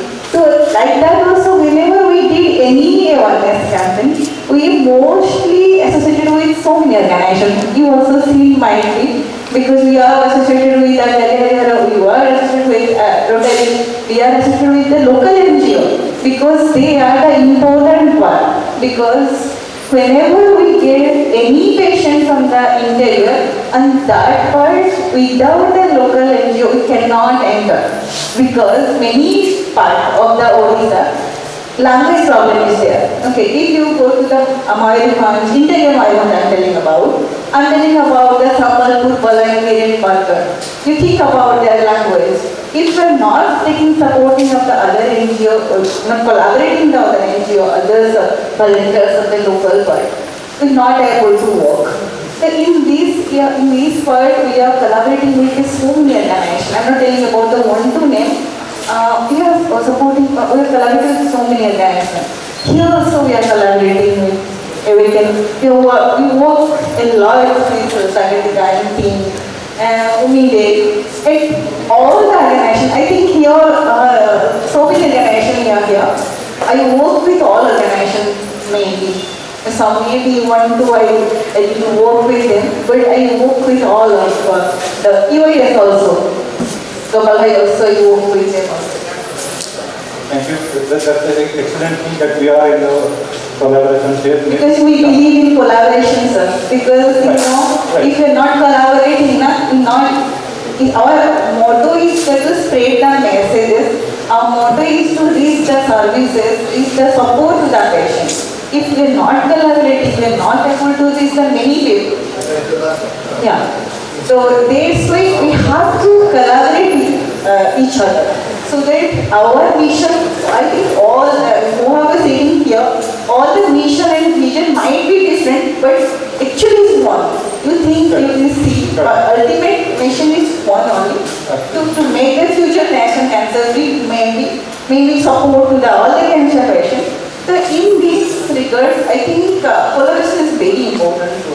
Absolutely. Yeah, to be effective, that's the key word here. To be effective, use all the resources of all of the NGOs, including not just NGOs, the government resources, or any other like local NGOs, so that you are effective, helping the person.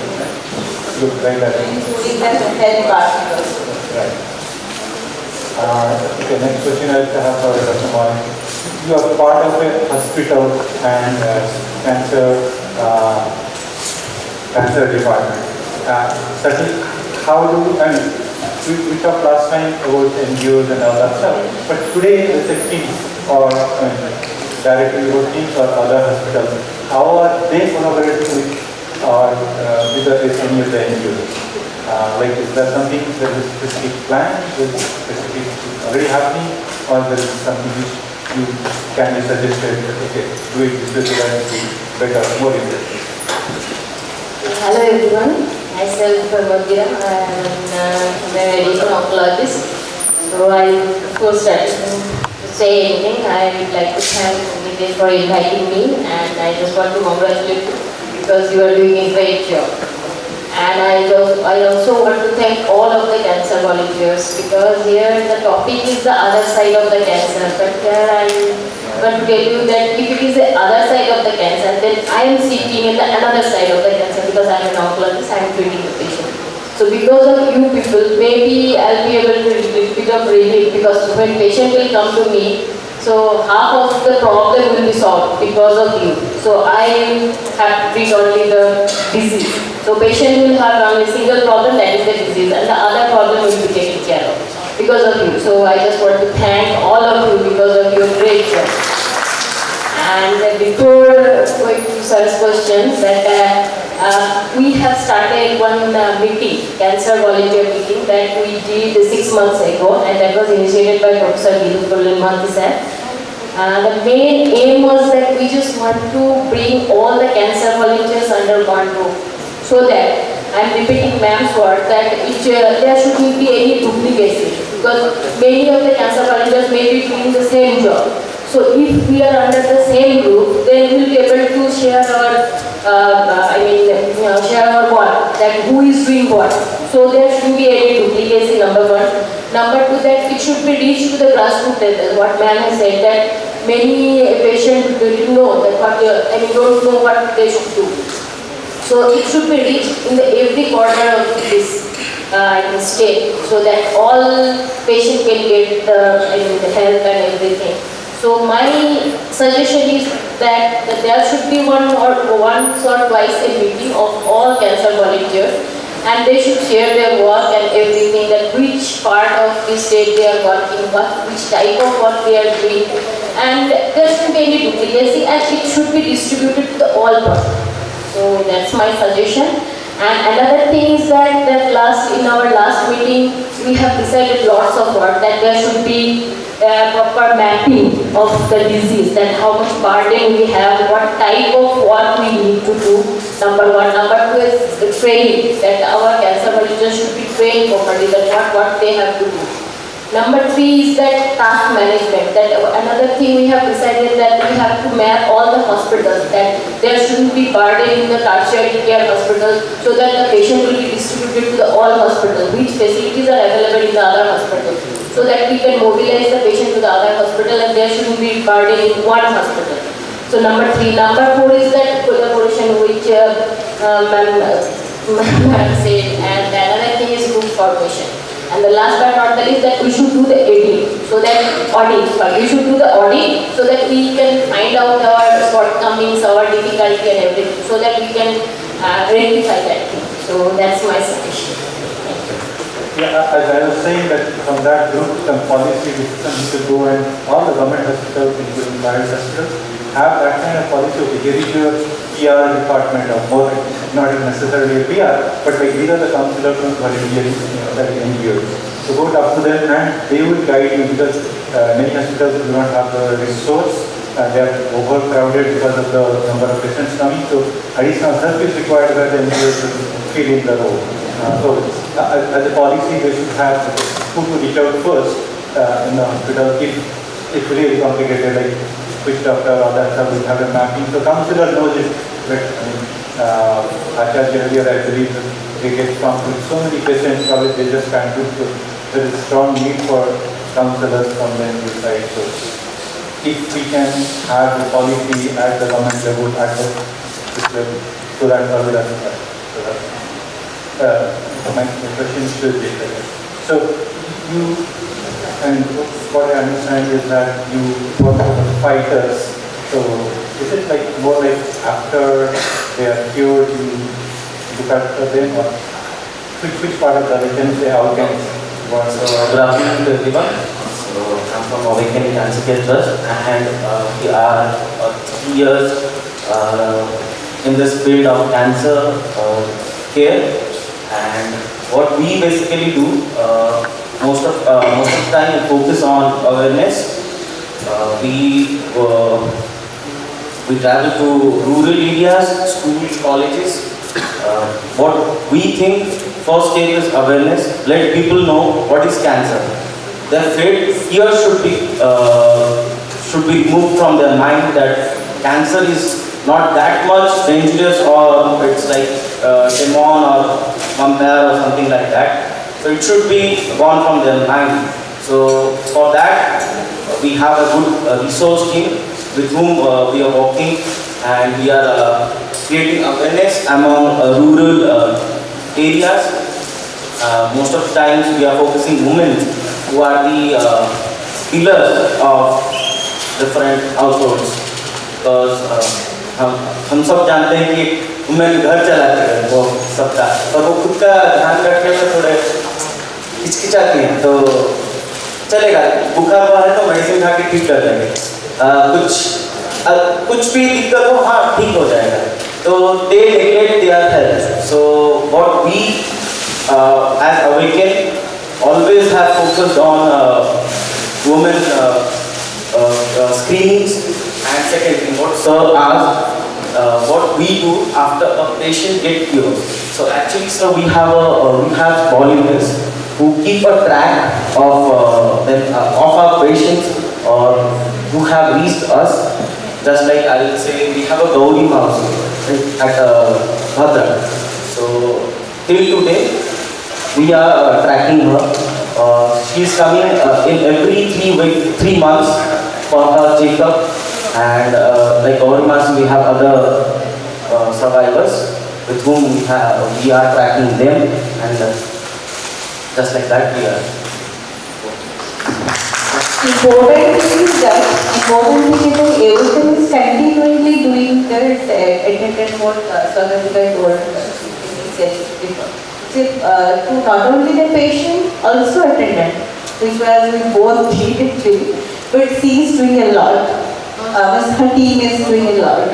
To the attendant also they are supporting.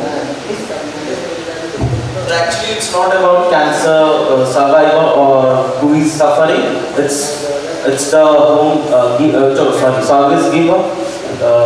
जो लोग उनके साथ आते हैं attendant उनका भी psychology ठीक होना चाहिए because we have often seen कि पेशेंट तो उनका डिटेक्ट हो गया कैंसर पर उनके घर वालों को जो सफ़र करना पड़ता है वो सबसे बहुत दिक्कत है क्योंकि वो पेन से निकलना pain management what will be the next step इधर कहाँ जाना है किसके पास कहाँ पे केमोथेरेपी होगा कहाँ पे रेडिएशन के लिए जाना है परफेक्ट फॉर्म होगा who will be best for their patient तो ये होता है I'll take a moment recently my best friend I have been telling him his grandmother is suffering from oral cancer stage 4 so I have been guiding him from last 1 year. I have repeatedly said him, please visit the dental doctor and just give a checkup to her because it's, her mouth was having pores and a lot of foul smell were coming from her mouth and so I asked to visit the dentist. So he has neglected whole 1 year. Now she has been detected with oral cancer stage 4 and now the whole family is suffering financially, physically and psychically. So and he is the only, his grandfather has died. No, he is the only grandchild of his grandfather and no son, no daughters, no one is there. So he is looking after his grandmother. So he is also a student. So it is painful for him to manage within studies and taking care of our grandmother. So that is the thing.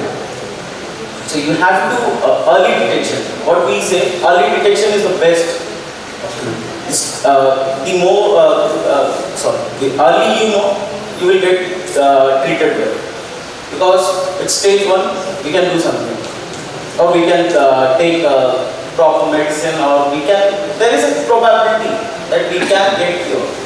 But if it is late, let's say stage 3, 4, there are no chances we can say, or little bit, 1%. So the more early you will get to diagnose, it's good for you. So I would request everyone over here, जो लोग भी सुन रहे हैं, please share it with everyone that क्या procedure है, क्या cancer को कैसे डिटेक्ट कर सकते हैं. There are 7 criteria that we can detect. There are medical criteria and there are personal criteria. So आप ये सब जाइए and थोड़ा अपने आसपास के बच्चों को बोलिए because they are the futures. अगर वो लोग जाएंगे तो उनके मन में क्या आएगा, हाँ, like पोलियो एक टाइम में बहुत बड़ा था डिसीज बोल सकते हैं because it had so we can come we can eradicate cancer. We were running over time. So one thing which I believe is for all the organizations, the training and touched up on that point, and the special skills about the training. For example, I think Bakshi Karmachar ma'am said there is special training, special counselors who tell or ask the caregivers. So that kind of training is, everybody is probably doing in a different way, in their own way. I'm not saying good or bad. Maybe we can learn, because they're already into so many years of experience and training people. Maybe you can use there is a proper training program. Maybe the counselors can get trained over there. That's what they call. So somebody has the skill, somebody has matured, by experimentation or whatever, logically, and then let's leverage that. Right? Okay, so networking amongst NGO, networking outside, which is either government or other NGOs, not cancer, but other NGOs, or the grassroots like ASA and others. So I would say it's a really networking, basically whom you know to either get somebody quickly come to you so that and go through them, or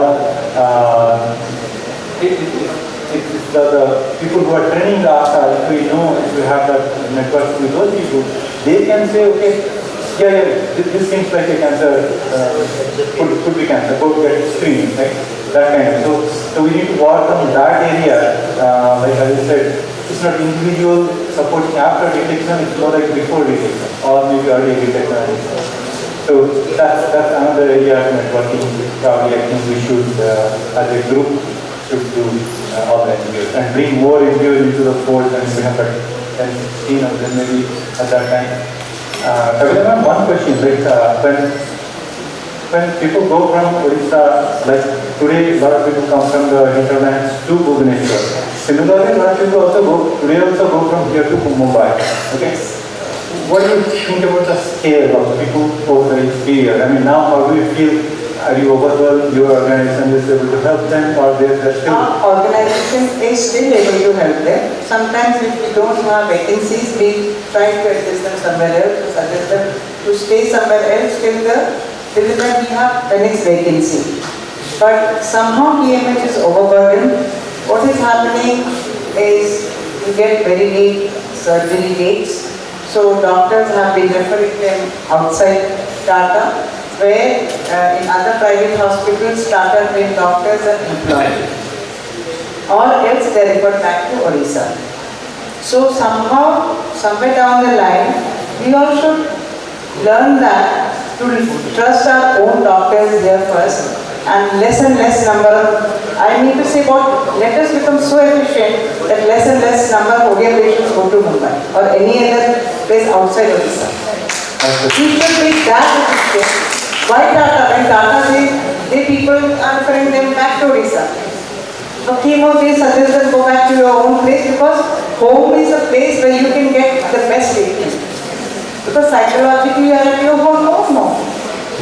People with money, it is a separate thing. But the economically backward people, eating, suppose they are staying in our shelter, is a different thing. Because we give them complete non-medical assistance, free of cost to the patients. The lodging, boarding, transportation, everything is free of cost with us. So they can get bhatta, dalma, sampla, whatever thing is needed. Because we have already a cook also. But suppose somewhere people traveling in Mumbai, they think if they are traveling for half an hour, 45 minutes, 1 hour, it's too much. They want to stay near the hospital.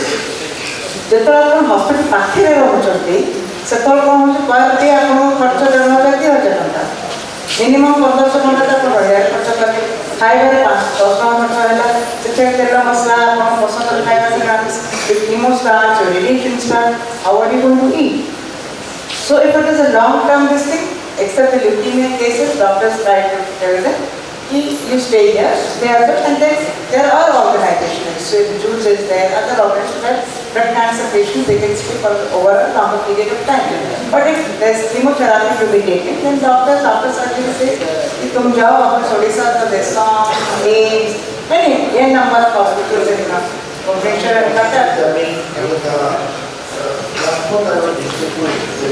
yeah. Yes, I heard. They do that. I think the challenge is the mindset of the people. Okay, I'm here in Mumbai, if I go back to Odisha, will I get the same kind of treatment? The belief part, and that probably requires education from everybody. Saying that look, nearly similar stuff you will be getting here, you don't have to go to Mumbai. So you need to educate the patient. There also volunteers can work, I think. Convince them, yes, because once they come, once they face the ordeal there, then they are happy back. I've seen that experience with the patients. Once they face the ordeal, at the time Shiramba or there's no second question about it. But the number of patients, and then they have started now, like it will be in Bhubaneswar and everywhere. So let us trust our own doctors first. They are equally From TMH, then doctors are here in Mogo, which are also, many doctors have done their studies in TMH and come back to Odisha to serve the people. So let us trust our own doctors first, other than rushing there. Thank you, ma'am. Thanks, everybody. I think we are out of time right now. So it's an excellent discussion with all the panelists giving their own experience from the experience, how we can collaborate, what we need to learn from each other and then move forward so that we can make it effective cancer support to the cancer patients and families. Thank you all.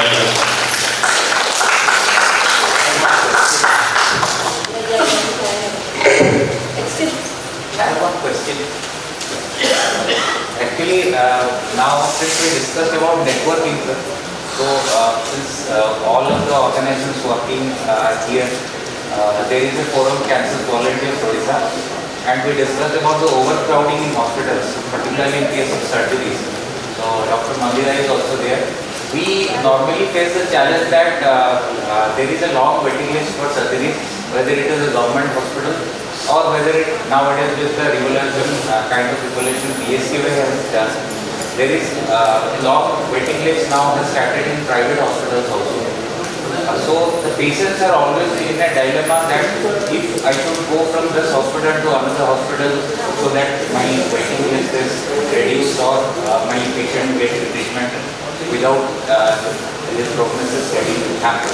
So we as a forum of Cancer Volunteers Odisha, can we have a score of what that, how we can... The same thing, okay. I mean, what we are doing. 1 second, please. Can you use the mic? Neither who can hear it, neither who can hear it. Let me answer your question. The same thing we are facing also in the Odisha itself. Okay, but what way is doing? Okay, let's say in 4 hospitals we have seen the counselors. Okay, so let's say one surgery date is delayed in the AIMS. So at that time, my counselor is sitting in the Acharya area or your capital hospital or any other hospital who is providing this type of care facility. I can give you an example. Let's say my report for a cancer patient. Okay, if you can go to the AIMS, they will give you one more time. But in that case, my counselor who is sitting in the AIMS, he is coordinating with the counselor who is sitting in the capital hospital. So they are collaborating with each other and sending the patient from AIMS to capital hospital to the AIMS and they again go back to the AIMS. The same thing we are doing and hope you can, answer to your question. If all the NGOs will collaborate in a single way, in a single road, then everything will be started. The same thing we have already started, right? The Jindima, we have already started. The very recently, we faced an issue in the Acharya area and we have sent this news. Yeah, we have understood all these solutions. My suggestion was that if we can bring the hospitals also in this networking. Yeah, we are doing that. We have already done that. Okay. Thank you. Thank you. I just add one thing that if I told that all their government hospitals. Now PSCA is there, so we can also collaborate with some private hospitals. So that queue is there everywhere. If Acharya or AIMS, so the government hospital always queue is there. So on that aspect, we can also did the same thing in private hospitals on the surgery part. Maybe Apollo, maybe other hospital, maybe Kings, maybe other hospital. Yes, but money will be immediately decide to cover money for surgery. That's another aspect. I would like to add. So as भाई asked कि हम लोग कैसे कर सकते हैं ये चीज़ जब रश हो जाता है लाइन हो जाता है तो पेशेंट लोगों को दिक्कत सबको तो एक्चुअली हम क्या कर सकते हैं वी एज सीबीओ में डिस्कस हुआ था हम लोग हॉस्पिटल मैपिंग कर सकते हैं hospital mapping will help us कि कहाँ डिस्ट्रिक्ट हॉस्पिटल में क्या क्या हो रहा है प्राइवेट हॉस्पिटल में क्या क्या सर्विस दिया जा रहा है और गवर्नमेंट हॉस्पिटल में क्या क्या हो रहा है तो उसी सब जो भी एनजीओ सपोर्ट ग्रुप यहाँ पे है वो एक अपना खुद का हॉस्पिटल मैपिंग बना सकते हैं and we can share it in the forum so it will be easy for everyone हम जान सकेंगे कि अच्छा एक आचार्य हरियाणा में ये सब फैसिलिटीज है तो ठीक है अभी क्यों लगा है we will forward that patient to sons or kids or ills. So it's all about collaboration. So it's more about hospital mapping. So I would request कि हर कोई अगर hospital mapping करेगा and वो अपने forum में वो वाला share करेंगे, तो it will be beneficial for all supporting groups. So Advaita wanted to say something actually. So I actually have a question because all CBO, as we are discussing about CBO group, we have talked about survivors, we have talked about caregivers, but there are cases where I find personally handling where the survivor or the caregiver lost his job due to the treatment process or undergoing treatment as a patient himself or supporting the patient. So there comes a question that as a cancer supporting NGO, what is these support, does it provide a job or providing a sector where we can earn something out of himself, because it is not possible on our part also to support a fighter for the entire life. In this regard, I am going to answer. So I just want to say that as a CBO, together all the organizations who are sitting, what is our role? Like I just want to know from each one of you that what is our role in establishing or rehabilitating those survivors that cancer will not take your job and you can have a safe lifestyle or habitat after your cancer also. Actually, thing is that after the survivor and attendant, what Pragatika told and that during the care time, the treatment time, the caregiver lost their own job, own profession. In this regard, yes, what we did, we find out there what's the background of that person, maybe farmer, maybe businessman, maybe one, any job holder. According to his profession or her profession, we are matching on that and we try to provide that the same profession and we try to rehabilitate that attendant also sometime also that survivor also. That is the main thing, because some organization like some corporate also they support us. They given like refractory, gender, and also recently that one new startup they also supported us. So we can and also work. We appointed so many people in that area. Also with the support of government administration, we give some kind of loans. Then they can start their own business, own farm. ଆଉ ଗୋଟେ ମୁଁ କହିବି ଗୋଟେ ସିନେରିଓ ଯୋଉଟା ସେବା ମୂଲ୍ୟ ହେଉଛି generally hello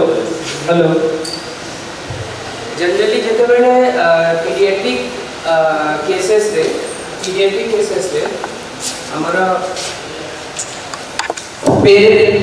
parents आसुଛନ୍ତି couple पूरा छुआ को लेके एबे जेमती हमरा ज्ञानस्मितार बापा माँ अछंती एठी अछंती तो हां ता बापा माँ और ज्ञानस्मिता ए माने आसिले अच्छा एबे धरंतु 12टा बेड अछि कि 15टा बेड अछि आ एटा पीडियाट्रिक केस का मु प्राय कहूची केमिति एटा को हमें एई रिस्क ता को मैनेज करि पारिबा तो पीडियाट्रिक केस रे they have to stay for at least 4 to 6 months because induction chemo चलिबा देन घर को जीवा इन्फेक्शन प्रोन रहते हैं तो वो लोग उसी के दौरान क्या करते हैं वो जो mothers they have formed a group it is not form but they have their own bonding now if you visit at any point of time to the Seva home you will find less number of fathers there because they are going back to continue their job and this is a community empowerment actually. Now Janasmita Bappa jodi achanti mane if Janasmita's father is there then he is taking care not only for Janasmita but also for another 2-3 kids and this is happening for every other fathers also. He is staying for 15 days, then another one is coming, so you will get less fathers than mothers, and mothers are taking care. So this is how maybe they have come up with a solution automatically. We have not told them automatically. Mostly pediatric patients, the parents and attendants are lost their profession. Whatever I see. काहे कहले जो थी HH नहीं if that is the beautiful thing happening for HH why St. Jude or Access Life they are putting all their efforts in HH same thing HH are not only giving nutrition or accommodation or fooding for during their treatment, but it is also saving their jobs. That is how, requirement, if a requirement will come, then the society will resolve it also, automatically. And this is I felt because from last 5-6 days I have been staying at Seva. What I saw, he asked, that is why I share. That is how it is happening. So this these things are This is the learning opportunity over here in the conference when we talk about the issue. Sometimes we find that some kids are really, they're attached with the parents, Papa and Mama. In that case, mostly the parents, Arvind Yargata attached with his uncle, not father and mother. Manoj is not here. He is quite attached with his 16-year-old brother. And believe me, you go and see. Manoj and his brother is coming, his father is not coming, madam. And if he is attached with his father and mother is staying and taking care of the rest of the family. Old parents, another sibling. So that is how we need to work. उनको सारे को सारे बुला के यहाँ पे नहीं करना है. उनको उनके community में ही रहना है. That is why we talked about community participation, ownership. अभी जाके मेरे को अगर कुछ हुआ है तो गोपाल भाई मेरे पड़ोसियों के जाके थोड़ा वीडियो कॉल कर देते. निताई तेरे घर में सब ठीक है. निताई मैं बच्चों को ट्यूशन में छोड़ा है. That is what we are talking about, community participation and ownership. Yes. And apart from that, it's not great. The employment also equal. We've seen that. The choice, maybe everybody know about that lady boy. He's further also. Last. Instead of. At that time also we are trying to think that. And I have some examples also where the appointment example. Because after that they lost. They tried to say that what you do, how the choice and all. Exceptions, risk and exception are already there. How many patients? So many kids are there. Yes. Not surviving. This is less than 1% Seva Bhumi survey. So less than 1% maybe. There is a huge requirement and huge challenges. Challenges are huge. Just we need to talk and come up with the solution. Exactly. Over to you. One of the it's one of the ideas for some NGOs to specialize and focus on this aspect, providing breadwinning ability to the survivor or the family member. I mean, if everybody does everybody probably will not be doing the best. I mean, certainly you are best in one area, and I think, CPO should. We haven't thought about this thing, but somebody should come up with that idea of specialized. Maybe government has a skill training area and government has some additional help when they are home away from home. What can they do so that they can earn their? But this is something to be taken up. I believe some NGOs should just focus on this. But it's a great question. Thank you. Thank you, Srinanda, for this informative panel discussion, and we're extremely thankful to all our panelists for highlighting how basically community collaboration and awareness are the vital and signature solutions for this problem. I'm sure CanCon 2022 is giving you more scope to collaborate so that we can create awareness, we can work towards prevention, towards early detection, treatment of the patients, and also giving them palliative care, as well as any support that the patients or the family they need. Let us be empowered and let us help for empowerment of the community. Thank you. May I now request the representatives of Ramnagar Unnayana Society and Garia Welfare Society West Bengal to come on to the stage and felicitate our panelists. Madam, they are our guests from Kolkata. They have just here, they have come over here, traveling, from Kolkata to Bhubaneswar for everyone, 4 people. Representatives of Ramnagar Unnayana Society and Garia Welfare Society West Bengal.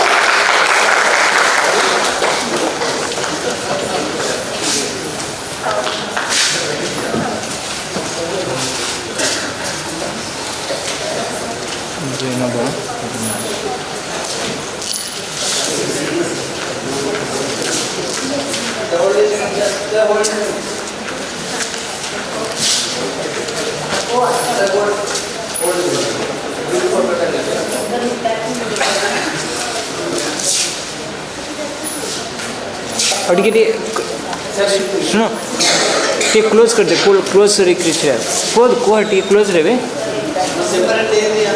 ना ना ना close कर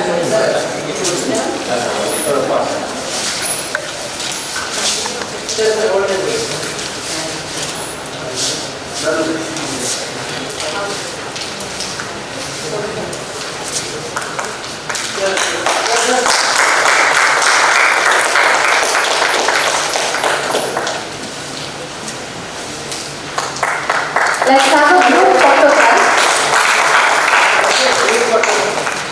Sir, one group. Can I request Payal, Saurajit and Sucheta ma'am to join? You also Please. join.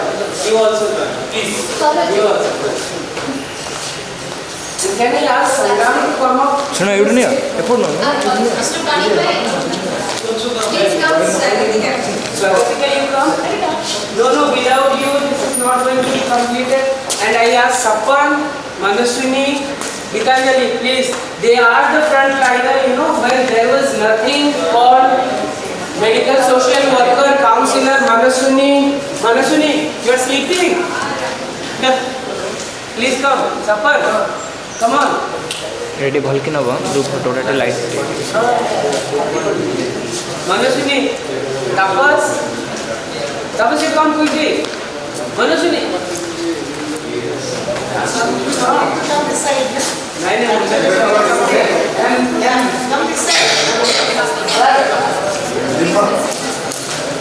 This is on the side. Can we have a group photograph? Gani madam, Ashish, come over here and we will have, after that we will have a group photograph. Just come. After that we will quickly have a group photograph.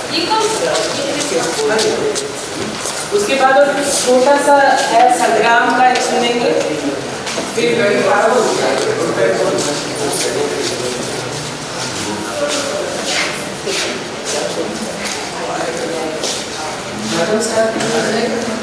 Camera से ready Just stay over here and we will listen 2 minutes from Sangram Sahu. दीपक काकोड़े दे दिए तो मैं Sangram, चल मत संग्राम आपण टिके आसंतो आओ अन्नपूर्णा मैडम संग्राम जड़े इमीडिएट फैमिली केयर टेकर तांको बापांकर जेते बेले संग्राम टिके कहिते हम सुनिया जदी मैडम हमने संग्राम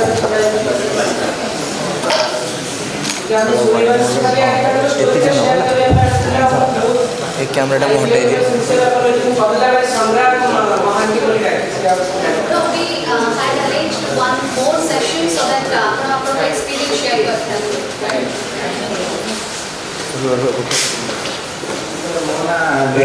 हैं सुरेश सर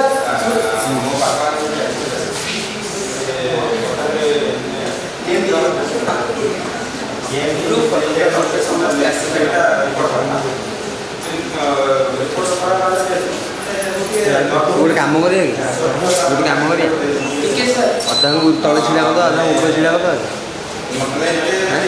ଅଧା ତଳେ ଛିଡ଼ା କରିଦେବା ଅଧା ଛିଡ଼ା କରିଦେବା ପାଇବନି କେମିତି ଆସିବ ଯଦି ଅସୁବିଧା ହେଲା କିନ୍ତୁ ଅଧା ଅଧା ଛିଡ଼ା କରିଦେବି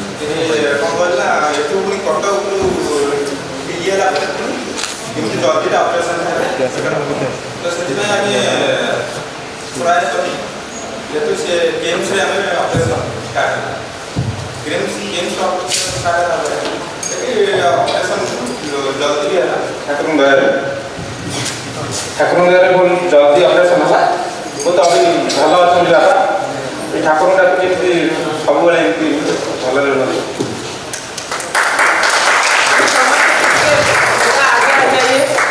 हमारा एक ग्रुप फोटो लेंगे संग्रह आप उसे शेयर करें ठीक है नहीं जाता आड़े जंतु ठीक है अष्टांग सबके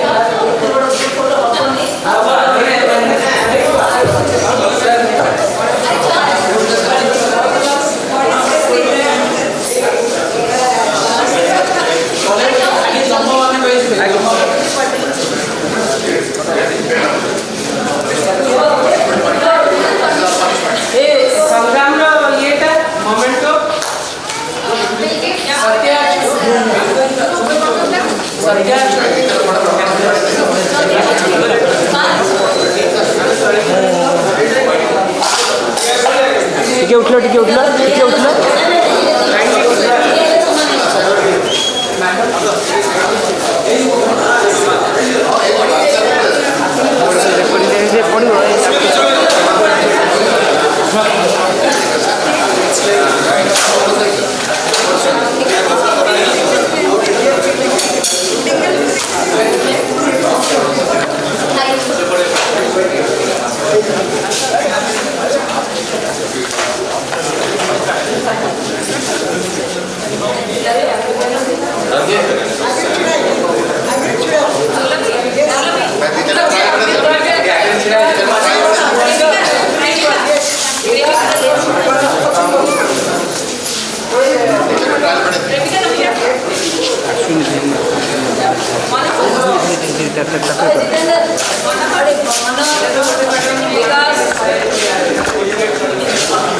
रुआ मुझे कैमरा काट दे कैमरा काट कैमरा नहीं लाइव काट